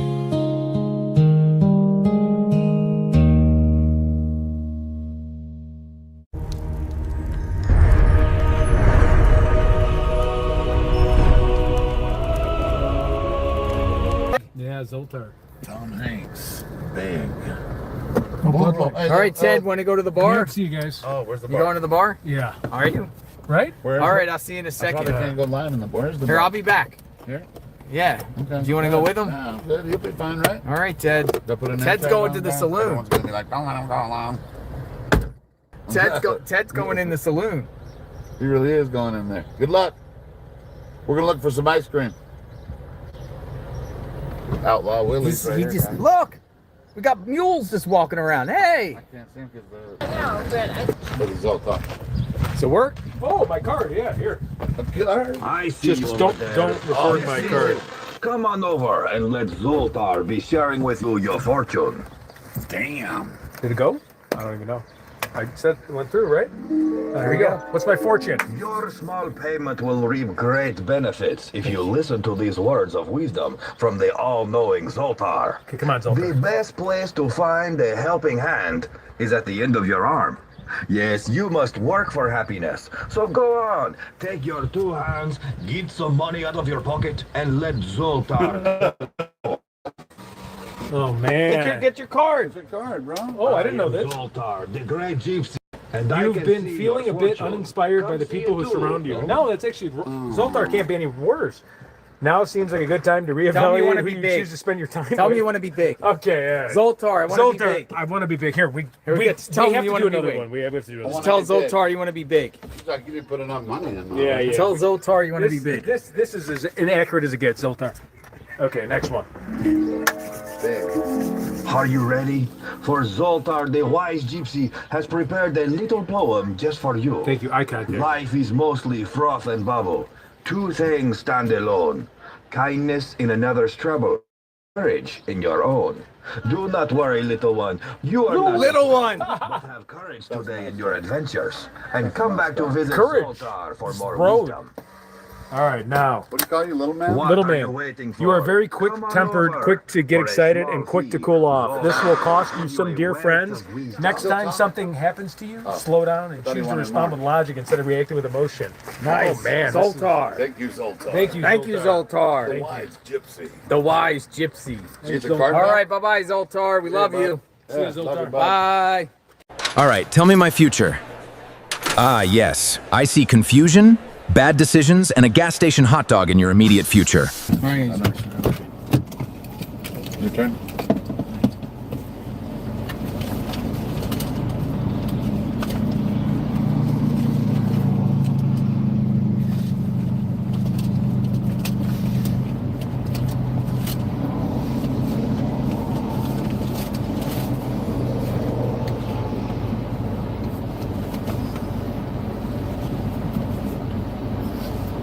Did you see that?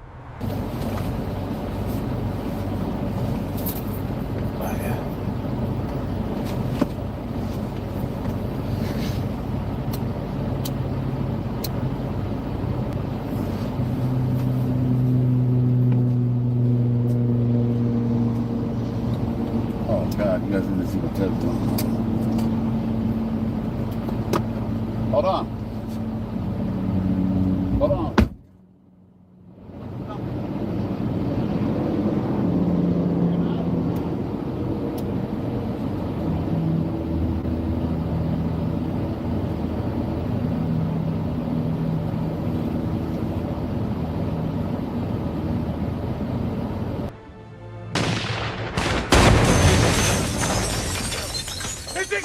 me! Run! Run! Go! Yeah!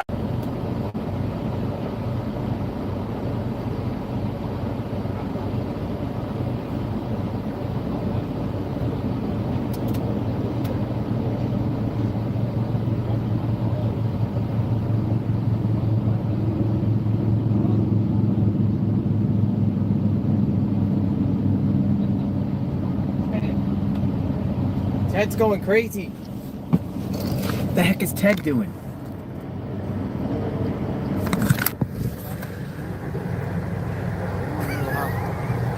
What the heck is going on here?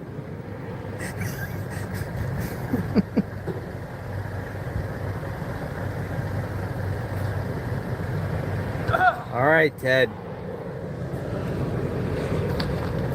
All right. Woo! The city of Las Vegas thanks you. Thank you. Thank you. You're welcome. We're getting into the good casino. Hey, look at this! Look at this! Holy smokes! Hey! Hey! Hey! I love it. Hey, your thing went off. I don't know what. It's not on, but it needs to be redone. Guys, Hey! Let me take a selfie. What's your name? Welcome to Vegas. Hey! Woo! Yay! And it lights up. See? Crab leg. What? We're investigating. Steak. Oh yeah, you sell it. We're investigating. Sold it. Valerie, this is cool. This is a Kojak lollipop. Kojak lollipop. What are the parts for? Right? And It's I know 34 magic trick, but you're in Vegas. You have to have. Come here, Alex. I want to inspect you, Alex. Inspect you. What the? This is where we're staying. I can't have an Yo, after this party is here. where we're staying. The circus. Watch it. 3 clowns are coming in. That building? Look, it's right there. It's right there. That's where we're staying. That looks like the one where the shooting happened. The circus. What's the shooting one? Is that the Conrad one? Yeah. Remember? That's our spot, huh? Oh, That's our spot. Everybody's telling us you better not stay here. The guy. The circus. Even the guy was giving the free buffet to him. He was like, "Fuck you! I don't want to go." Oh man, look, the circus. A That bunch dude of didn't have no clowns. money, and even he said was like, nah. The circus. A bunch of clowns. Calm down, Ted, before you do something stupid. Get your hands off me, Jim. Listen to me. It's not worth it. What's up? We're in Vegas, folks. I got Ted with me. Breaking news. Wild times ahead. Wild times ahead, friends. Day 2 of our Las Vegas adventure. Is what our plan is. Me and Ted are gonna hit the streets. We're gonna hit the streets, and we're gonna walk around Vegas. My room's right there. That's where I slept last night. The other one bed, I just took all the pillows from that room and put it there. Ted's already there. Ted investigates. This one. Ted investigates on YouTube. Ted, you're wild, man. Circus.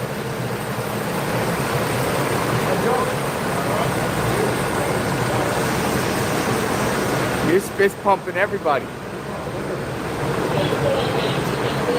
Double-decker bus. Oh, cool.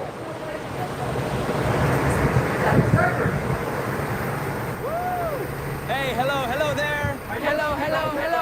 Hey, hello. Bye. Awesome. We're touring. I never seen a double-decker before. Really? Yeah. This is awesome. We're tourists. How do you get up there? Is there an elevator or just stairs?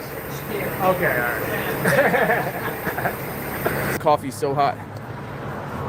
Eiffel Tower. How cool is this? Yeah, we'll go to the Eiffel Tower. Oh, okay. Look at Okay. this. Yeah, go up the Rainbow Bridge, Ted. There he goes.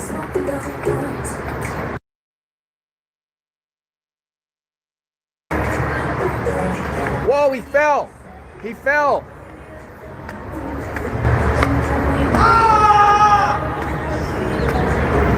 He fell. Vegas, baby!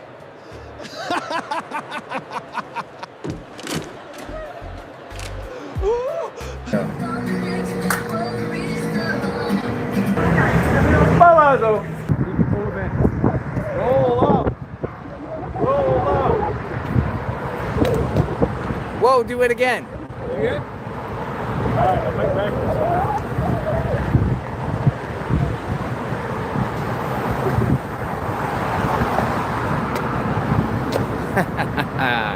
Good job, Ted.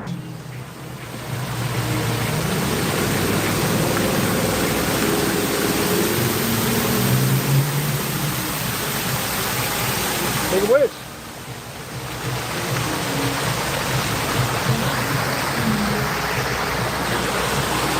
Look at me. Ted, you're wild, man. This is the life.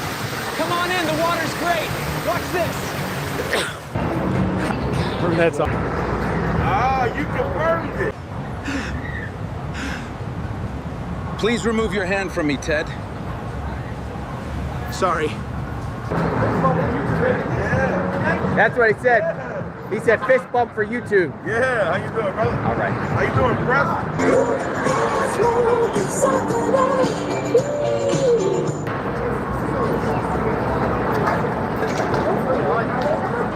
And the stream. Ted has a free spirit. Love that too.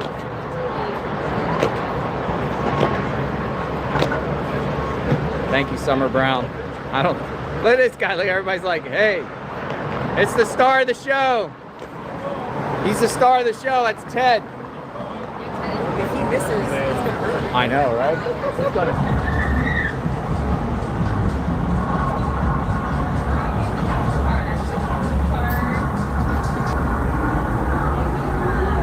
Ted's getting a beer. Auga! I'll have whatever she recommends. That zip line. Yeah, Ted, you're gonna get a zip line. Thank you too.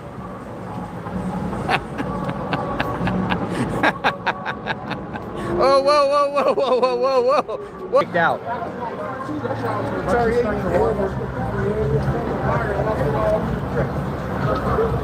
What's going on? Nothing but you, baby. Nothing but you. Come on in. Come on in. Come on in. Here, you want to say hi to my viewers? Hey, your name's Matthew, right? How are you? Wonderful. How are you? What's going on? Oh, nothing much. How are you doing? Good. I've seen you on YouTube before. Yes. You make some videos about me. I do. Yeah, what's going on? Nothing. Anything to say? Matthew, right? Yeah. Are you trying to bully me? Huh? Are you trying to bully me? No. Sure sounds like it. You think I'm bullying you? No, you stick your phone in my face. I'm sticking my phone in your face. Look Well, at now this. you take a step back when I say that. Okay. So what's going on? How you doing, Matthew? I'm allowed to be here. You make a lot of you say a lot of things about me I do. online, don't you? So you say it as a statement of fact. Your opinion. Is that a problem? Huh? Is that a problem? I'm asking you why you make videos about me. But you say things as a statement of fact. I have never said it as a statement of fact. But why don't you, as a journalist, ask questions?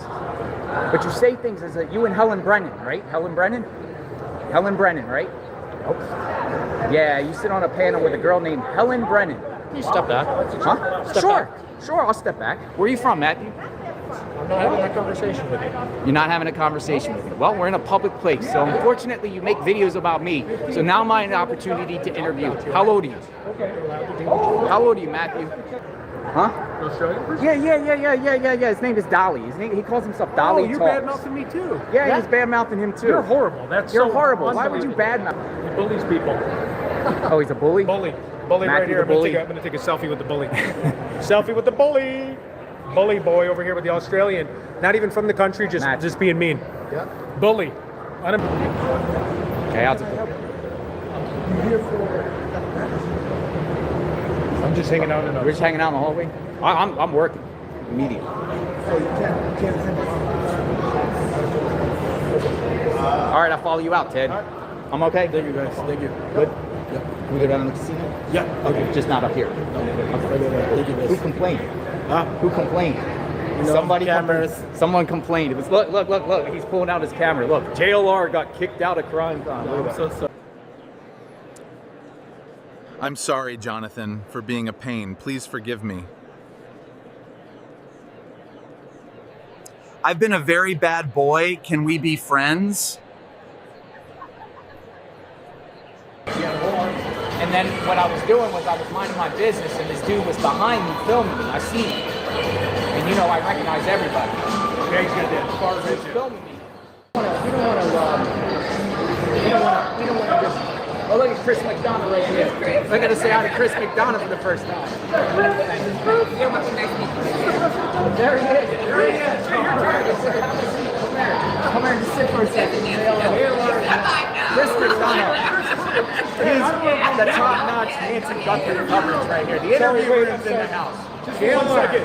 Chris McDonough coverage. Interview room on YouTube anywhere. The best coverage Nancy Guthrie. We love Chris. The man.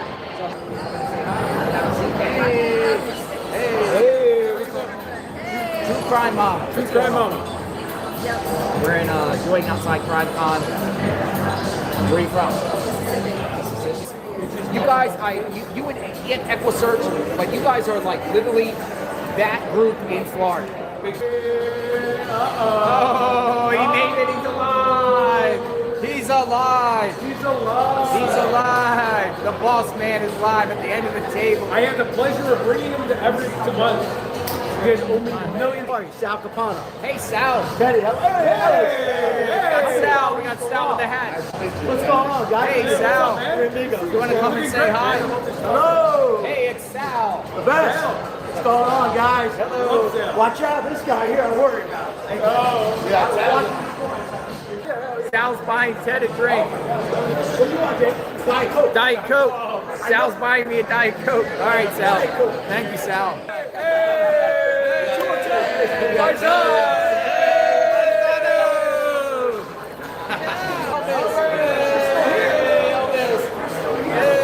Oh, you want to give me a chair?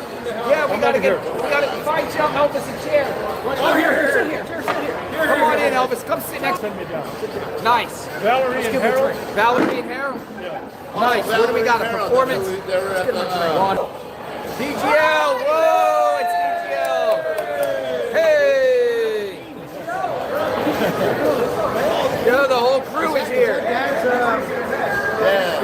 All right, Elvis, what you got? LJL looks like a biker.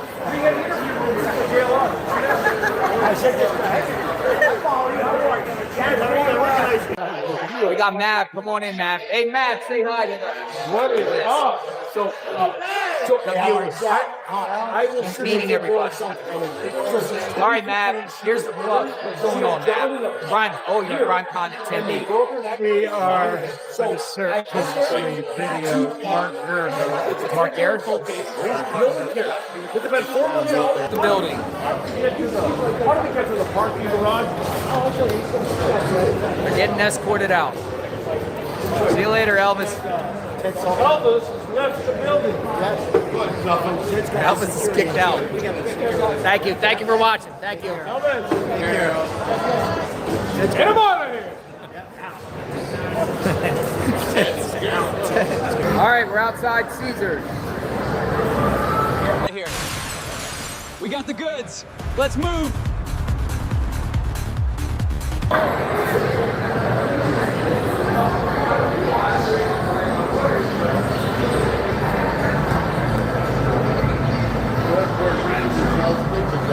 Hell's Kitchen.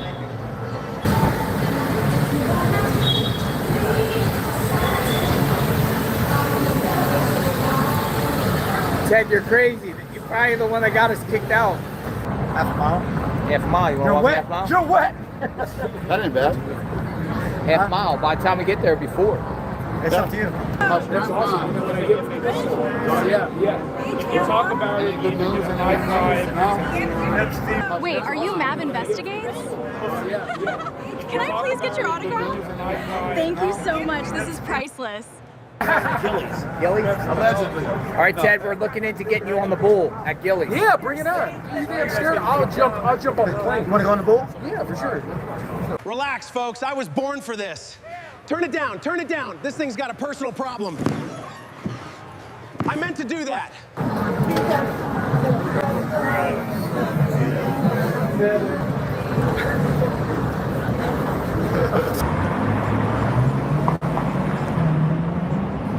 We don't know. We just watch.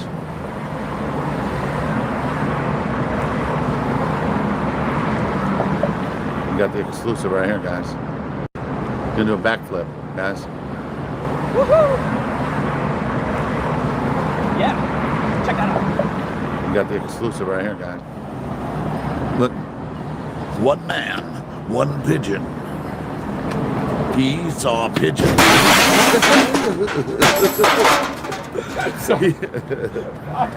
saw a pigeon. He's quit. Quit this motherfucker.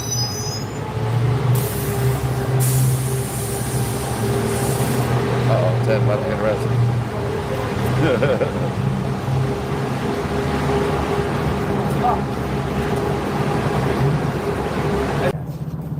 Maybe you go in first before Ted. Kind of behind. What kind of behind? You got me there, right? Oh, perfect. Thank you. Well, look at that. Quite a feast for them.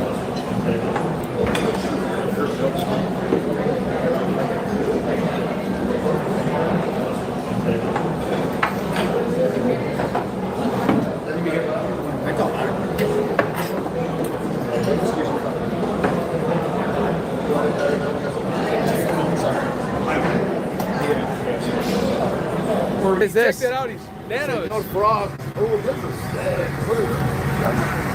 All right, Ted.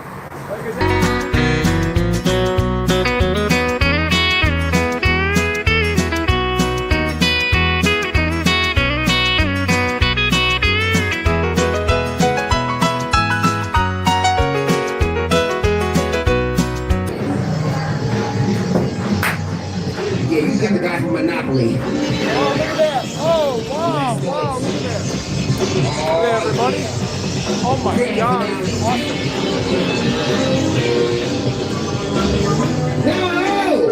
Before we go any further, we must obtain ground control. That means everybody that's watching our show, take 3 steps forward. Everybody take 3 steps forward. We're about to do this right here, right now. You don't want to waste no time. Take 3 steps forward. Let's make it happen. People in the back. Everybody make some noise! Ladies and gentlemen, we'd like to thank you for stopping by. Ted, where they want a picture from you? Huh? Yeah, no pictures. No pictures.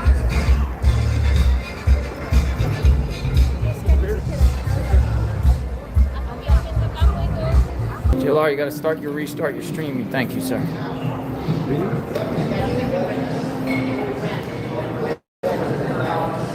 Alex said he was just asking about you in front of everybody. You what? Yeah, Chris was just asking about you. Oh, really? Yeah. Nice.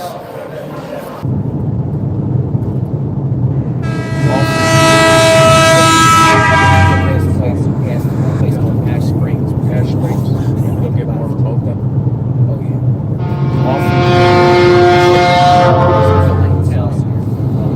Oh, yeah, check it out. Yeah, so we're ready to get gas. Here we go. This is where we're at. Wildlife refuge. Oh, yeah, they got parking over there and everything. We can. Right. The ring. I don't know how to say that. We don't either. Yeah, we just called. Yeah, let's check it out. See if it's open. What? That'd be funny. It's like, They got 2 animals. Hey, come on in. So you see an alien? Yeah, An alien. alien. I come from Belgium, Europe. You're from Belgium? Yeah. Welcome to the United States. Yeah. Where are you going? We can now to Vegas, and after tomorrow we travel back to Europe. You need to keep your eyes open for the UFOs. They are hard to spot.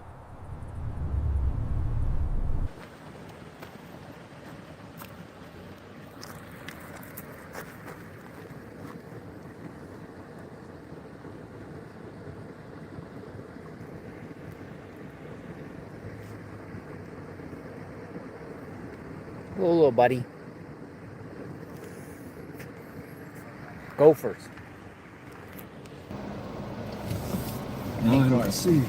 No, you're good on this side? Good. Oh. All clear.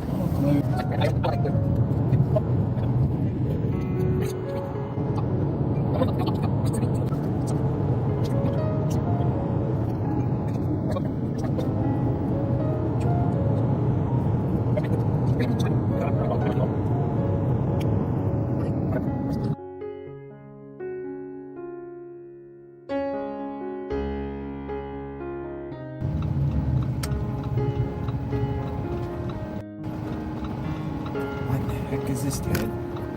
Whoa. Oh, yeah, dude, this is awesome. See that? It's plugged in. It probably lights up at night. Imagine you can see that from the road, probably. Ted, UFOs. UFOs.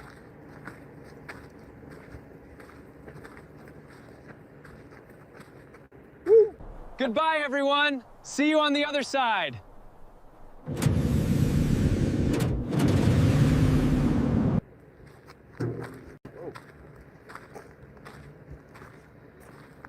Oh. They're saying to jump it. Alien zone. Careful, just warning. Oh, look at this. Warning. Alien zone.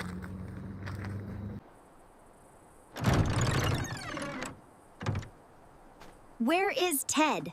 I need Ted now. E.T. E.T.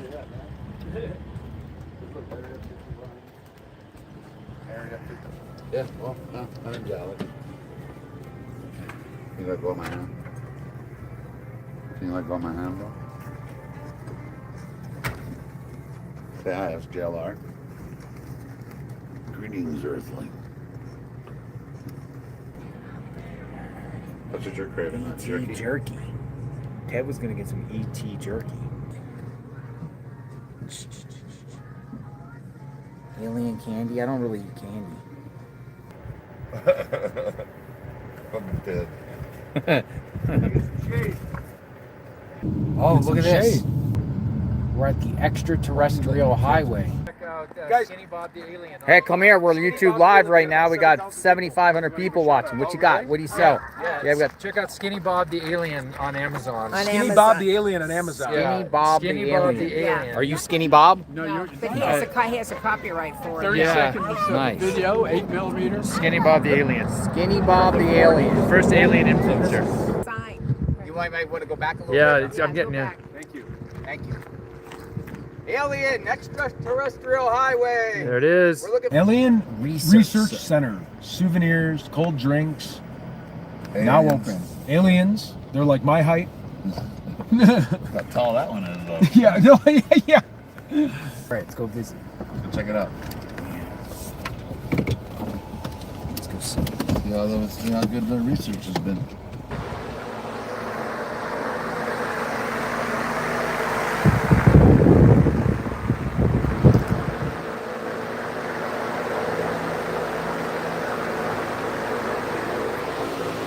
My goodness.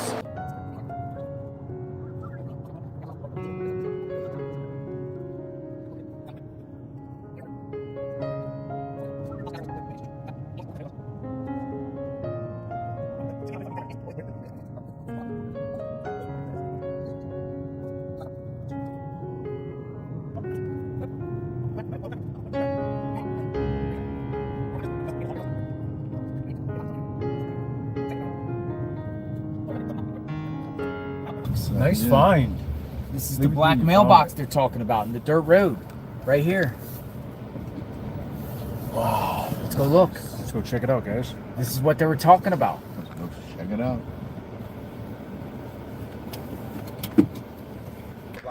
You know about this stuff? Yeah. What's your name?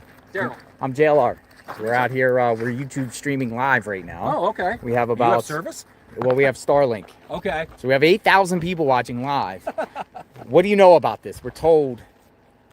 My understanding is this was originally the mailbox for the rancher that owned this land. And once Area 51 started getting noticed, after Bob Lazar kind of blew the lid off of everything, people started coming here and putting letters to aliens in it, and it just started driving them crazy. So eventually it got taken out, and then UFO buffs put one in and have kind of maintained it ever since. I used to be with MUFON. I'm with the International UFO Bureau now. Awesome. And we used to maintain this, and we would put heavy-duty black steel boxes here for it, and people just come and take it away. So right now it's like a igloo cooler or something. But that was one of the original poles. The pole in the concrete is still being used. Wow.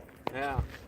So where is Area 51? Where's the So property? Area 51 is going to be right on the other side of this mountain range. Right on the other side. Yeah. Now over at that gift shop, there was this thing that said on the side, restricted area. Is that part of that, or is Those are fake. It's fake. You'll see those at the gates. Interesting. They have, but those are just photo ops.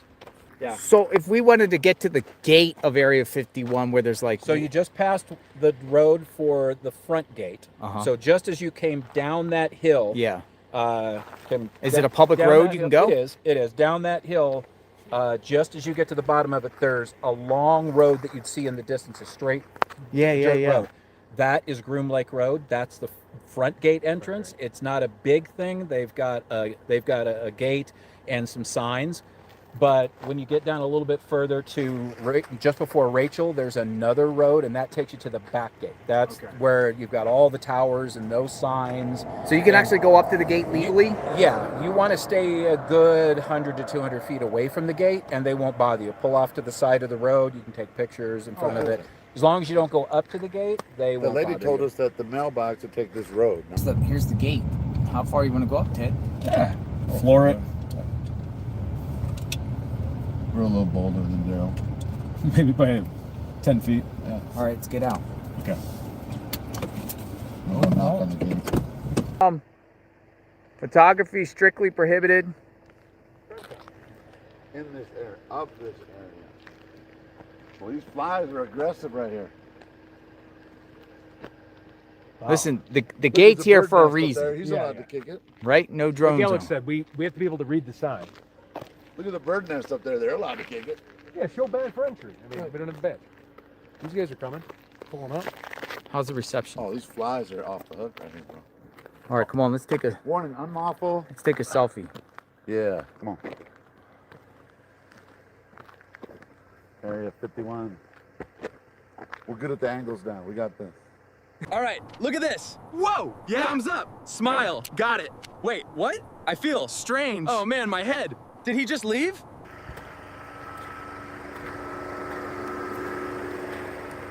What happened? What happened to this van?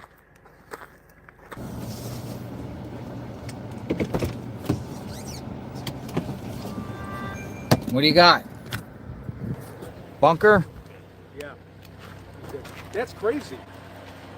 So you have a couch in there, you have a couple old stuff. It's really intriguing in there. Yeah, 2 couches. I get a little scared about rattlesnakes, but... Really? Well, I just, we didn't really want to walk in there, but Alex found it. He goes, look, a bunker. Well, no, yeah. Or sorry, I don't want to use your words. Well, because JLR said there's a bunker on here. Looks like a bunker. Yeah, yeah. You got snake holes in the rock.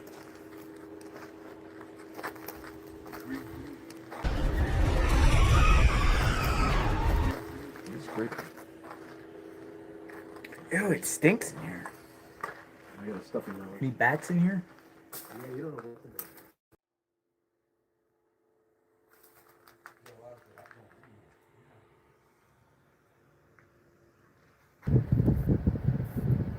Oh, look how cute they are. The cows. They all crossed. They're so cute. It's like Yosemite Sam. Let's go see. Check it out. Let's go check it out. Cool.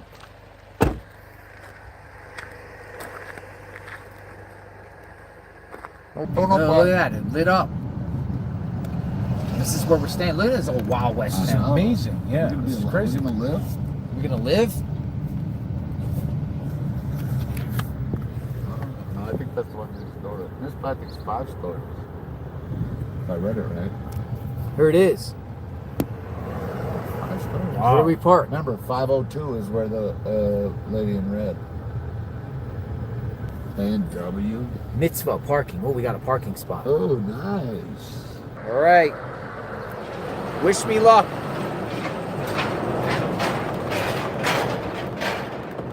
I already feel the presence. I already feel the ghosts.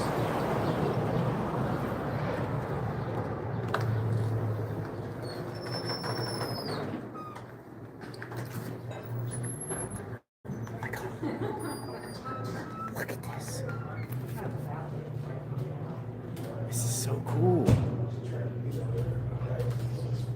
smells so cool in here. Look at this.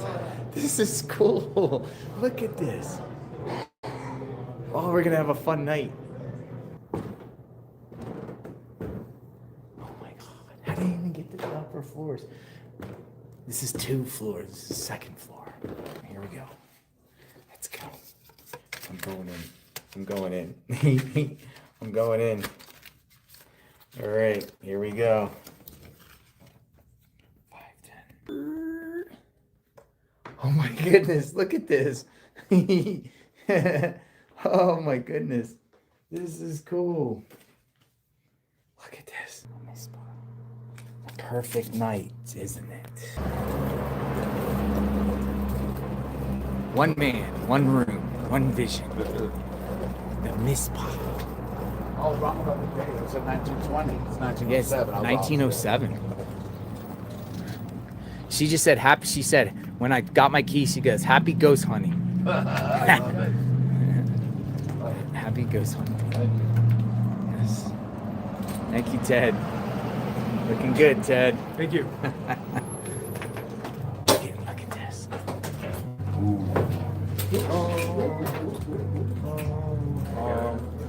Can you hold that?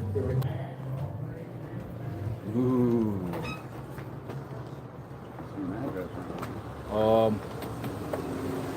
Has to be seen. Wow. I'm not even tripping, but you should have a number. It's called the Clown. What is it called? The Clown? Clown Motel. Clown Motel. It even says that world famous. The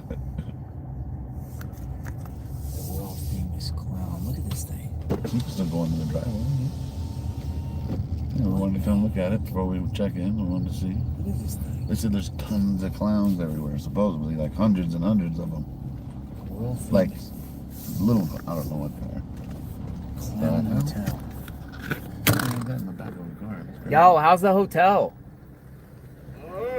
What's going on with it? We're YouTube live, man. We wanted to come check out the Clown Motel. It's a cool little backstory and all, but it's not the best motel. It's not, dude. We were gonna stay here. The guy was telling me, "Oh yeah, he charged me $100 an hour for streaming." I'm like, "What?" What the fuck? Yeah. So like, what you guys got? Like one of those theme rooms? No, we don't. I'm here for work, so okay. I just got a regular old room. It's a room. I'm and sure just there's said, a hey, I good want to room go to the somewhere. Clown Hotel for work. Yeah. I didn't get to choose, man. It's not the best though, right? All right, thanks. Not from what I've seen. Not my room. Gotcha. We're in a. How does it feel to be in a cemetery at night? Are you scared? I feel okay. No, you know me. I don't mind this kind of stuff. I don't think there's any serial killers in Tonopah. Serial killers in Tonopah. Some of these stones are. Wow. What are these? Look, a Barbie doll or a doll? It's not a Barbie. Weird. Huh? Hey, we miss you.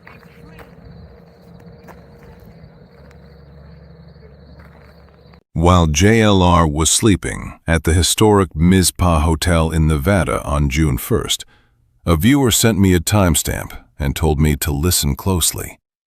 They claimed they heard a ghostly voice calling out JLR's name while he was asleep. So I went back to check it out myself.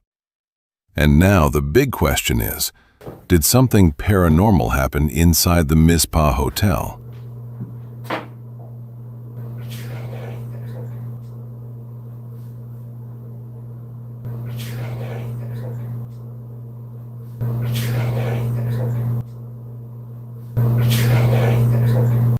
Or was it just a strange sound in the night? Tucson YouTuber and volunteer search organizer has been arrested in a crackdown on unlawful behavior in Nancy Guthrie's Catalina Foothills neighborhood. PCSD says Alexander Zabel, who runs the true crime page Criminal Network, was taken into custody at his home before 6 p.m. Zabel faces 2 counts of obstruction of a highway or public thoroughfare. We're told he had been active in Guthrie's neighborhood since her disappearance, despite being cited before by police. And for continuing coverage, be sure and stay with us on News 4 Tucson, on air, online, and on our social media platforms. The 2 counts being discussed are not for Alex. That information belongs to Dodjuice, a.k.a. Troy Bradshaw. So let's be clear. Alex should not be tied to those 2 counts unless verified information proves otherwise. I'll use the word YouTubers, but the complaints got to be pretty egregious in that the behavior of those individuals was becoming pretty scary, pretty frightful. After months of neighbors complaining about unlawful behavior in Nancy Guthrie's neighborhood, the Pima County Sheriff says enough is enough. Tonight, Sheriff Chris Nanos announcing a crackdown on the problem, and News 4 Tucson's Monica Garcia joins us live from the foothills to explain. And Monica, I know this has been a big issue. What do they plan to do about it? That's right. We just spoke with Sheriff Chris Nanos, who says he tried to respect the public interest surrounding this case. A lot of people want to know what's happening, right, especially in the months after. And he's also trying to respect at the same time the rights of the people who live in this neighborhood. And let me just step aside, showing you what's still out here, Sean, these no parking signs. But now as we talk about going into the 5th month of this investigation, he says complaints about a small group of individuals has grown so significant that calls to 911 from this neighborhood have tripled. And now he says the warning period is over. So Sheriff Chris Nanos says his office first responded to complaints with education, warnings, and requests for people to respect those that live in this neighborhood. That didn't work. So deputies began issuing citations that carry fines. Well, now going into the 5th month of this investigation, Nanos says some individuals that continue the same behavior despite those citations, well, now they're going to be subject to arrest and possible jail time if their unlawful behavior continues. Take a listen. If somebody's just out there from one of our local media outlets or even a YouTuber and they've not been cited, then fine, we'll give you a citation and expect you to be reasonable with us and not come back. But if we happen to look at you and say, no, you've received a ticket, you've been cited for this same behavior, that didn't do you any good, you've upped the ante for me, so we're going to now take you to jail. Okay, so the sheriff says the new policy is aimed at what he calls habitual offenders. And he goes on to say that he has the support from the Pima County Attorney's Office in this latest move. We will have much more on this story. So coming up tomorrow, we speak directly for the first time from neighbors who live in this area. And they're going to talk to us about specifically what the sheriff was referring to, this unlawful behavior that they've had to endure for months. Live in the foothills, I'm Monica Garcia. Sean, back to you. All right. Thank you, guys. Thank you. Here we go. Hey, how you been? It's a hot one today, ain't it? You know, actually, it's not. I was thinking that it's not that bad with the umbrella and the. Shape, you're so cool. Yeah. You do the YouTube stuff too? Yeah, 857 Tucson. Okay. Yeah. Oh, thank you. Yeah, thanks for what you guys are doing. You know the YouTuber that goes running around anger? I don't know his last name. I mean, yeah, I've heard of them. Yeah. Seen him around here today or? Not today, no. Man, well, you're not doing nothing wrong. Just sit over there. I just wanted to talk with you. Oh, I appreciate you. Thank you for what you're doing out there. We stand with you guys. Oh, I got water and yeah. This umbrella is the key though, right? Yeah, they did. He asked if I knew somebody named Alexander. That is what he asked me. Alexander, he did ask. How we doing? Not bad. How you doing? Big welcome those of you guys tuning in. Good to see you guys in the chat. Big welcome, guys. Welcome, Mark. So, we were told to come out and talk to y'all. And to see what y'all up to, get your IDs, all that stuff. What's going on? What crime are you accusing me of doing? Allegedly public nuisance. Public nuisance. Okay. Yeah. No, have you talked to the other? They already came by here.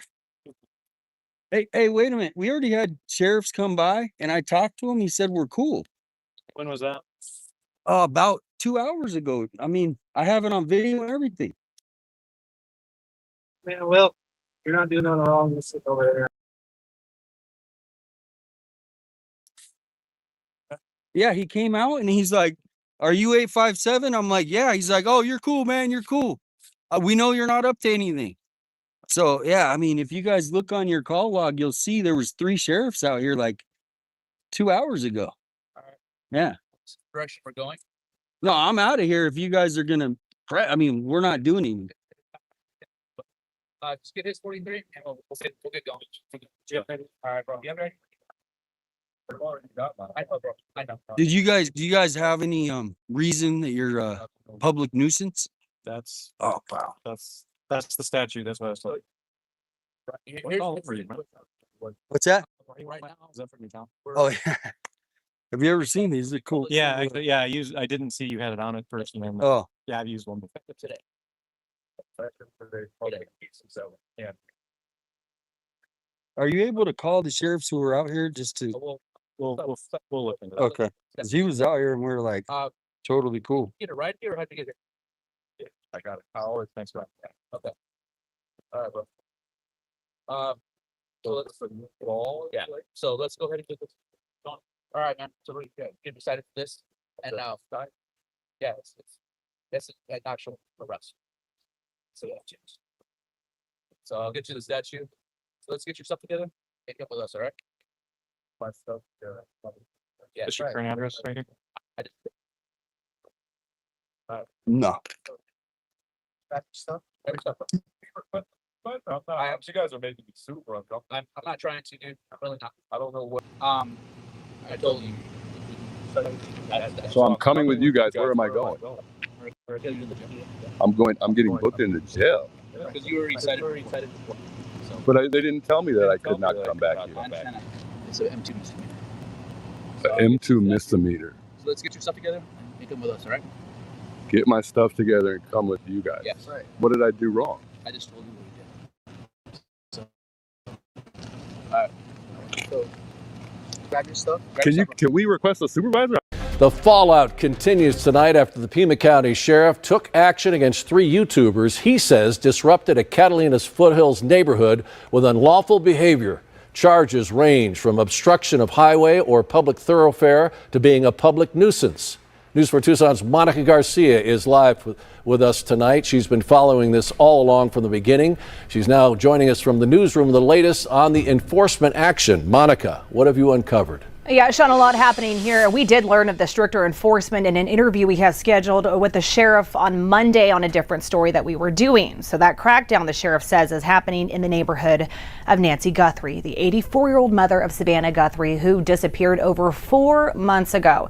He says it follows numerous and constant complaints from people living in that neighborhood, claiming individuals are trespassing, blocking roadways, and disrupting the peace of the neighborhood.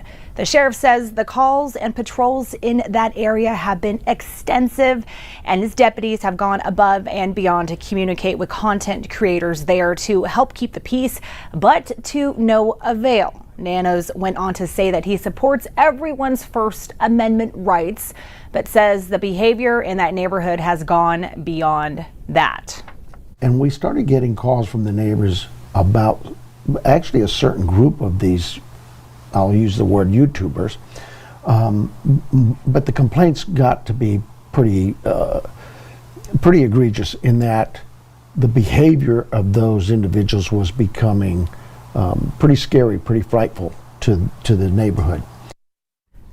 And so the sheriff also tells us that he has the support of the Pima County attorney. We reached out to her and she sent us this statement on the charges. She says that the sheriff was advised by PCAO of the potential criminal charges available involving misdemeanor public nuisance citations, given neighborhood reports of chronic challenges. These cases, like all other cases, must thoroughly be evaluated to see if they reach the threshold for prosecution in our office.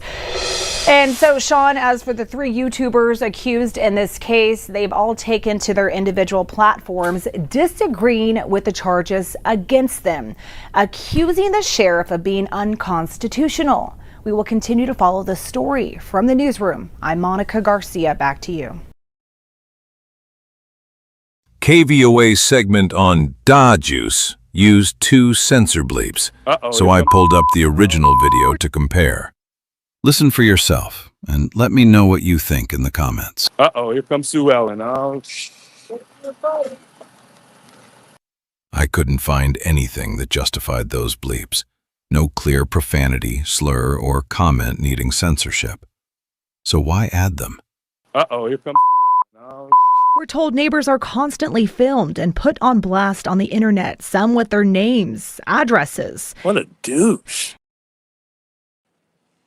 What a douche. See if I can go find. By the way, I'm Francis. Troy. I go by the Deuce. I'm on YouTube, so. Okay. Yeah. Well, I'll see you. All right. Let me know. Hopefully you find it. He's out there. Here comes Sue Ellen. All right. Be safe. You too, brother. One of the. Are you from the neighborhood? No, I live on the Tucson National. You know where that's at? I don't. Hero and Yeah. Shannon. Gotcha. Say it again. He put you in your colleges? In Cachero? Well, it's actually McGee now. I'm not too sure. I think she's getting your plate. We're just chatting away. He's leaving right now.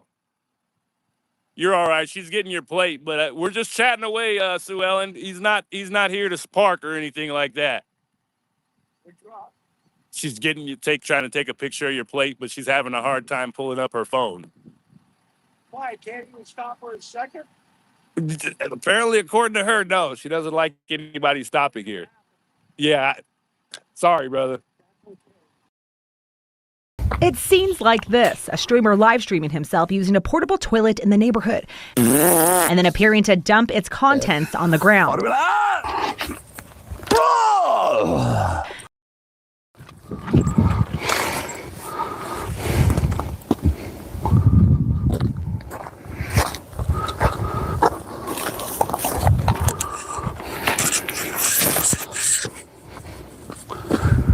Watch my back, Holmes. Oh.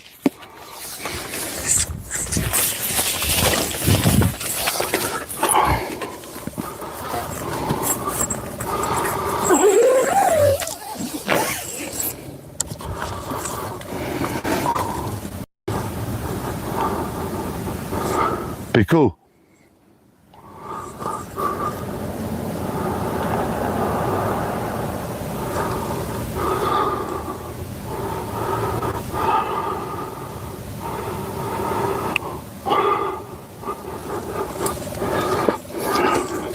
Be cool, be cool. You know why I didn't go? Because I forgot I got the microphones in there. Dude, where the fuck's the zipper? Oh.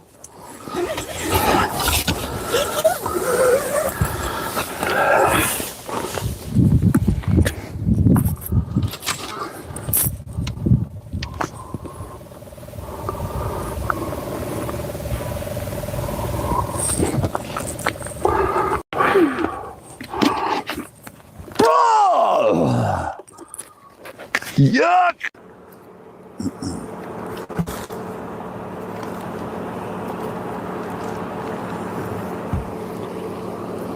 Hello, sir. How you doing? Put the cigarette out for us. Sure. Stand up. For what, sir? Because it's in a direct order. On direct order, okay, but before that, can I have your name and your badge number first? We'll give it to you. Stand up. Hey. No, stand up. What did I do? Stand up. You're under arrest. For what? You're under arrest. What am I under arrest for? Hey. Stand up. Hey. Stand up. Okay, but listen, you guys. Stand what up. am I under arrest for? Drop the cigarette. Hey, what am I under arrest for? Dude. Stop it. Don't do it. Hey, I'm not even fighting you. I'm not even fighting you. I want to know what I'm arrested for. Get on the ground. What am I under arrest for? Get on the ground. What am I under arrest for? Get on the freaking ground. Look, I didn't shove him down. Comply. What am I under arrest for? Comply. I will, but what am I under arrest for? Fucking ass. Don't twist me. He's putting a cuff on me. Knock it off. He's putting a cuff on me. Relax. Tell him you're putting a cuff on me. Relax. Don't twist my fucking hand. You guys. Get someone out here to get my stuff. I don't want them taking my shit.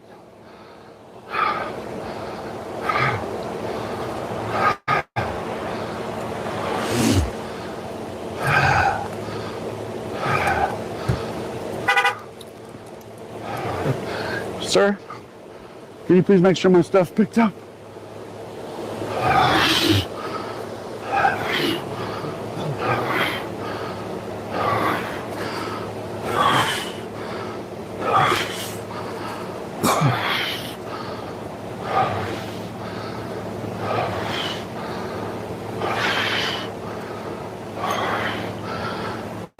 Someone get out here to get my stuff, please. Hey, sir. Stop pulling away, bro. Dude, my cuffs are on, bro. Just relax. Relax. You relax. I'm not doing anything. Then don't tell me to relax.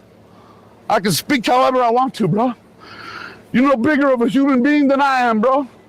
Remember that. Stop putting your face in my face. I can put my face anywhere I want. Spit on me or catch a charge. No one spit on you. Fucking spit on me, dude. No one spit on you. Just shut your mouth, bro. If you don't want to talk. Can I get my stuff? No. I can't get my stuff? No. Hey, you guys are getting... Get the fuck off my arms! Stop! Stop that! Put me in the car and leave me the fuck alone! Then why are you twisting my arms? You faggot, that dude's doing it. You gonna let him do that? Fucking pieces of shit. Every single one of you. In your pockets. I don't know. If any of my shit's missing, you're gonna pay for it, bro. That's all my money. I paid for that. Jewelry.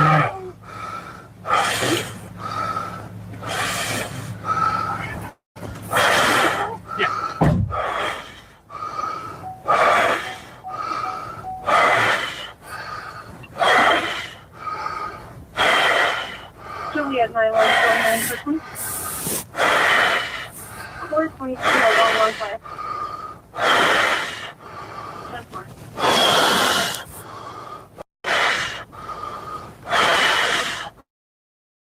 Right now, with a late-breaking alert. Thanks for joining us for 13 News. Live at 5, I'm Valerie Cavazos. We begin with late-breaking news in the search for Nancy Guthrie. The FBI, in just the last hour, responding to media reports stating federal investigators believe ransom notes in the Guthrie case are fake. To that, they say, quote, the FBI and its task force partners have received several ransom notes over the course of this investigation. Some have been deemed to be extortion attempts without legitimacy. Other ransom demands may potentially be legitimate and are still being investigated as such. This case continues to be investigated as a kidnapping for ransom case. The FBI has and will continue to offer all assistance possible in the investigation. However, local authorities remain the lead. Those local authorities, including the Pima County Sheriff's Department, 13 News anchor Brooke Wagner spoke exclusively with Sheriff Nanos today. She joins us live from the PCSD headquarters. Brooke, what did the sheriff tell you?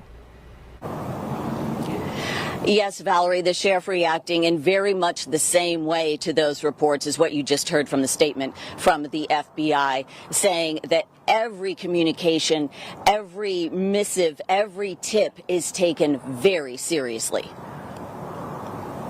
But I guess there's something out now that says, the FBI or the sheriff have dismissed notes.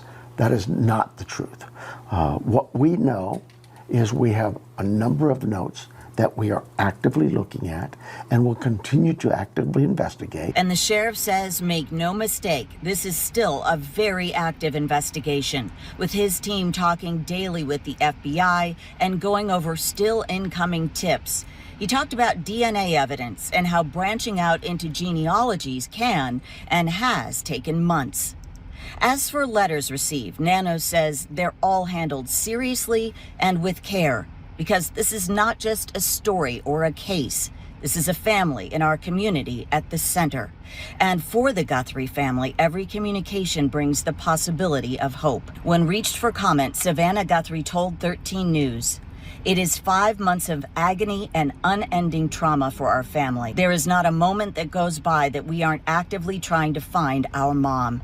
We thank the people of Tucson for holding her in their hearts, as well as both the FBI and the Pima County Sheriff's Department for their tireless work on behalf of our family. Bring her home." For the Guthrie family, every communication brings the possibility for hope. Hope that keeps the law enforcement team going every day. Oh my goodness, their energy level is still up here. They're still charged up. Nobody's like, oh my goodness, we're not. And that's positive feed for me to say my team is still in this. They don't need any more motivation. They're gonna find this person.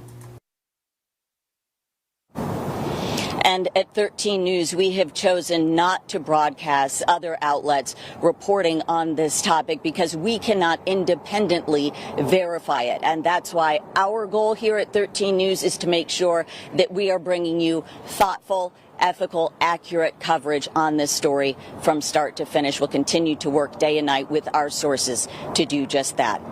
For 13 News, I'm Brooke Wagner at the Pima County Sheriff's Department. Valerie? Thank you. The biggest lead in the case remains video of a suspect from Guthrie's doorbell camera. Investigators say he's a man around 5'9" or 5'10" with an average build. The video shows him tampering with the camera, wearing what appears to be dark clothing, gloves, and an Ozark Trail hiker backpack that's sold at Walmart. Now, if you have any information on Nancy Guthrie's disappearance, Pima County Sheriff's detectives want to hear from you, and you can contact them at 520-351-4900, and you can also dial 1-800-CALL-FBI or use the QR code that you see on your screen, and we also have this. Well, folks, we just dropped in on the Nancy Guthrie case. It's about damn time. Fellas, you dropped your flag about a mile down on Campbell Avenue. Thanks, man. We appreciate it.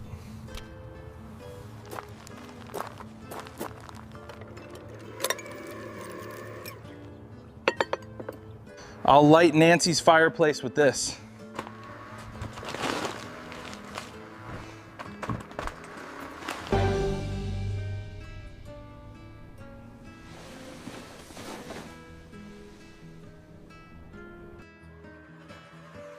You startled me, Jacob. Yeah. Didn't mean to, Jonathan. Need a fire in here. Well, all right then. This ain't chilly, but this is a Tucson weather warning. How about some Tucson chili, my friend? Wow. That's exactly what I was hoping for. Looks amazing. Dig in. Something smells really good. Yeah, what is that? I wonder what's cooking. Hey, guys like to try some Tucson chili? Oh, hell yes. I didn't come to fucking dance. I came to party.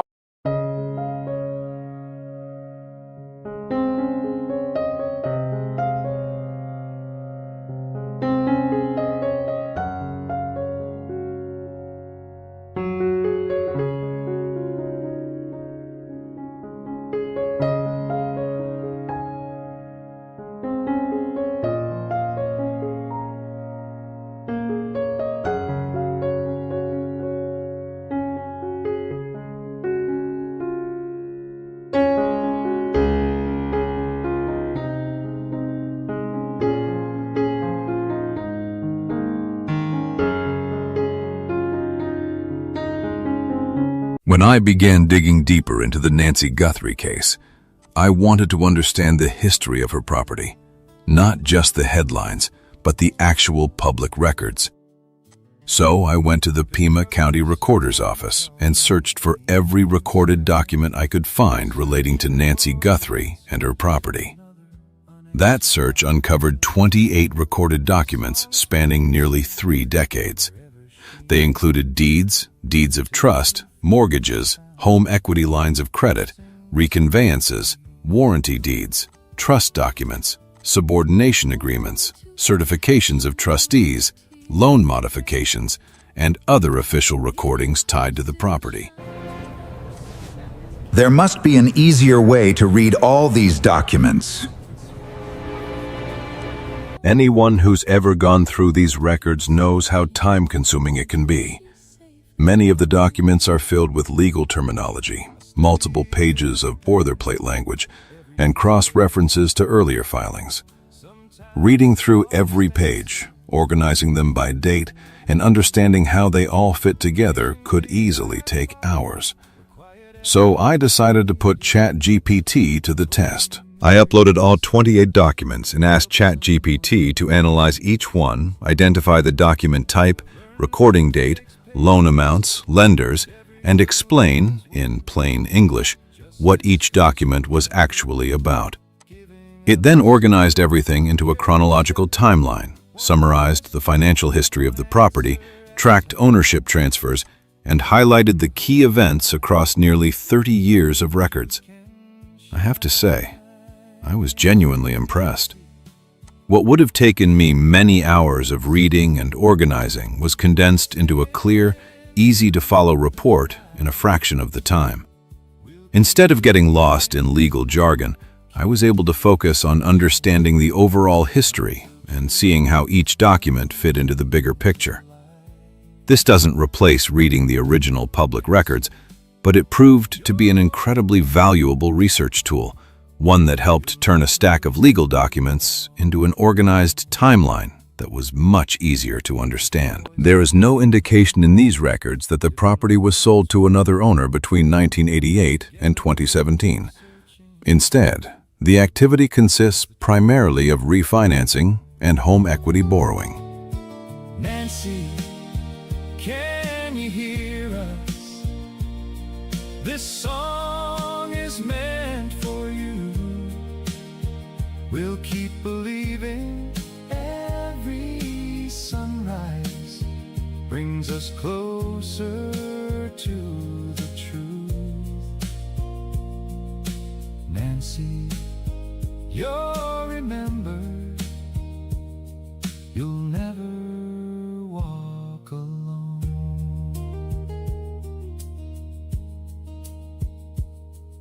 For Nancy, and for everyone still searching.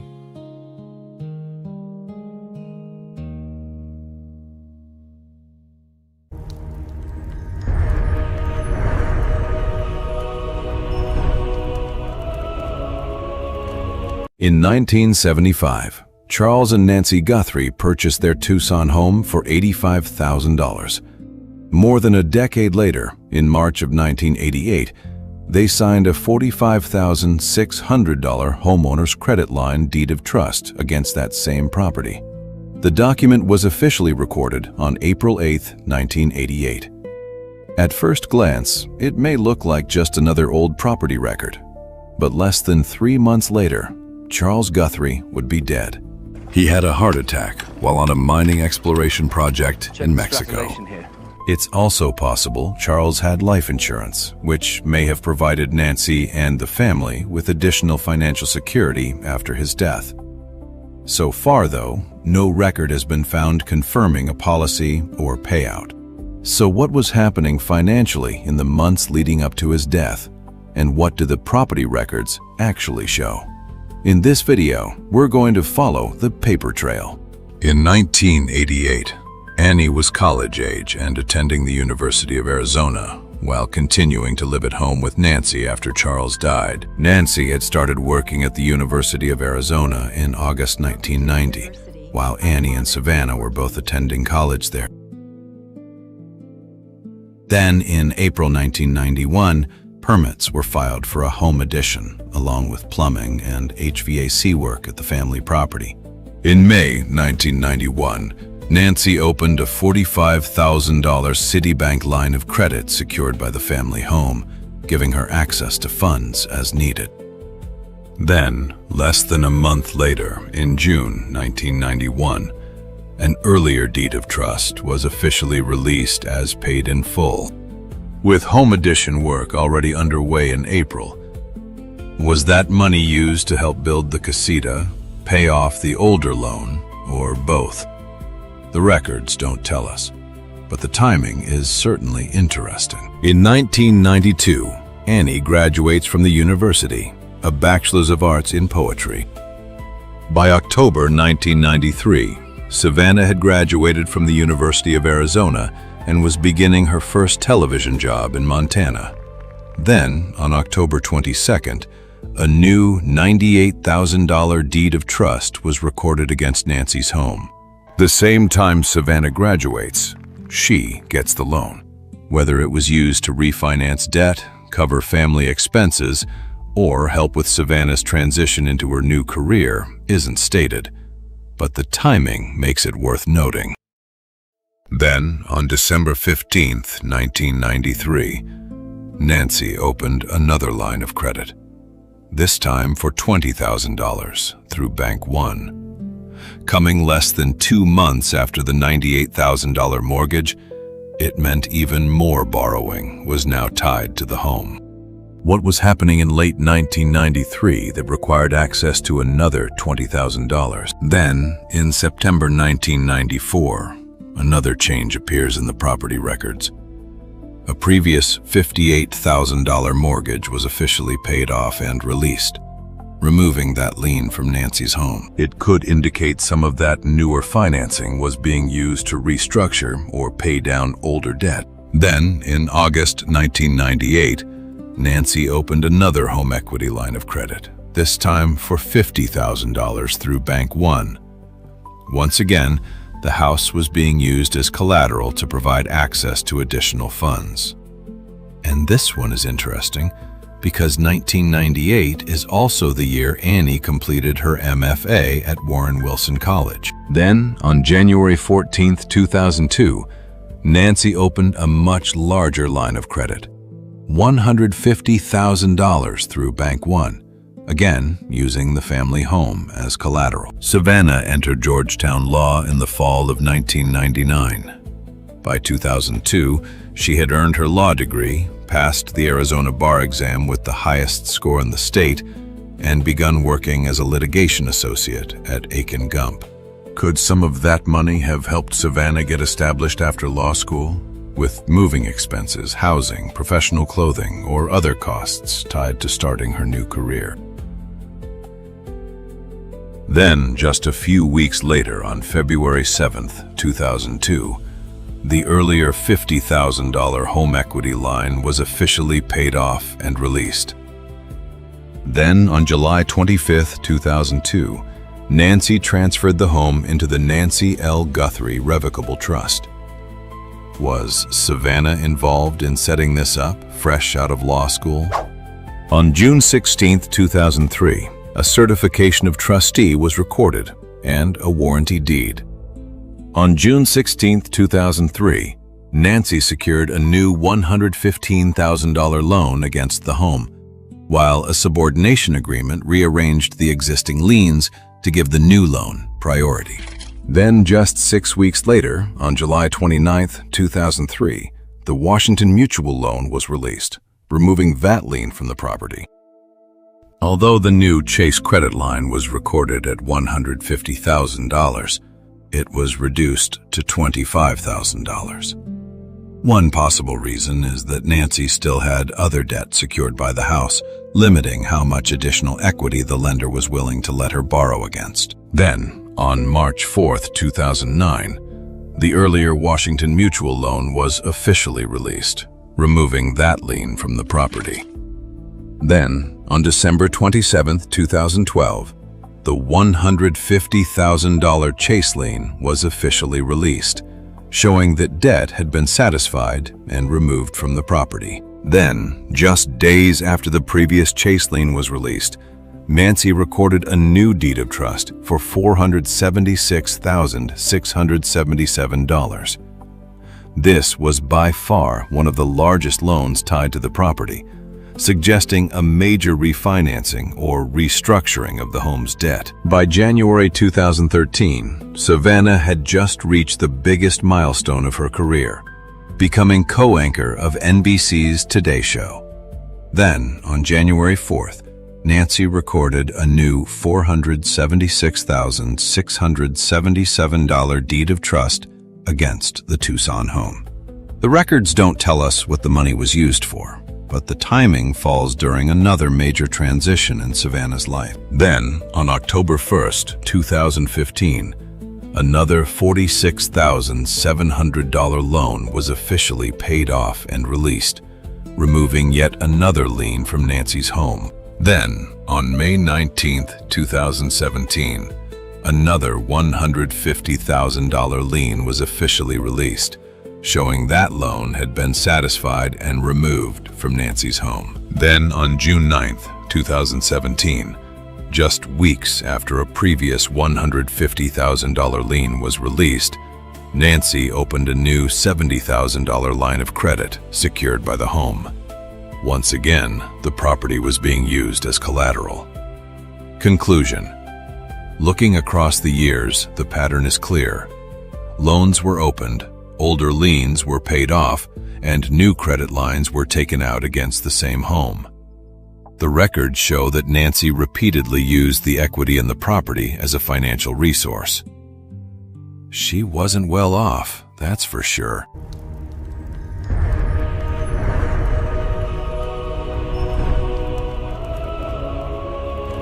On the Nextdoor Neighborhood app, the following information on Nancy was found. Nancy Guthrie's neighborhood activity paints the picture of a woman who had deep roots in Catalina Foothills Estates. Her profile listed her hometown as Fort Wright, Kentucky, but her Tucson neighborhood had been home since 1975. Her posts were ordinary, neighborly, and local. Questions about javelinas eating plants, whether a tree could be saved, strange smells outside, airport transportation, Amazon packages, and security cameras. She also listed several Tucson favorites, including Firebird's Wood-Fired Grill, Village Bakehouse, and Guinea's French Cafe. One post that stands out came in November 2021, when Nancy asked neighbors about Ring or Nest doorbell cameras because she wanted to see animal activity at night. Another memorable post came in December 2020, when she recalled her first Christmas in Catalina Foothills Estates back in 1975, when people on horseback came to her door singing Christmas carols. Taken together, these posts show Nancy as a longtime resident who paid attention to her home, her neighborhood, her plants, her security, and the everyday rhythms of life around her. On December 28, 2025, she asked, "Is Amy Jacobs missing a package from Amazon?" It was an ordinary moment, Nancy trying to help get a package to the right person. Nancy's final Facebook activity. Normal replies, political posts, and one safety comment. I'll break this down by weekday and time window, then separate what is actually unusual from what could just be normal Facebook behavior. Based on the timeline, Tuesdays and afternoons stand out the most. What stands out by day of the week? Tuesday is the biggest pattern. Most of the activity falls on Tuesdays, especially November 4th, 4 posts. November 11th, 1 post. November 25th, 1 post. December 16th, 1 post. January 13th, 1 post. January 20th, 2 posts. January 27th, 2 posts listed, 1 time shown. So Tuesday appears to be her most active Facebook day. Wednesday also stands out, mainly because of October 29th, listed as 3 posts, but 4 times shown. November 26th, 1 post. December 3rd, 1 post. January 21st, 2 posts. What stands out by time of day? Most of her posting appears to happen in the afternoon, especially between 12 p.m. and 5 p.m. The most common posting window is Afternoon, 12 p.m. to 4:59 p.m. That includes many of the repeated posting times. 12:41 p.m., 12:43 p.m., 1:19 p.m., 2:11 p.m., 2:21 p.m., 3:02 p.m., 3:20 p.m., 3:34 p.m., 3:51 p.m., 3:53 p.m., 4:15 p.m., 4:25 p.m., 4:57 p.m. The second strongest window is evening, especially around 6 p.m. to 7:45 p.m. Most unusual times. These are the times that stand out the most. November 14th, 12:29 a.m. Also unusual, but not as extreme as 2:50 a.m. December 25th, 11:03 p.m. Late and also Christmas night, so worth noting. Most unusual posting clusters. These days stand out because of multiple posts in one day. November 2nd, 4 posts, 11:32 a.m., 12:12 p.m., 1:19 p.m., 6:09 p.m. November 4th, 4 posts, 12:41 p.m., 12:43 p.m., 2:21 p.m., 3:02 p.m. January 19th, 20th, 21st. Repeated activity 3 days in a row. 2 posts each day across 3 consecutive dates. January 27th, final known activity before missing. 2 posts listed, with one time shown at 6:15 p.m. Looking at Nancy Guthrie's Facebook activity, a pattern does appear. Most of her posts happen during normal daytime hours, especially in the afternoon between noon and 5 p.m. Tuesday stands out as her most active day of the week, followed by Wednesday. Another late post appears on November 14th at 12:29 a.m. And there is also a Christmas night post at 11:03 p.m. Those are outside her normal posting pattern. The strongest activity clusters appear on November 2nd and November 4th, when she had 4 posts on each day. Then, in January, there is another noticeable pattern. Nancy had activity on January 19th, January 20th, January 21st, and January 27th.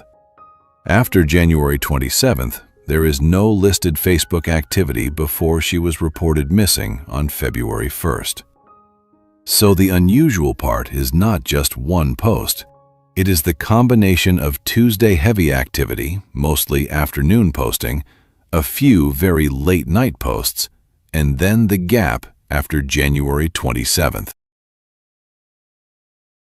If Nancy's mobility was truly that limited, how was she able to wait outside for an Uber driver?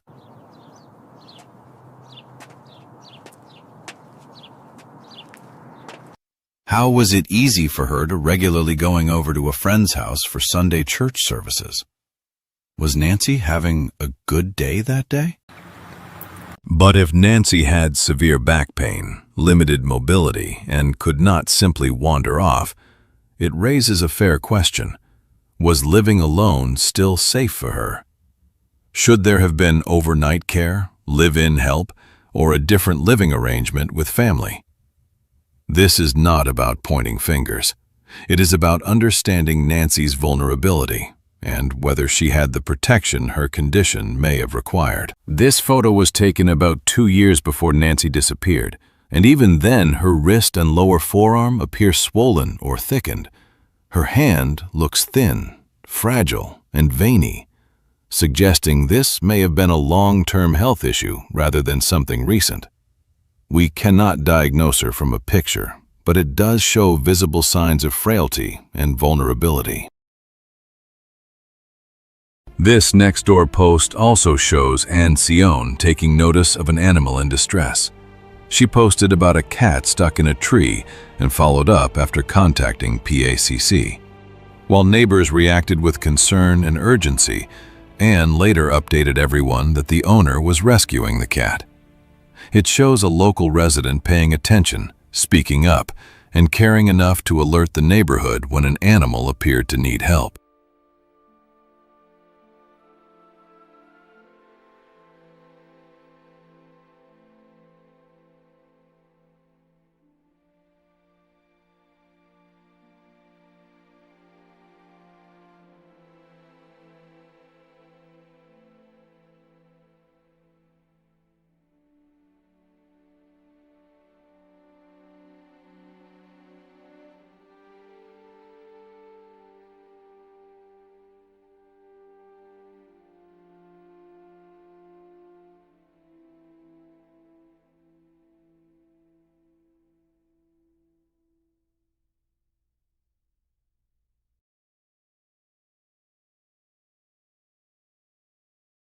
This document is a special, durable power of attorney.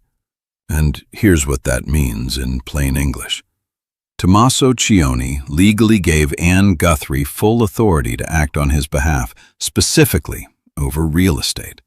That includes selling property, signing documents, handling money tied to the property, managing transactions as if he were there himself.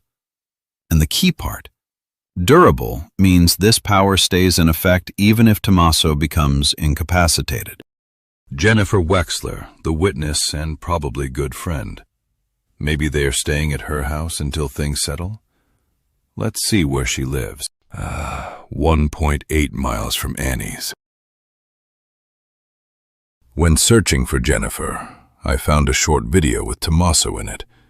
One I have never seen before. I'm Carol. I'm Gerald. I am old and bald.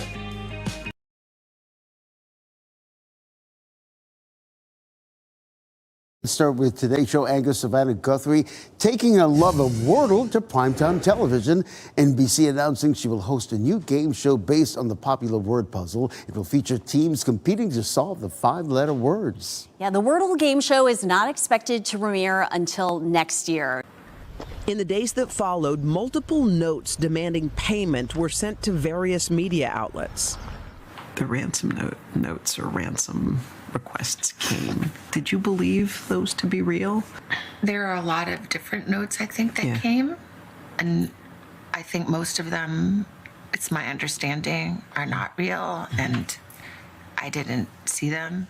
Are you telling me you never looked at the ransom note? Is this what I just heard? I didn't see them, but, you know, the 2 notes that we received, that we responded to, I tend to believe those are real. Really? So you responded to notes but never looked at them. This is confusing me. I'm sorry. Cover! What do we got? You're up. Under. Show me. Let's give a big hand to the investigators, Ted and Mab. You both won a trip to Tucson, staying at Motel 6.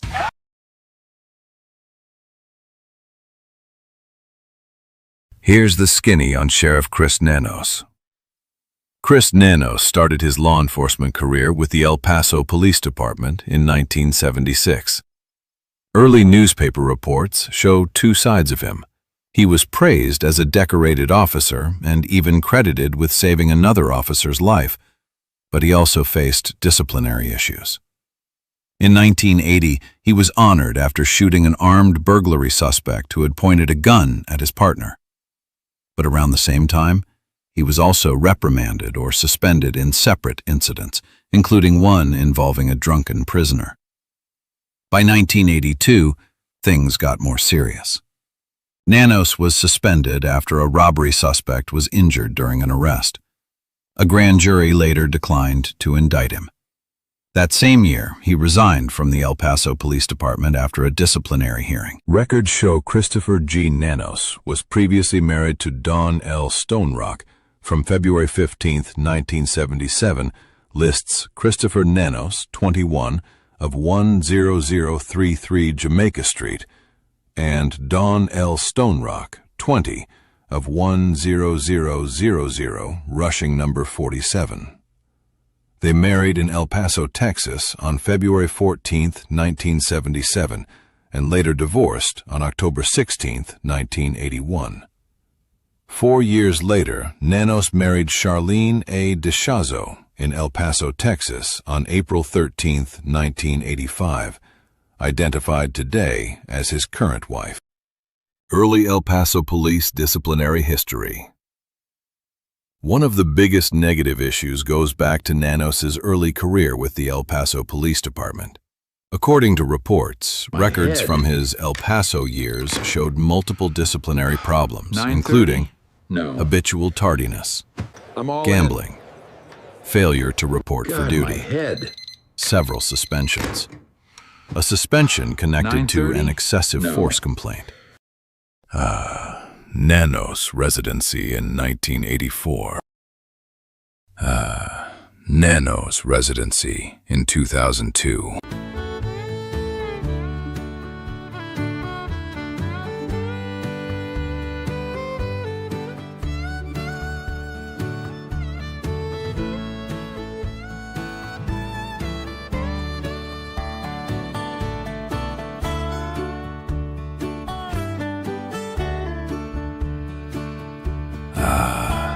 And the current address for Sheriff Nanos and Charlene is 9800 East Sabino Estates Drive, Tucson.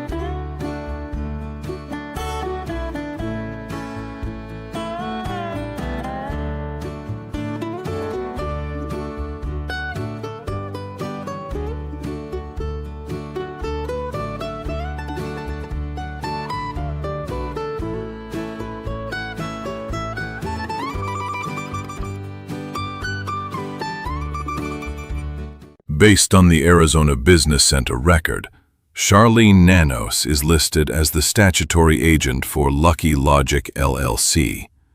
I searched extensively, but so far, nothing. But it's still active.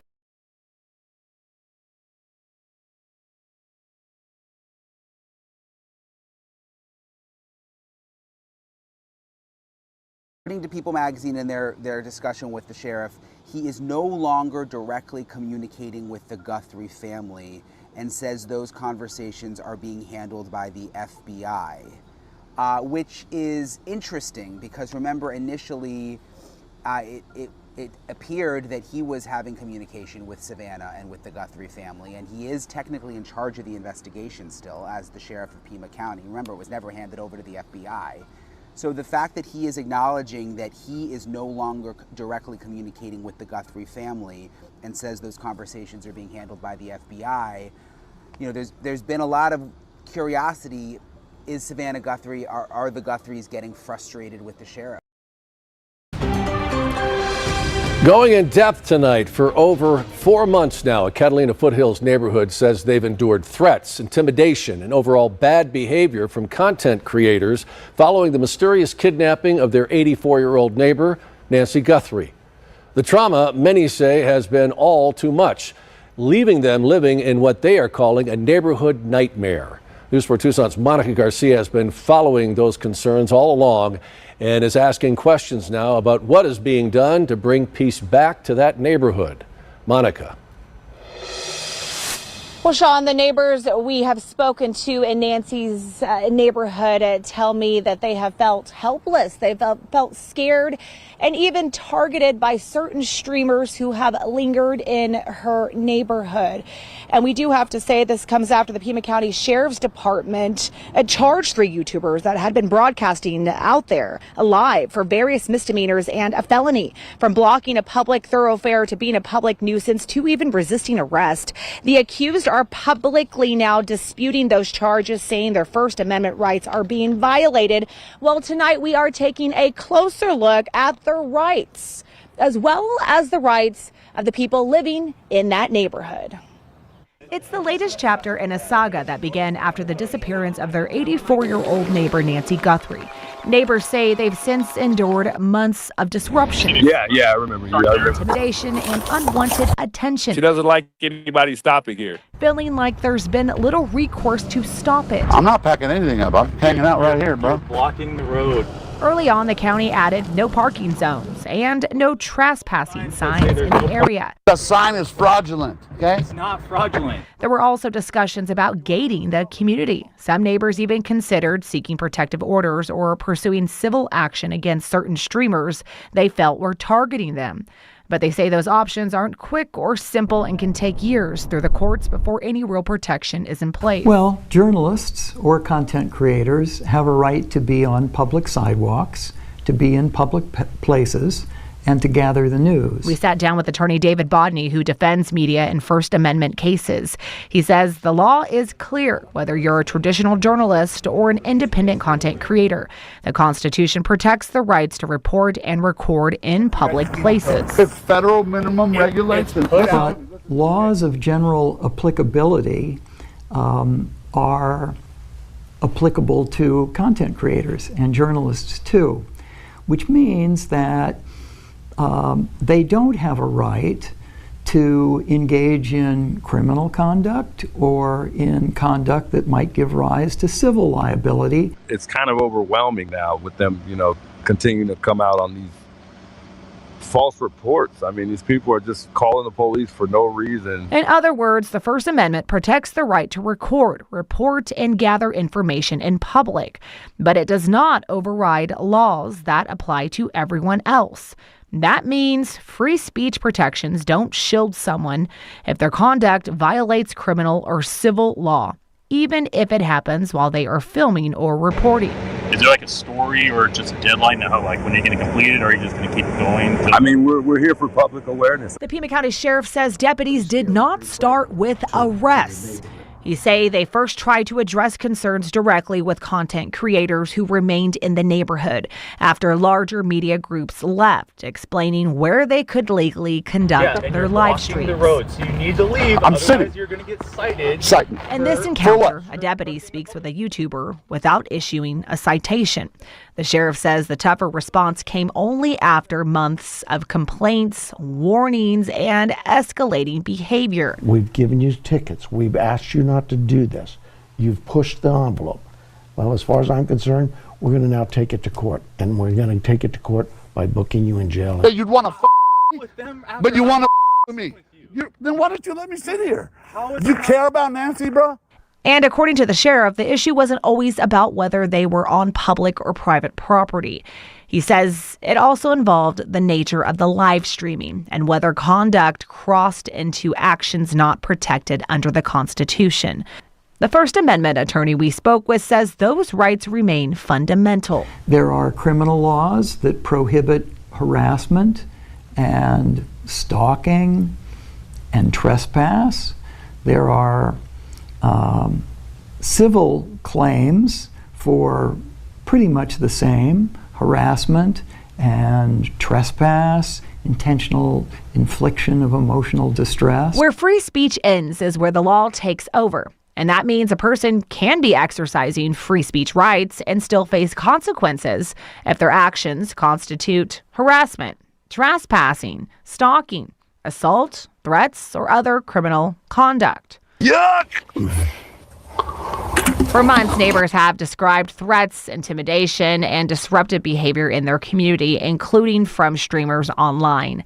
Bodney says when conduct impacts an entire neighborhood, there may be additional legal options. There's a statute in Arizona that addresses the public nuisance, and it could be that the community, the neighborhood, could call upon law enforcement to explore possible public nuisance violations because the conduct is so widespread that it violates the quiet enjoyment of their property, their comfortable enjoyment of their of their land. The sheriff says that's exactly the type of conduct his department is investigating. The department filed misdemeanor and one felony charge against 3 YouTubers who were frequently streamed from that area. But the complaints got to be pretty egregious in that the behavior of those individuals was becoming pretty scary, pretty frightful. The sheriff says the county attorney's office has been in contact with his department as the case moves forward, after both law enforcement and neighbors raised questions. I have to be concerned for all the citizens. So as we just heard, and we know, the First Amendment protects speech. Whether the conduct in this case has crossed legal lines, that is a question for the courts to decide. Live in Midtown, I'm Monica Garcia. Sean, back to you. We now turn to some breaking news. The Pima County Sheriff's Department has confirmed a Tucson YouTuber and volunteer search organizer has been arrested in a crackdown on unlawful behavior in Nancy Finally, Guthrie's I found Catalina a picture of Foothills Charlene on neighborhood. Alex's criminal PCSD network says page. Alexander Zabel, who runs the true crime page Criminal Network, was taken into custody at his home before 6 p.m. Zabel faces 2 counts of obstruction of a highway or public thoroughfare. We're told he had been active in Guthrie's neighborhood since her disappearance, despite being cited before by police. And for continuing coverage, be sure and stay with us on News 4 Tucson, on air, online, and on our social media platforms. The 2 counts being discussed are not for Alex. That information belongs to Dodjuice, a.k.a. Troy Bradshaw. So let's be clear. Alex should not be tied to those 2 counts unless verified information proves otherwise. I'll use the word YouTubers. But the complaints got to be pretty egregious in that the behavior of those individuals was becoming pretty scary, pretty frightful. After months of neighbors complaining about unlawful behavior in Nancy Guthrie's neighborhood, the Pima County Sheriff says enough is enough. Tonight, Sheriff Chris Nanos announcing a crackdown on the problem, and News 4 Tucson's Monica Garcia joins us live from the foothills to explain. And Monica, I know this has been a big issue. What do they plan to do about it? That's right. We just spoke with Sheriff Chris Nanos, who says he tried to respect the public interest surrounding this case. A lot of people want to know what's happening, right, especially in the months after. And he's also trying to respect at the same time the rights of the people who live in this neighborhood. And let me just step aside, showing you what's still out here, Sean, these no parking signs. But now, as we talk about going into the 5th month of this investigation, he says complaints about a small group of individuals has grown so significant that calls to 911 from this neighborhood have tripled. And now he says the warning period is over. So Sheriff Chris Nanos says his office first responded to complaints with education, warnings, and requests for people to respect those that live in this neighborhood. That didn't work. So deputies began issuing citations that carry fines. Well, now going into the 5th month of this investigation, Nanos says some individuals that continue the same behavior despite those citations, well, now they're going to be subject to arrest and possible jail time if their unlawful behavior continues. Take a listen. If somebody's just out there from one of our local media outlets or even a YouTuber and they've not been cited, then fine, we'll give you a citation and expect you to be reasonable with us and not come back. But if we happen to look at you and say, no, you've received a ticket, you've been cited for this same behavior, that didn't do you any good, you've upped the ante for me, so we're going to now take you to jail. Okay, so the sheriff says the new policy is aimed at what he calls habitual offenders. And he goes on to say that he has the support from the Pima County Attorney's Office in this latest move. We will have much more on this story. So coming up tomorrow, we speak directly for the first time from neighbors who live in this area. And they're going to talk to us about specifically what the sheriff was referring to, this unlawful behavior that they've had to endure for months. Live in the foothills, I'm Monica Garcia. Sean, back to you. All right. Thank you, guys. Thank you. Here we go. Hey, how you been? You know, actually, it's not. I was thinking that is not that bad with the umbrella and the. Shade, you're so cool. Yeah. You do the YouTube stuff too?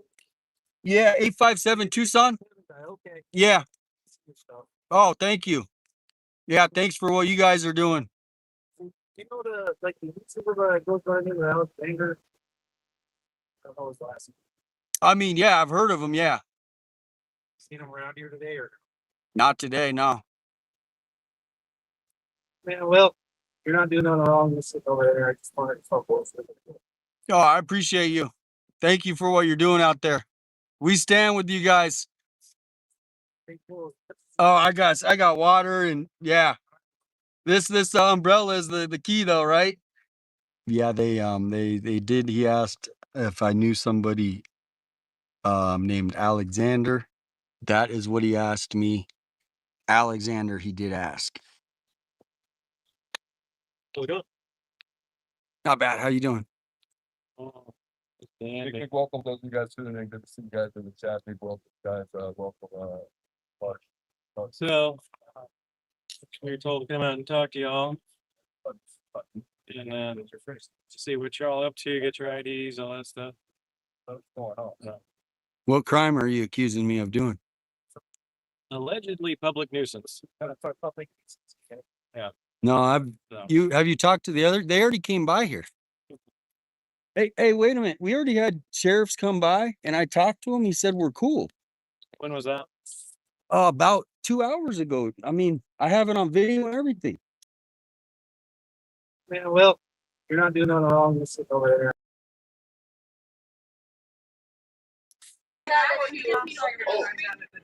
Absolutely, guys. No, yeah, Juice should be getting his lady's right down there. So his lady's sitting down there. He should be getting out very soon. Oh! Got Juice. All right, he's out. Yeah.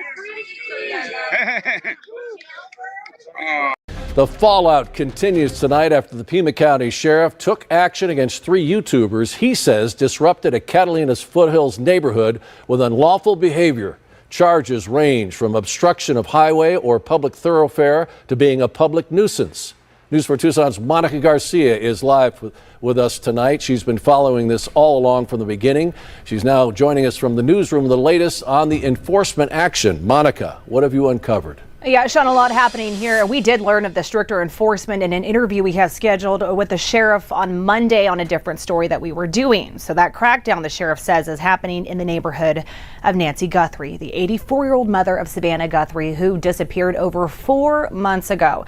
He says it follows numerous and constant complaints from people living in that neighborhood, claiming individuals are trespassing, blocking roadways, and disrupting the peace of the neighborhood.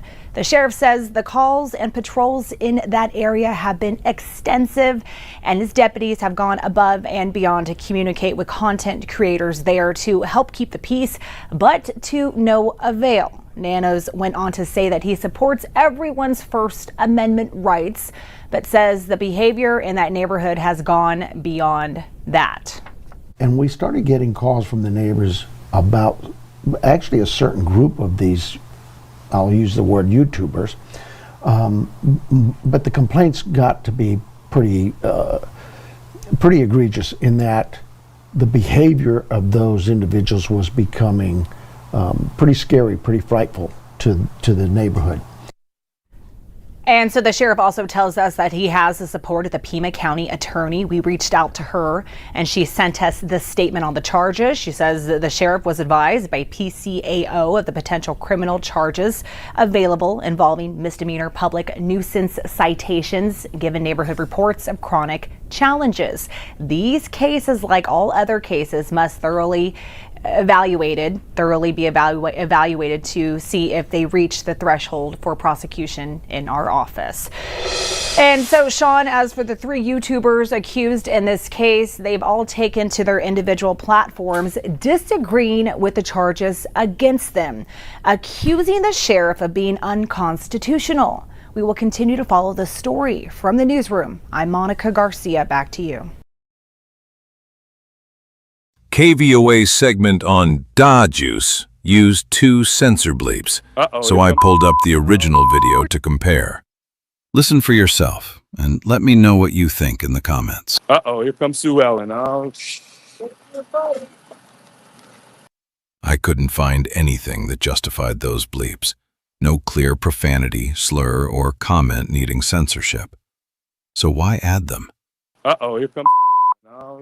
We're told neighbors are constantly filmed and put on blast on the internet, some with their names, addresses. What a douche. What a douche. See if I can go find. By the way, I'm Francis. Troy. I go by the Deuce. I'm on YouTube, so. Okay. Yeah. Well, I'll see you. All right. Let me know. Hopefully you find it. He's out there. Here comes Sue Ellen. Oh, all right. Be safe. You too, brother. One of the. Are you from the neighborhood? No, I live on the Tucson National. You know where that's at? I don't. Hero and Yeah. Shannon. Gotcha.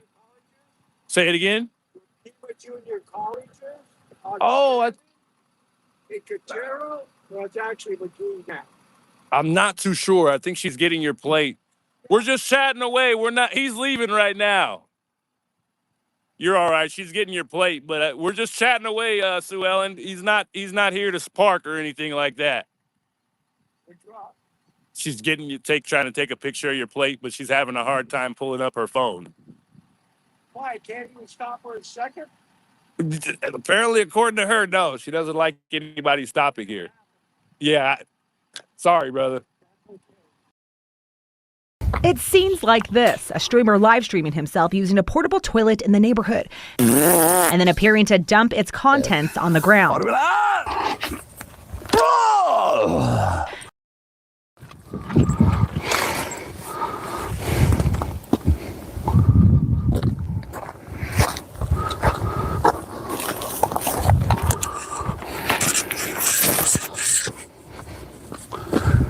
Watch my back, Holmes. Oh.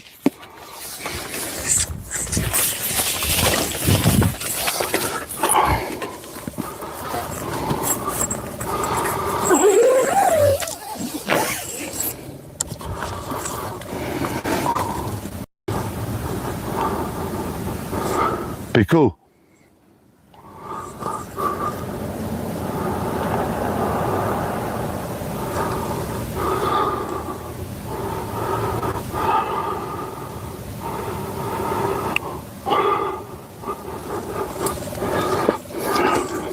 Be cool, be cool. You know why I didn't go?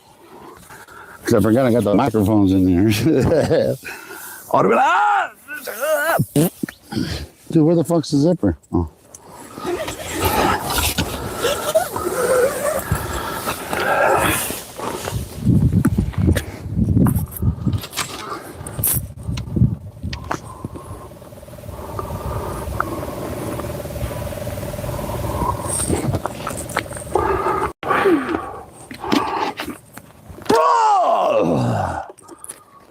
Yuck! Here we go. What you are looking at right now is exterior outside of Nancy Guthrie's residence. And today, the Pima County Sheriff's Department announced that they have officially arrested 3 individuals who identify themselves as social media streamers in the Foothills neighborhood, again, where Nancy Guthrie originally was reported missing.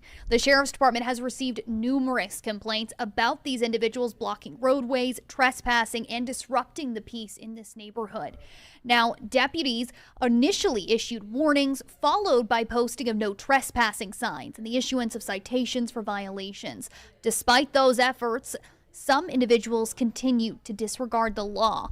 After reviewing the video evidence showing one of these arrestees urinating in public behind a makeshift tent, Sheriff Chris Nanos directed deputies to take a stronger enforcement approach. Again, this is reading directly from that confirmation that PCSD gave to us. Sheriff Nanos will no longer tolerate behavior that disrupts the community or violates the law. Effective immediately, individuals found in violation of the law may be cited and released on a first offense. However, repeat offenders may be arrested and booked into the Pima County Adult Detention Complex on charges of public nuisance under Arizona Revised Status 13-2917, a Class 2 misdemeanor. Now, 2 of the 3 individuals today booked into that Pima County Adult Detention Complex, Alexander Zabel Jr., 54, officially charged with 2 counts of obstructing a highway or thoroughfare and 1 count of public nuisance.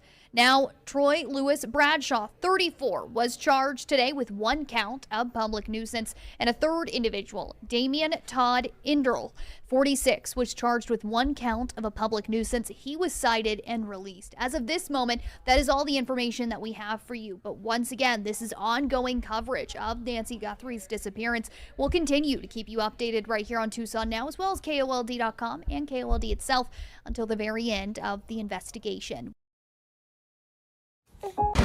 Good evening, everybody, and thanks for joining us. I'm Sean Mooney. The Pima County Sheriff's Department says a deputy was knocked to the ground tonight during the arrest of a YouTuber in front of Nancy Guthrie's home.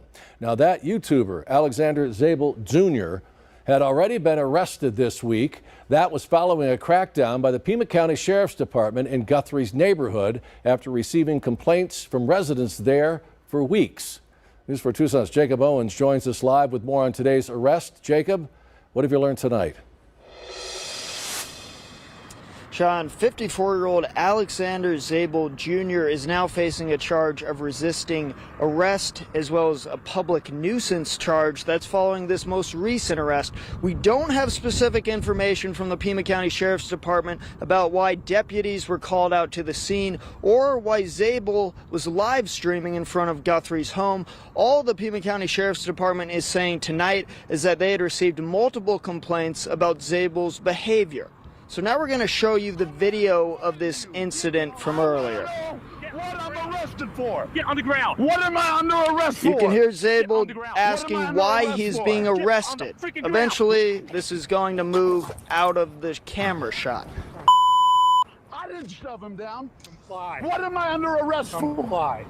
I will, but what am I under arrest for? Eventually, the deputy ends up on the ground. He's putting a cuff on me. Knock it off. He's putting a cuff on me. Relax. I'm not even fighting you. I want to know what I'm arrested for. So now we're going to go to the statement from the Pima County Sheriff's Department they put out about this incident. What they're saying in part is at the time of the incident, Mr. Zabel was live streaming from outside the residence. Deputies made contact with him, and during the arrest process, a PCSD sergeant was knocked to the ground. Mr. Zabel was subsequently taken into custody without further incident and booked into the Pima County Adult Detention Complex. He is facing charges of resisting arrest, that's a felony, and public nuisance, that's a misdemeanor. Sean, Zabel, as we said, he was arrested earlier this week at his home, so he's facing other charges related to that other arrests that did not happen today. Those charges are 2 counts of obstruction of a public highway or thoroughfare and 1 count of public nuisance. We'll keep bringing you the latest in this case. Reporting live from the Pima County Sheriff's Department, Jacob Owens, News 4 Tucson. And at the same time, something else was going on, just not there. Please. Oh, is that him? Hey! I gotta go. Bye. It's Bye. him. Hey! Alex is out. Alex is out, everybody. He is here. Look at this. Yeah, a cigarette. So, yeah. Yeehaw. All right. Well, that's good. It's sooner rather than later. So he is out, guys. Here he is now. Look at Dad's going live there. Alex giving hugs. Juanita. All right. Call the phone. I tried watching it. AJ, look at that. AJ and Alex. All right, so and they're with each other. AJ and Alex just hugged each other. That is great to see. this is great. So when did the camera go up? I had the mic on when I went to film. So after that. And new to tonight, the YouTuber who was arrested twice this week, this time outside of Nancy Guthrie's home, is now responding to the charges against him on his Facebook page. 54-year-old Alexander Zabel Jr. is now facing charges of resisting arrest and public nuisance after his arrest yesterday.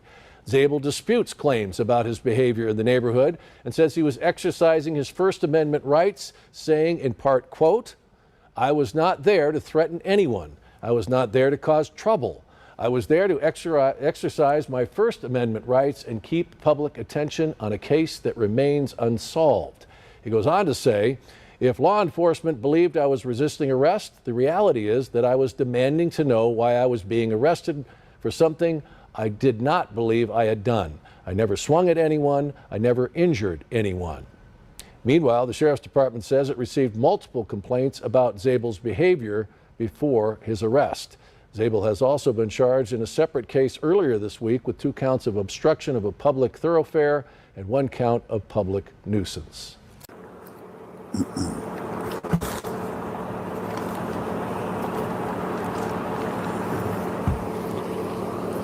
Hello, sir. How you doing?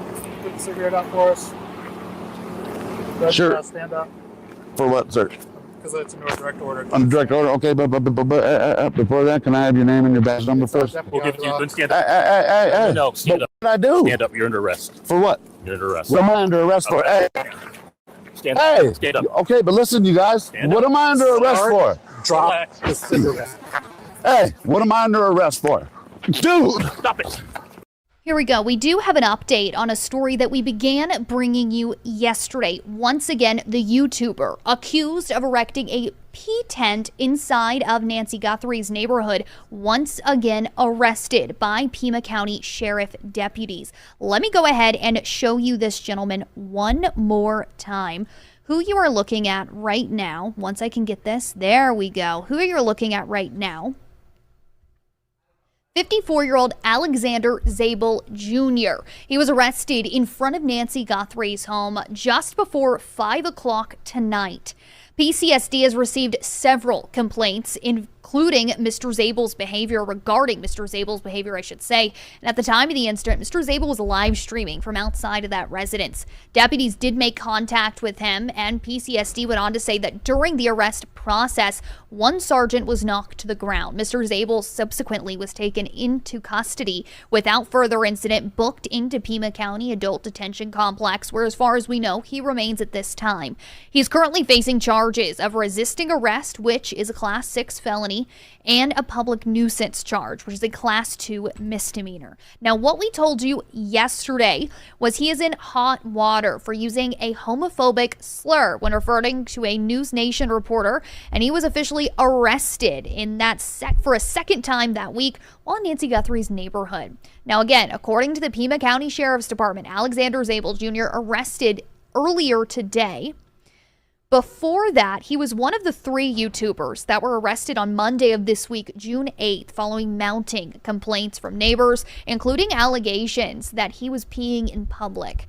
Now, he works with Criminal Network X. That also made news on Tuesday when he called News Nation reporter Brian Eaton, again, a homophobic slur. At the time, Eaton was discussing the arrest of these YouTubers. He responded to Zabel's personal attack by writing, "Alex, I tried to give you the benefit of the doubt the first time you were rude to me on the street outside of Nancy's, but by calling me or anyone else that homophobic slur is not okay." These are the exact tweets, as you can see.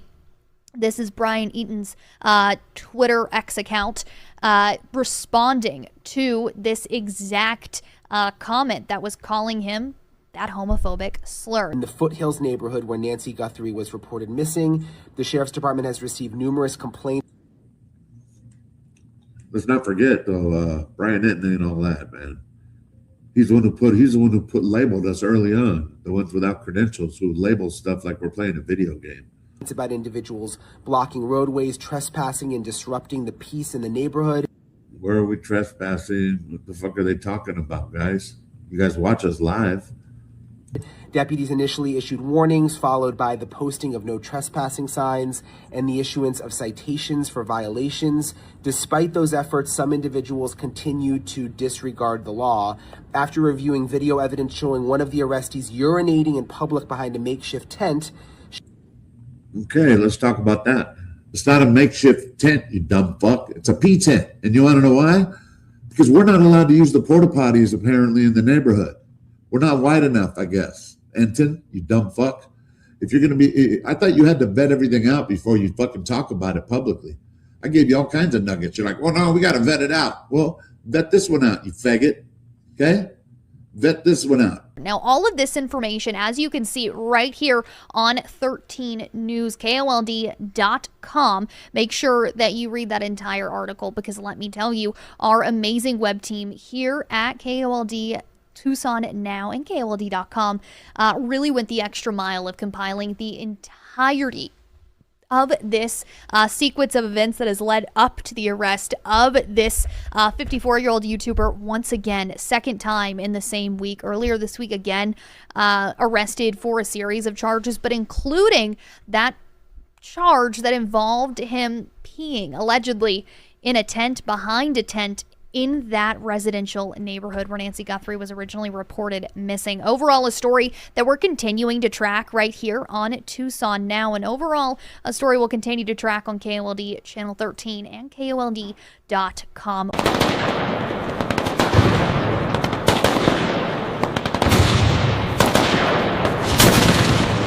While I was en route, I was provided with the following information via call text. Who is the reporting party?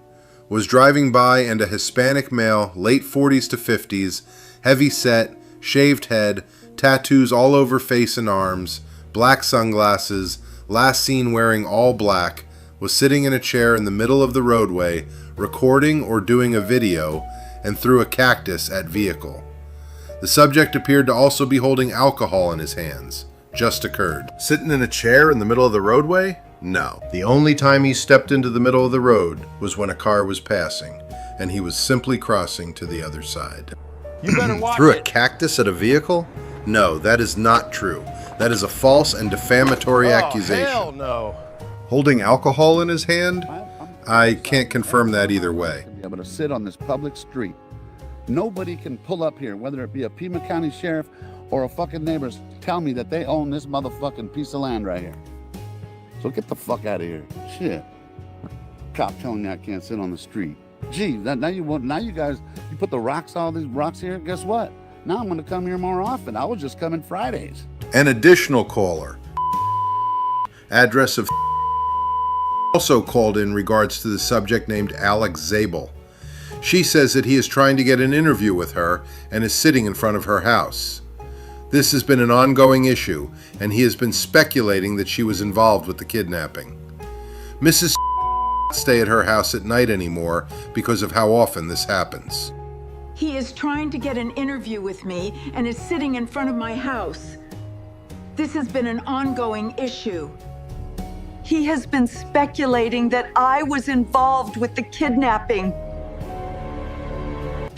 I do not stay at my house at night anymore because of how often this happens.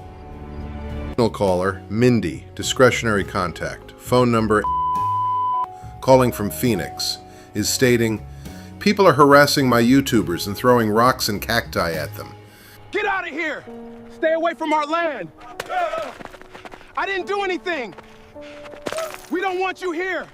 She had also mentioned Alex's name. While I was en route to the scene, I attempted to make telephonic contact with the phone number that was provided to me from communications to try to get a hold of caller. However, after multiple attempts, I received a negative answer.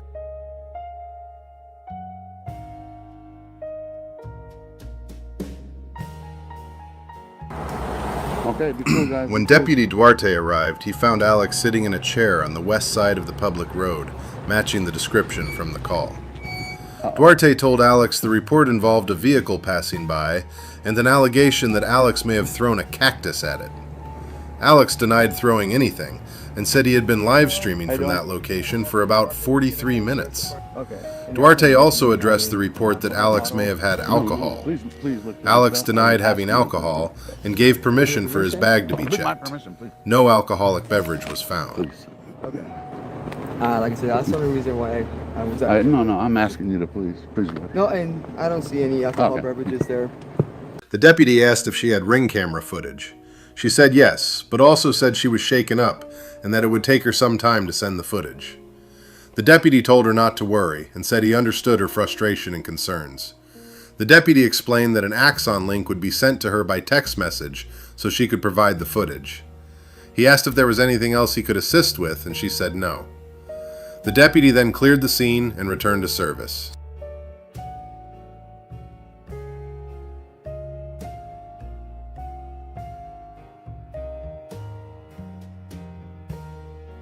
The backup deputy arrived while Deputy Duarte was speaking with Alex. During that time, the deputy noticed a vehicle pull up to the residence and spoke with the driver. The driver said he was the property manager and regularly came to the property. The deputy then contacted supervisors to verify whether the man was allowed to be there. After Sergeant Stivers confirmed with Savannah Guthrie that the property manager was authorized to be on the property, the deputy passed that information back to Sergeant Morales and Deputy Duarte. His body camera was active during the incident.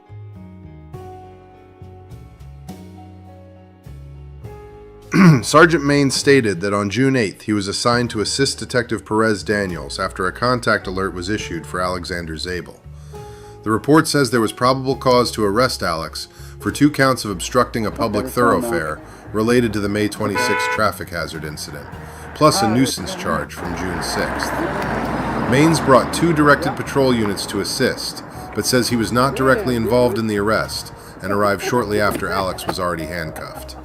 Alex was then transported to the Pima County Jail. On June 8th, Sergeant Maines was told to assist Detective Perez Daniels with the Community Problems Unit after a contact alert had been issued for Alexander Zabel.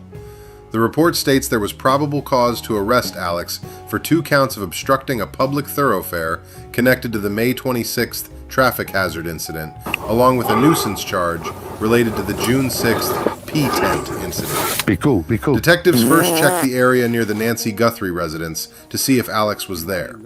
One person was observed live streaming in the area, but it was not Alex.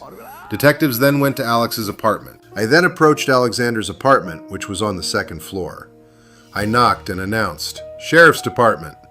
A male opened the window. I identified myself and Detective L.D. Bogus, number 7137, and I advised Alexander that we had a few questions.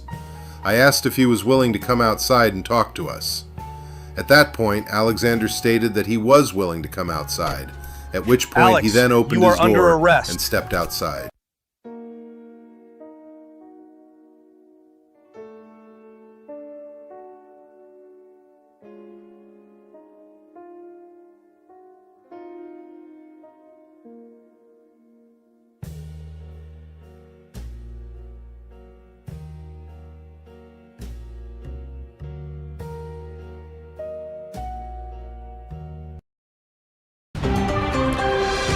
Going in depth tonight, for over 4 months now, a Catalina Foothills neighborhood says they've endured threats, intimidation, and overall bad behavior from content creators following the mysterious kidnapping of their 84-year-old neighbor, Nancy Guthrie. The trauma, many say, has been all too much, leaving them living in what they are calling a neighborhood nightmare. News 4 Tucson's Monica Garcia has been following those concerns all along and is asking questions now about what is being done to bring peace back to that neighborhood. Monica. Well, Sean, the neighbors we have spoken to in Nancy's neighborhood tell me that they have felt helpless. They felt scared and even targeted by certain streamers who have lingered in her neighborhood. And we do have to say this comes after the Pima County Sheriff's Department charged 3 YouTubers that had been broadcasting out there live for various misdemeanors and a felony, from blocking a public thoroughfare to being a public nuisance to even resisting arrest. The accused are publicly now disputing those charges, saying their First Amendment rights are being violated. Well, tonight we are taking a closer look at their rights, as well as the rights of the people living in that neighborhood. It's the latest chapter in a saga that began after the disappearance of their 84-year-old neighbor, Nancy Guthrie. Neighbors say they've since endured months of disruption. Yeah, I remember you. Intimidation and unwanted attention. She doesn't like anybody stopping here. Feeling like there's been little recourse to stop it. I'm not packing anything up. I'm hanging out right here, bro. Blocking the road. Early on, the county added no parking zones and no trespassing signs in the area. The sign is fraudulent, okay? It's not fraudulent. There were also discussions about gating the community. Some neighbors even considered seeking protective orders or pursuing civil action against certain streamers they felt were targeting them. But they say those options aren't quick or simple and can take years through the courts before any real protection is in place. Well, journalists or content creators have a right to be on public sidewalks, to be in public places, and to gather the news. We sat down with attorney David Bodney, who defends media in First Amendment cases. He says the law is clear whether you're a traditional journalist or an independent content creator.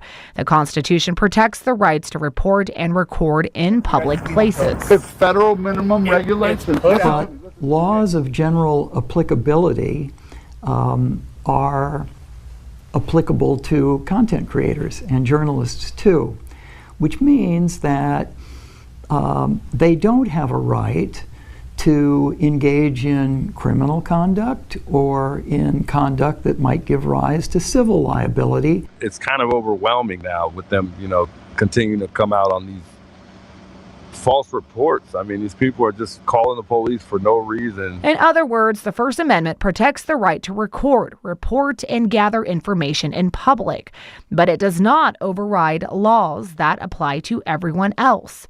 That means free speech protections don't shield someone if their conduct violates criminal or civil law, even if it happens while they are filming or reporting.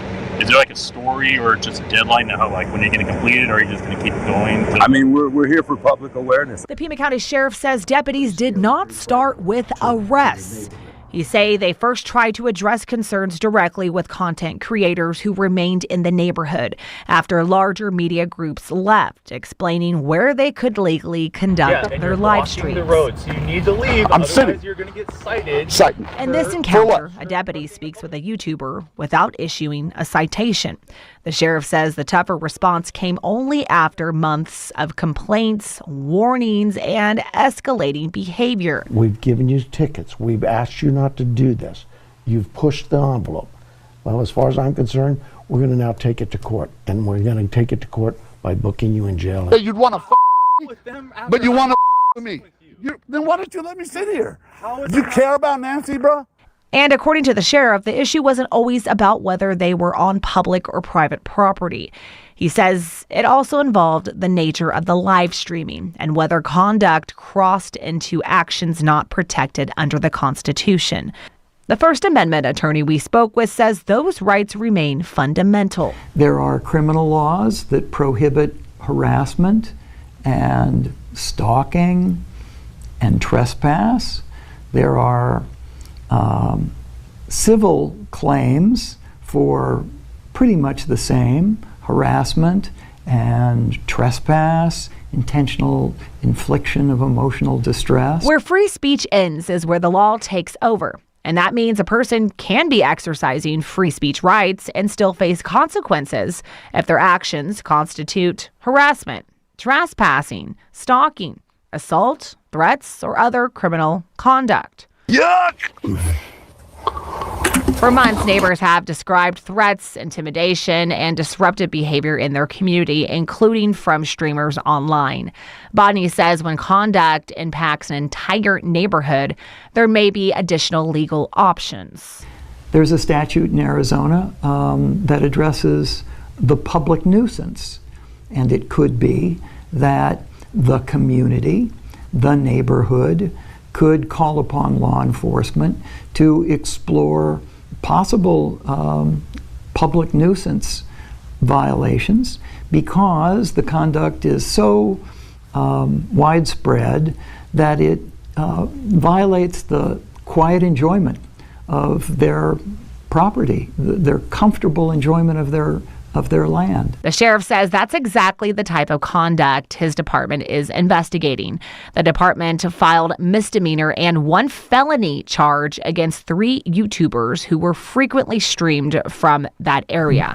But the complaints got to be pretty egregious in that the behavior of those individuals was becoming Pretty scary, pretty frightful. The sheriff says the county attorney's office has been in contact with his department as the case moves forward after both law enforcement and neighbors raised questions. I have to be concerned for all the citizens. So as we just heard, and we know, the First Amendment protects speech. Whether the conduct in this case has crossed legal lines, that is a question for the courts to decide. Live in Midtown, I'm Monica Garcia. Sean, back to you. I made a post about Christopher Nanos, the sheriff of Pima County, and I have information on him. So to catch people up, I'm a professional sports capper. So what that means is people come to me and I give them an edge on sports picks, betting, that sort of thing. Oh, sweet. Yeah. So I'm not going to say how I got access to one of his accounts, but I got access to his FanDuel account specifically. He may have 9 or 10 accounts. Who knows? People need to realize there's only one account I have access to. And again, I'm not going to say how I have access to it, but we kind of laid down an example last night. Alex posted it. And so, yeah, I mean, essentially, it's not illegal for him to gamble on the job. Say it's at 9 o'clock at night and he's off the clock. He could totally go on his phone and place a sports bet. The thing with FanDuel is anytime you are on your phone or any kind of phone, laptop, there's timestamps for every bet you make. And he happened to bet basically 7 days a week on his phone all day long. So he's gambling on the clock, and that's the issue. Wow, dude. I mean, I don't even want to ask how you could. That's crazy how you figured that out. That's No, I've seen the receipts. Yeah, and so like I said, Alex has seen the receipts. He showed proof a little bit last night. We have a lot more. I have timestamps for dates, times, the type of bet, the bet amount, what he's betting on. I have the whole thing. I just do a teaser. You just gave me a good teaser to show people like we ain't playing. Yeah, and that's why I posted. Like, you guys can feel free to look and make sure this is AI or not AI. And I posted that on the post. I'm like, go ahead and look it up. I mean, it's going to show you it's not AI photo generated. It's not a fake photo. This is the real deal. So. What are sports? And again, if you can't tell me, but what is it? NHL going on right now or baseball right now? Oh yeah, so you got baseball, you got World Cup stuff. Oh, World Cup. Yeah. What are his favorites? What's that? What are his favorite betting? Is it college? Yeah, Arizona college basketball is his during college basketball season, but that's not going on right now. So did he bet when he was at that game? Yeah, like day 2 of the, Day 2 or day 4 or something. He went to a basketball game, and people were like, "Why are you there? What if he bet on it?" So yesterday's picture was he withdrew $25,000 on his account, but he still had a play. But what people need to understand is he still had a playable balance of $37,000, which means in reality, he had $62,000 in his account, not $25,000. So the playable balance means he could go cash that $37,000 out, or he could play $100 here, $200 there, $1,000 here, up to the $37,000 that he has playable left in his account. Wow, man! So I have his win loss for since he started his FanDuel account, his total amount of bets, the whole 9 yards. I mean, I have everything with timestamps and all that. And 3 weeks ago, I sent it in to the Arizona,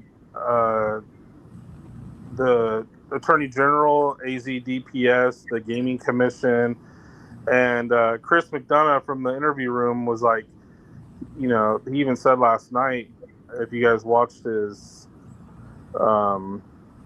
his live, he was like, he's under investigation by the Attorney General per our LE sources, which I know is a fact because he's been under investigation for the last 3 weeks from when I turned him in.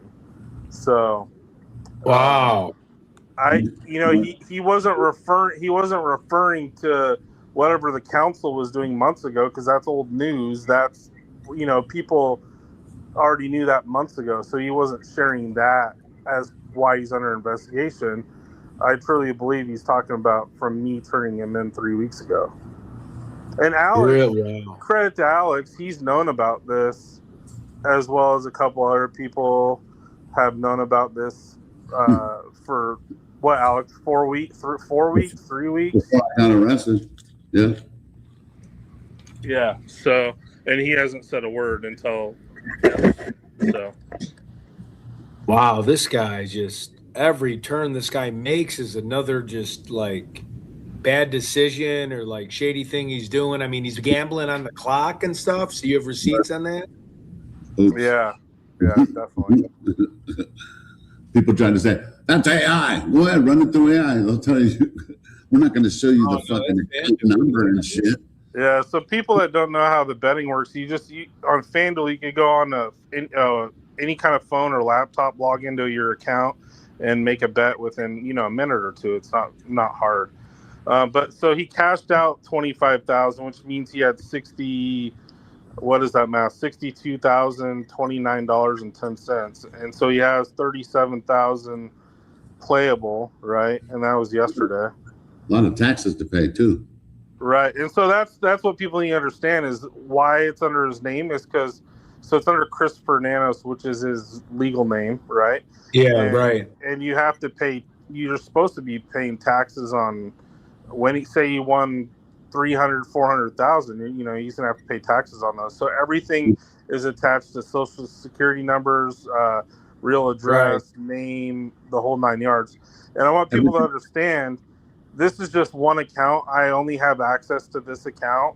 I don't have he could have draft. There's so many DraftKings, MGM Bet. I mean, he could do offshore betting. He could have millions of dollars attached to accounts that I don't have access to. Yeah, and hang time. A lot of people, a lot of things might be attached to his wife's name, like his phone and a lot of those other things. Just like you know what I mean. It could be possible, right? Yeah, so as you know this, and I'll just say it. I have access to Charlene's, which is his wife. I have access to her account, but her account doesn't. I want people to realize her account doesn't matter because she's not the sheriff. So she could go bet all day long, and it doesn't. Hers don't matter. So it's his that matters. What I was trying to reach to was, can it be all put back to the LLC, the Lucky Logic? In other words, for tax purposes and all this other stuff. I don't know how the sporting bet. No, because it's under their actual legal name. Their LLC is a separate thing, from my understanding. You have to use your name, right? Like Ted, for instance, if he went to go, I don't know I know Ted's a big sports guy, so I don't know if he has a FanDuel account, but he would be familiar with that if he did. Do you, Ted? Is that something? Yeah. I mean, at the end of the year, I'll get like a tax thing from them. Right. Yeah. And it's under your real, under your name and your address. Yep, everything social. Yeah. You can't mess around with account. Yeah, right. They're going to make sure they tax you, so for sure they're going to get your so. You know what I mean? That's just the way the it is nowadays. Right. Yeah. And I personally, what I do with my clients is I go into it because my clients make big bets. Like this amount, people don't understand. Like this amount may seem big to a lot of people, but this amount's really kind of, in my opinion, it's kind of small. And restreaming. I got the paper. We're at live right now at KVOA Studios.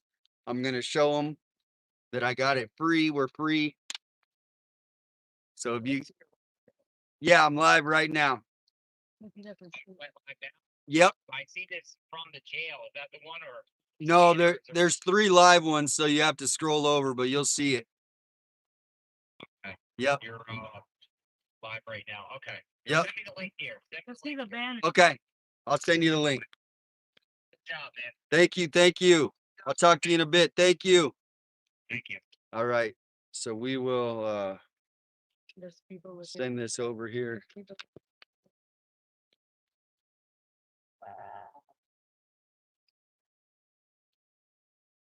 So let's see. He wants me to send me the link. That's all right for a minute. Oh, that door? Yeah. Thank you, everybody. Juanita's here. There you are. Juanita, the angel. Thank you guys. We are here. We just went to KVOA Studios. We're gonna go celebrate in front of the sign real quick. Thank you guys, everybody. I don't. As far as I'm allowed back, it says in the rules that people are allowed to be there on Pima County's site. They didn't say anything about me not being there. No conditions. Just gonna send this off. So I'm gonna go celebrate in front of the door. Maybe they'll come out and give you an interview. want to interview. Maybe another interview about that streamer. Thank you guys, everybody. Thank you. We got the paper. I'm gonna go walk over here and just celebrate. You guys are gonna see the live celebration right now in front of KVOA. The ones who were staking us out that day. They had the story. We're gonna get the YouTubers. And here we're gonna get the first one dismissed. Now we got to get the others dismissed. Juanita's gonna be in control. I'm gonna go over here and celebrate. Sue them. They said sue them. Oh. Hey, can you do a Rocky dance?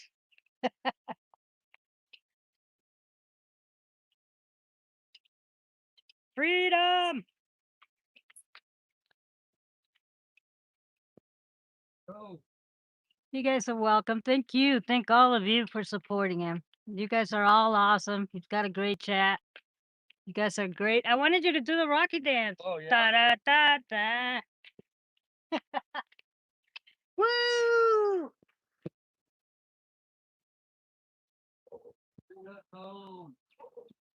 Bring Nancy home.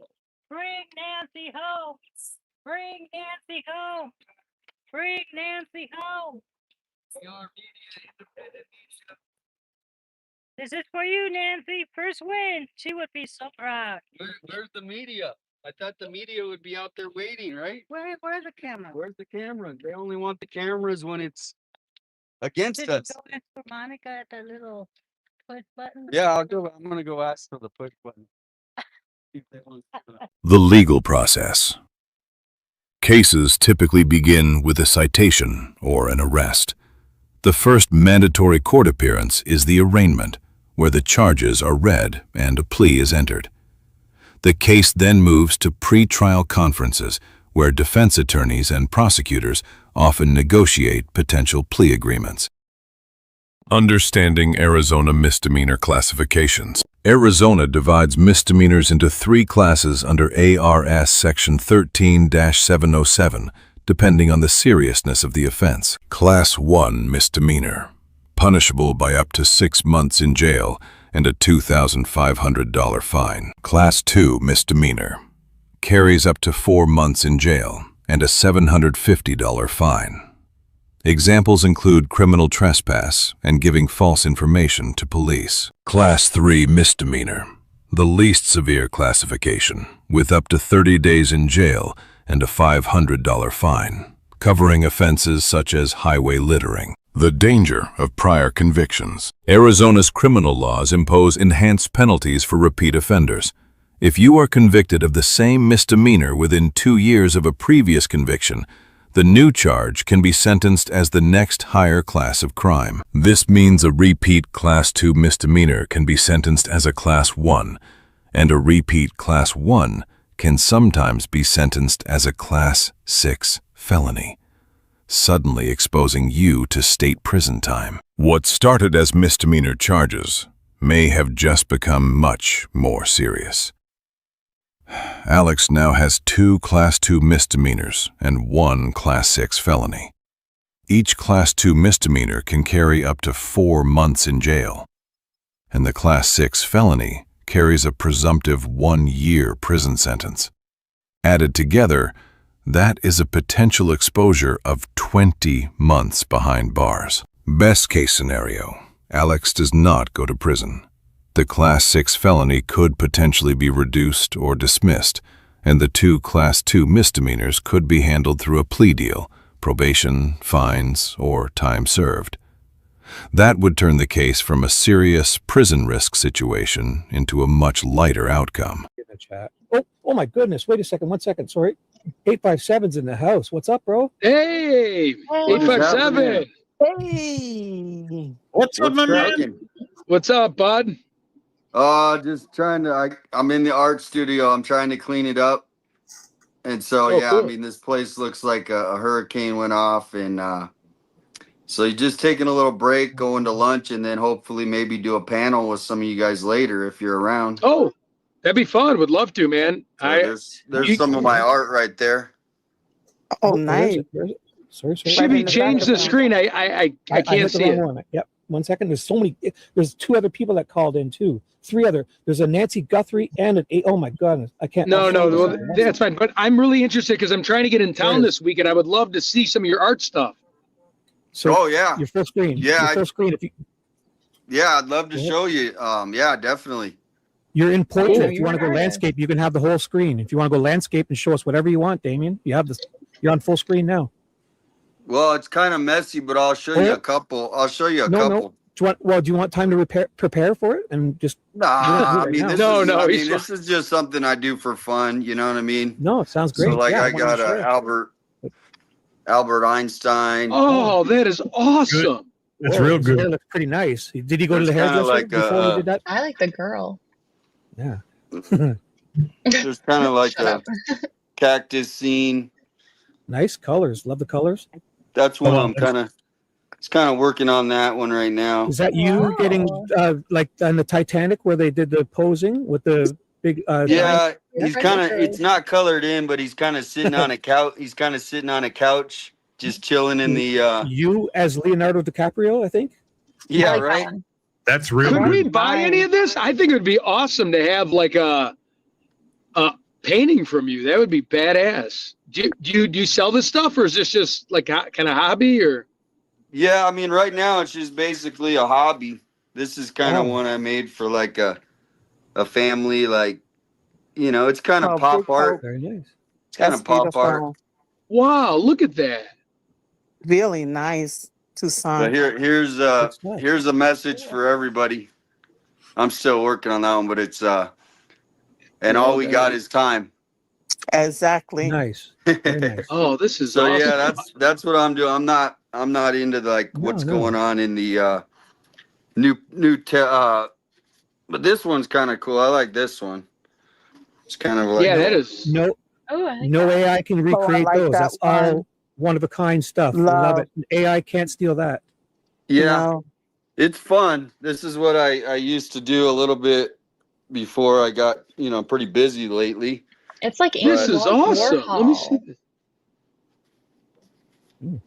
Wow. Nice. Andy Warhol here. We got Andy Yep. Warhol. I didn't even know, Yeah. bro. This is really good. I'm serious. This is great. Oh, look at that. That is Mushrooms. Yeah. Giant mushroom. This is kind of one I've been working on for a while of Tucson, but I'm not really happy with it. But it kind of like the A Mountain in the background. But so yeah, it's just something I do for fun, but I haven't been able to in a while. I love Jimi Hendrix. Oh, that Jimi is Hendrix. gorgeous. That is beautiful. I love Jimi Hendrix. Yeah, anyway, I wanted to, because you guys said sign in, but I'm like, well, I'm not sitting in front of the desk like normal, but, hopefully just a little something else, showing you what I do. Yeah, it's good. That for you is to do awesome. I'm excited. It's a good rest for yourself too, to do other things. And, Yeah. kind of This one I like because I like to do the texture on it. Yeah. Mm-hmm. Do you buy your nice. canvases pre-gessoed, or do you gesso them yourself? Most of the time I do myself, but this one's kind of it looks like, like the popcorn ceiling. Yeah. Mhm. But So that's oil on canvas, right, Tucson? yep. No, Got it's acrylic on canvas. Oh, okay. Because I In do Tucson, artwork too. In Tucson, would it be so cool because like this will always have a place in my heart, this experience going through this with everybody. Yeah. And like to own a piece of artwork, to always like when I get older, one day reflect and just talk about it. And you know what I mean? If I could ever purchase one of those.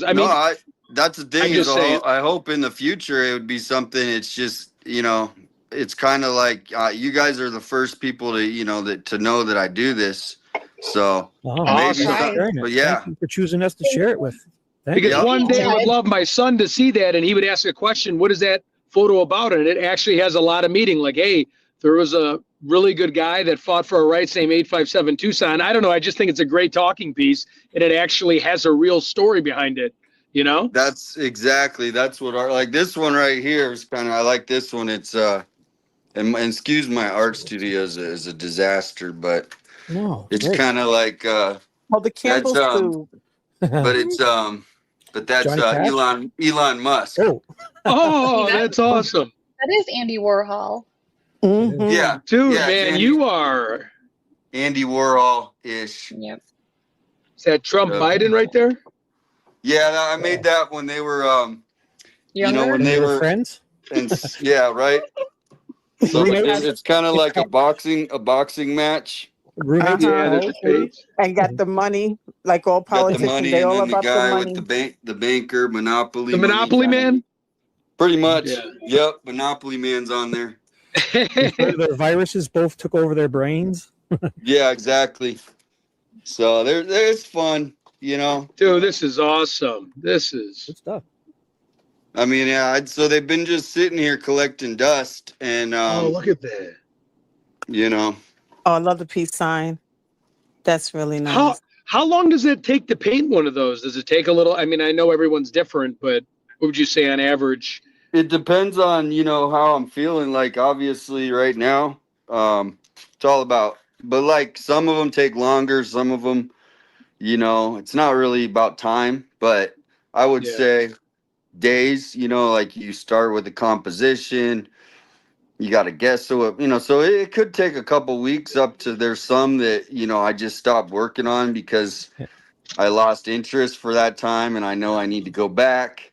So it's just, it's just a process for everyone. Wow. Well, that is cool. Yeah.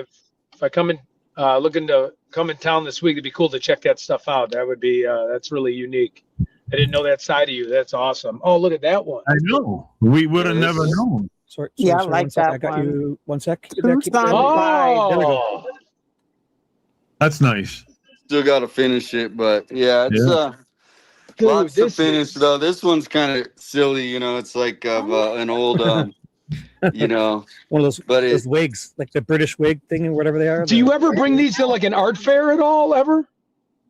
You know, I did one time. I was invited to one. That's a nice one. Nice. Yeah, that's nice. Wow, I just love the color contrast. Yeah, that's the thing. I like to make them bright. Here's another kind of, this one's kind of like it's an older one that dude, you got to just put an open for sale sign on your house or whatever and have a little studio. You could have people come in there. Oh, my Aunt Lynn would love that. She lives in Paradise Valley and she's got a ton of Indian stuff. She would love that. You need a studio. Go to Annie's. See if Annie's not using hers and use her studio. Yeah, go to Splinter. Go to Splinter. This one's kind of cool because it's like she's gonna set you up. Oh, they're gonna set you up. Oh, that's sweet. Yeah. Now, is that a beer or a cola? Yeah, you make whatever you see. This. I still have. Look at that, dude. Nice. I still want have that one. You can't have it. Not for sale, pal. I have a question. So over to your left a little more back then, there was a painting of a tall mushroom. Yeah. I was curious. What were you thinking when you were painting the mushroom? You know, that's the main thing is if you ever, you know, study the mushroom kind of like Tommaso, it's basically how a lot of our earth started, right? From the mushroom. So it's basically that's where I came from. I'm a family of right? guys. Yep, all the family of guys. It's kind of got a trippy, you know, look to it. But yeah, so that's basically it. It's just it's a key piece to our environment. Yep. This is awesome. I didn't expect to see them. This is I wasn't expecting to show you guys today. I was just like, well, I'm in here cleaning, and so here we are. We're doing it. You know, this is usually where we praise the person, and we probably don't mean it half the time. But actually, I really mean it with every single one of them. Right, exactly. I love that one you just showed too. I mean, man, and a lot of these I got to finish. You know, like You know, artists are just never happy with stuff until, I guess, nope. You know, you just stop. Like So yeah, one day. yeah. But yeah, it would be cool to, you know, maybe get prints done one day, and then, you know, you can buy the originals, but the originals, obviously, artists don't like to sell. I feel the noise fading. The cameras are weakening. The signal is breaking. This road has been restless for far too long. Too many tripods, too many live streamings. The spirits of the neighborhood have spoken. By the power of peace, quiet, and common sense, I declare this roadway free and clear of future streamers. No more standing in the street. No more blocking the road. No more yelling into phones at 2 a.m. The road is clean, the curb is calm, and the neighborhood can finally sleep. Are we still live? Not anymore, sweetheart. Keep your hands up. Keep moving. Get in, get out.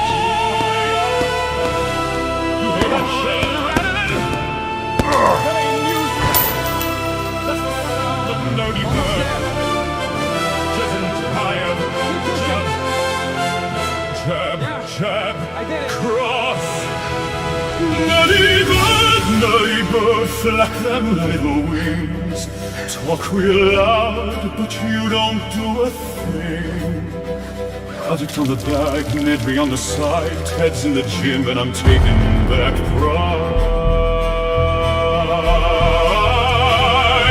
Come on, Nelly. Come on, addict. You wanted the smoke, now you're hanging from my ceiling. White boy radio, turn that volume high. Tell him Ted's still standing, looking danger in the eye. Back keep swinging, gloves go crack. Naughty bird addict, better not talk back.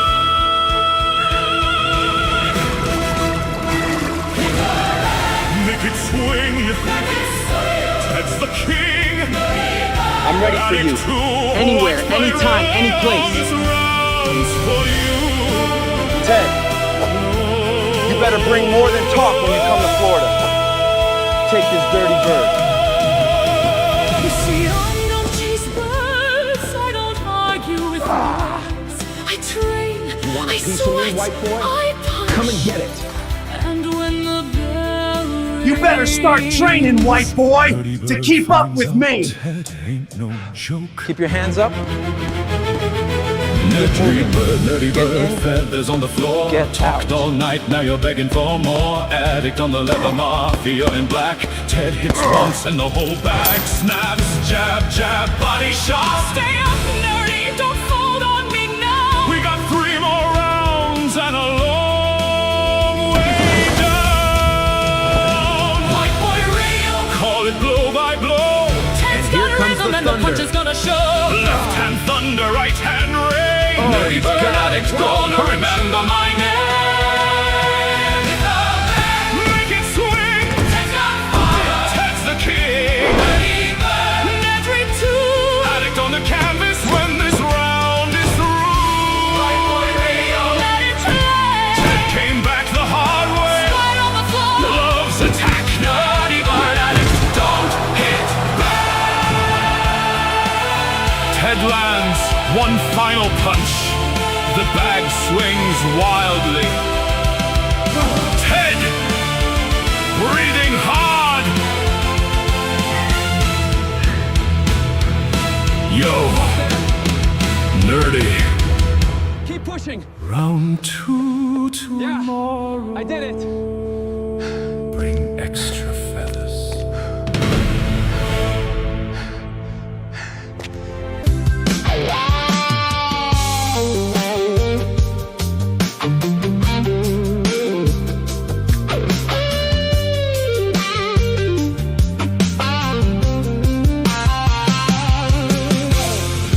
They wrote us up that night under street lights. Court date said July 2.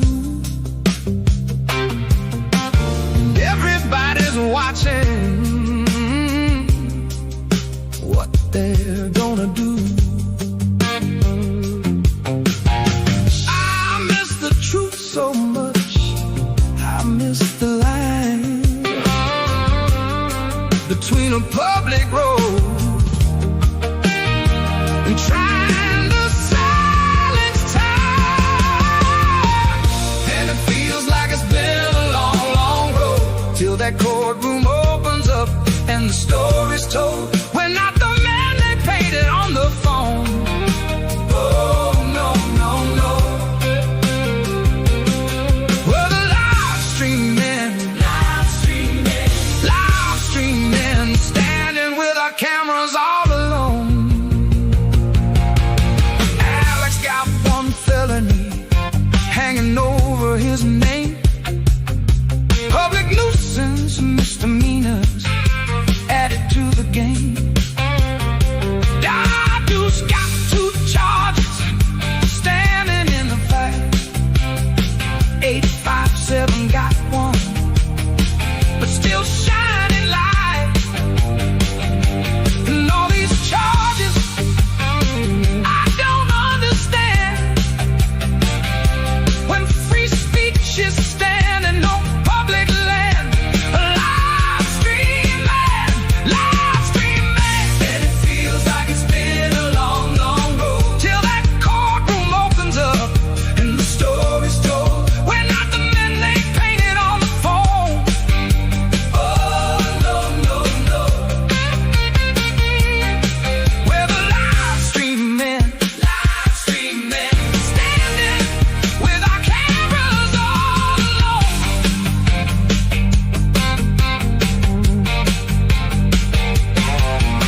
Dadu's got his name on the paper. Alex standing right there too. Tucson 857, watching as the desert sky turns blue. And give praise to JLR for stepping up in time. Helping streamers raise 10,000 each to put lawyers on the line. Lawyers talking freedom, First Amendment in the fight. If a camera is a crime now, then who speaks next tonight? And it feels like it's been a long, long road till July 2nd comes and the truth is known. We're not the men they tried to make it home. Oh, no, no, no. We're the live stream men, fighting for the right to stand alone. And it feels like it's been a long, long road. Feels like it's been a long, long road. Feels like it's been a long, long road. Feels like it's been a long, long road. Feels like it's been a long, long road. Come on in, everybody. Welcome. Welcome to the greatest investigators on Earth. We have Ted Investigates, Dad's Gone Live, Alex 857, and many more. Let's go inside. Dun, dun, dun. Welcome, everyone, to the greatest show under the sun. And now, the climactic swing. Wait, what's that? It's the clue. He caught it. He caught it. Unbelievable. We have the proof. This is my side job from investigating. This is fun, people. Woohoo! Let's ride. Yeah! There Here we goes. go, my boys. Now, for our next act. Dun, dun, dun. Start talking, or I'm aiming for the evidence board next. Behave yourself.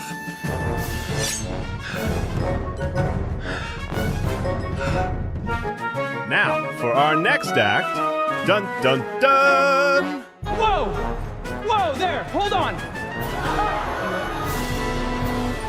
Oh, no! Not again!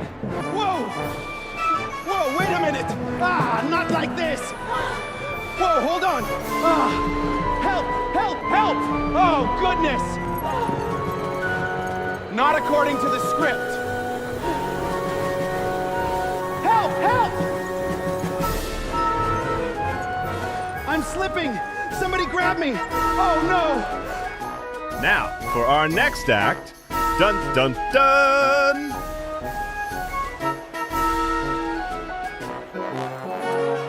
I like to get higher up to spot for clues.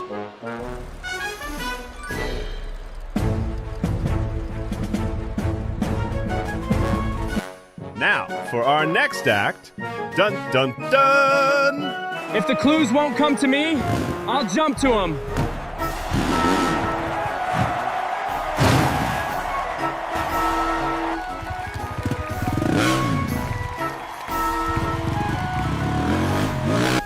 Now, for our next act, dun dun dun! All right, everyone, please. Wait, what are you doing? Oh, for the love of... Can someone please explain this? This is absolute madness. I've lost control. Now, for our next act... I don't usually question lions, but tonight, somebody's talking. Talk to me at MAB Investigates. Now, for our next act... I think I found something.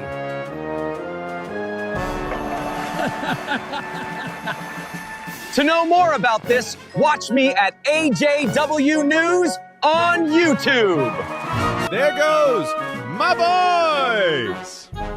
Now, for our next act, dun dun dun!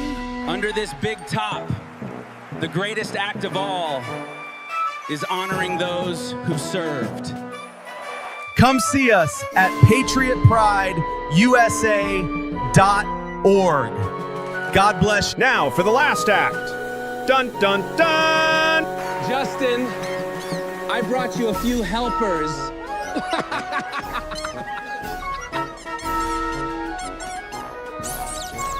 Catch this one. I got it. Look at them jumping. This is amazing. I'd like to thank all the help and support on my channel. They are amazing. They inspire me in creating this. And I'd especially like to thank dun dun dun! Sharon 3 and Ginny and Cap and the thousands of others. Thank you! And Pedro! And Mark the Shark! I'll get you next time! And Devil Dog! I'll get you next time too! Sorry.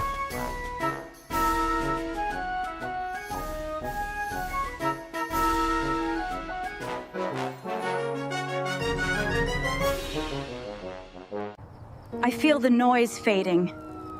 The cameras are weakening. The signal is breaking. This road has been restless for far too long. Too many tripods, too many live streamings. The spirits of the neighborhood have spoken. By the power of peace, quiet, and common sense, I declare this roadway free and clear of future streamers. No more standing in the street. No more blocking the road. No more yelling into phones at 2 in the morning. The road is clean, the curb is calm, and the neighborhood can finally sleep. Are we still live? Not anymore, sweetheart.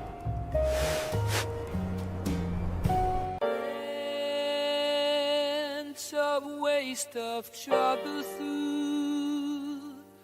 Placed our mark in the guide. Feel like sorry and died. Then sorry's true. The highs are gone, but love are here and your wall abide. Is this a whisper or the start of the scream? Stood in the stillness, chasing a dream. The sky pulled me upward, the ground disappeared. Each heartbeat a question, each breath full of fear. I reached for the silence, tried to hold on, but truth is a thread that unravels when gone. Is this a warning, or just fate's disguise? No place to hide, no map in my hand, just the weight of the stars and the sky full of sand. The echoes grew louder, the night held its breath. I walked through the border of wonder and death, and though I was falling, I flew like a flame.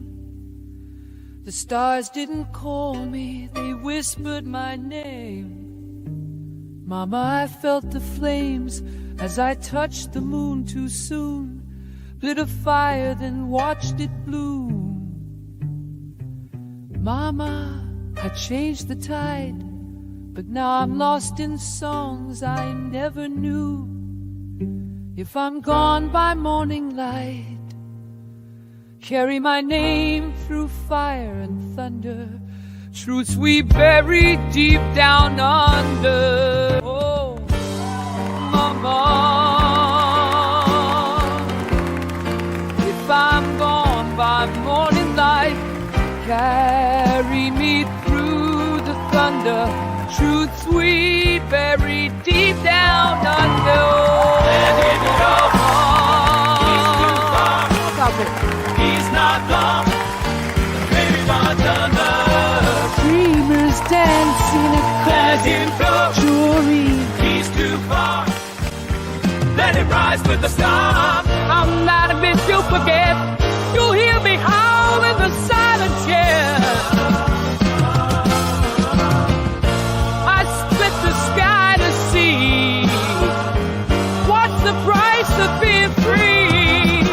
Freedom, so here I am, just a shadow in space, with a spark in my chest and the stars of my face. Nothing really ends, nothing really stays. We all fall into the light.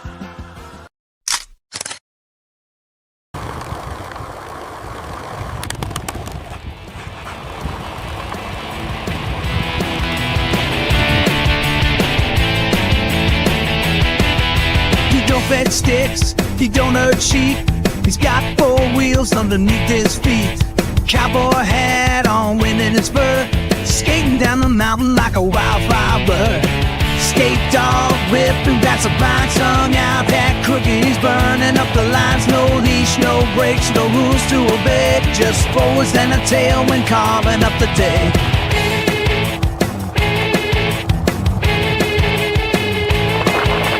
Passed the car, gave a sideways glance. Driver dropped his drink and nearly peed his pants. Dodged a squirrel, ollied a rock. Did a tail whip grind on a cattle guard block. State dog whipping past the vines, faster than thunder, smoother than rhymes. No leash, no brakes, no rules to obey. Just forwards and a tailwind carving up the day.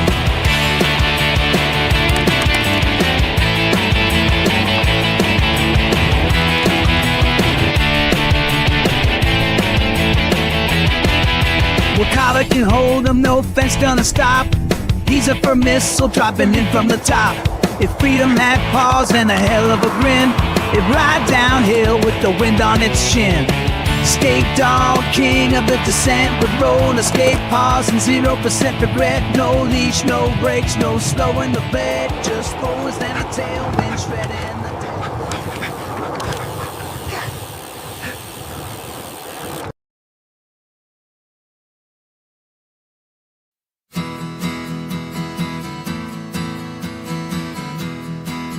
Ladies and gentlemen, gather around. Have I got a show for you tonight? You might think the highway's quiet after dark. It's miles of empty road and lonely one. But out here, when the sun goes down, the real music starts. So if you're brave enough to listen, if you've got the stomach for it, let me introduce you to the one, the only Roadkill Band. Rolling down the highway past mile 9, shadows rise as the moon starts to shine. Fur and feathers scattered wide, the window wind howls, the band comes alive. Oh, the Roadkill Band playing all night long. Awesome drummer, raccoon singing strong. Coyote wails, snake battles in time. Buzzards watch as the deer chimes. Armadillo strums its banjo. Shell crack, still in tune.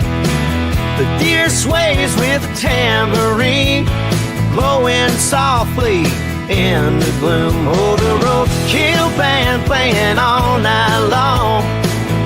Awesome drummer, I can sing it strong.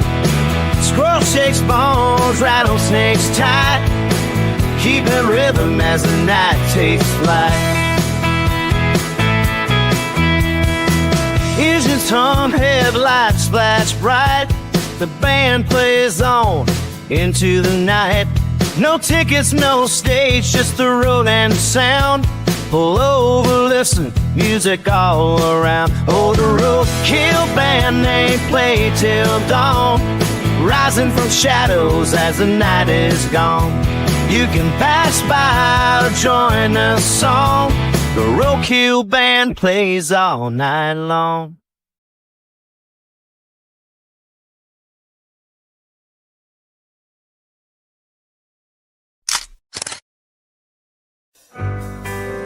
In the wild, wild west of Albuquerque town in 1881, where the sun beats down, there's a nun with a twist, a sight to behold, with a gun on her hip and a story untold. Oh, Sister Maria, with a gun at her side and a hat worn just so her legs steal the show.